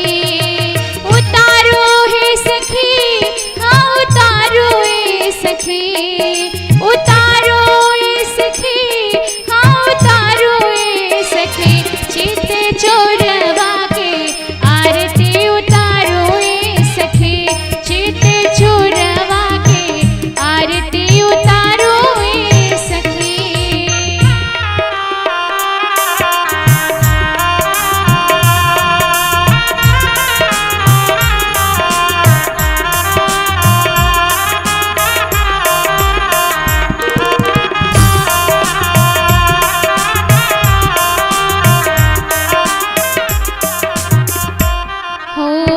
कनक सिंहासन राजत जोरी।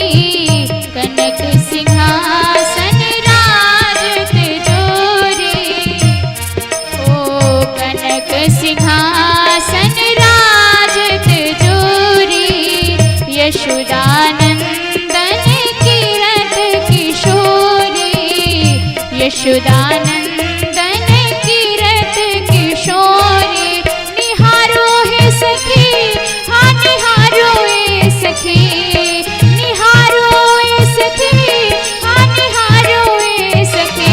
श्यामा श्याम जोगे आरती उतारो हे सखी। श्यामा श्याम जोगे चरण निहारो हे सखी। उतारो हे सखी हाँ उतारो हे सखी।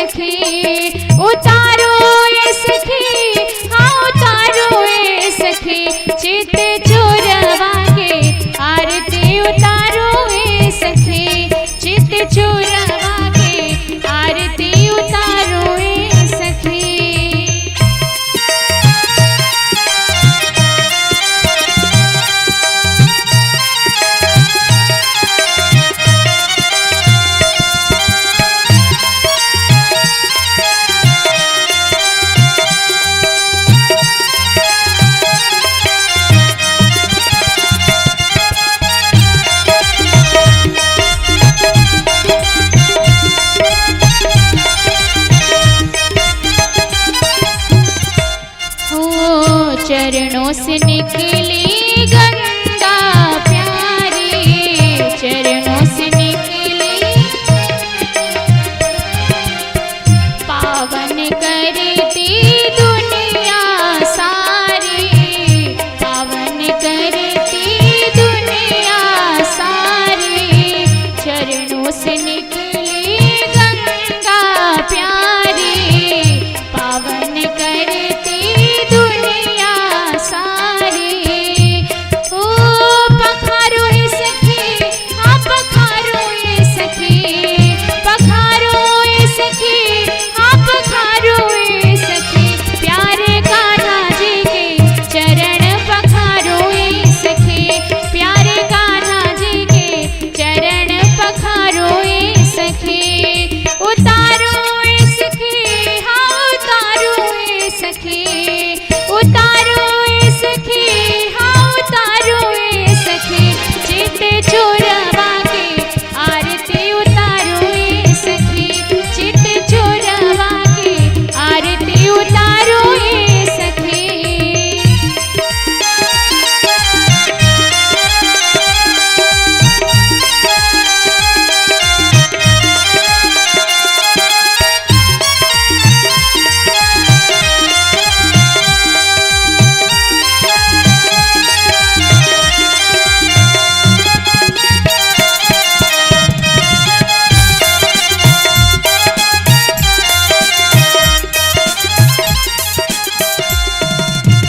ब्रह्मादिक तेरो यश गावे, ब्रह्मादिक तेरो यश गावे, नारद शारद पार न पावे, नारद शारद पार न पावे, ब्रह्मादिक तेरो यश गावे, नारद शारद पार न पावे।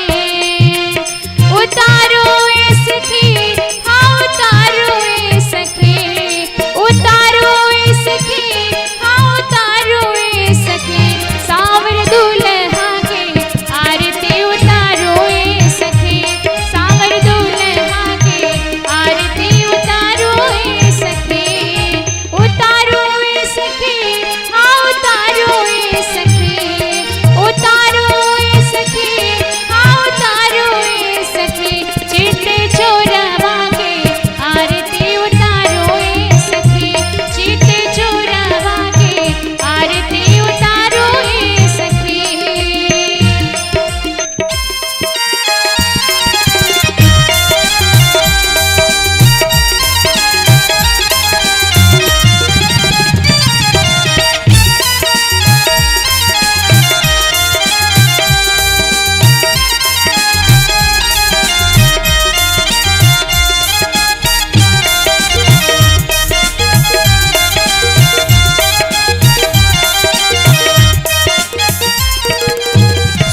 हो श्री श्यामा श्याम जो की आरती गावे, श्री श्यामा श्याम जो की आरती गावे, युगल छवि के दर्शन पावे, युगल छवि के दर्शन पावे, श्री श्यामा श्याम जो की आरती गावे, युगल छवि के दर्शन पावे। संभारो ए सखी, हाँ संभारो ए सखी, संभारो ए सखी, हाँ संभारो ए सखी, चित चोरवा के आरती उतारो ए सखी, चित चोरवा के आरती उतारो ए सखी, सावर दूल्हा के आरती उतारो ए सखी, उतारो ए सखी,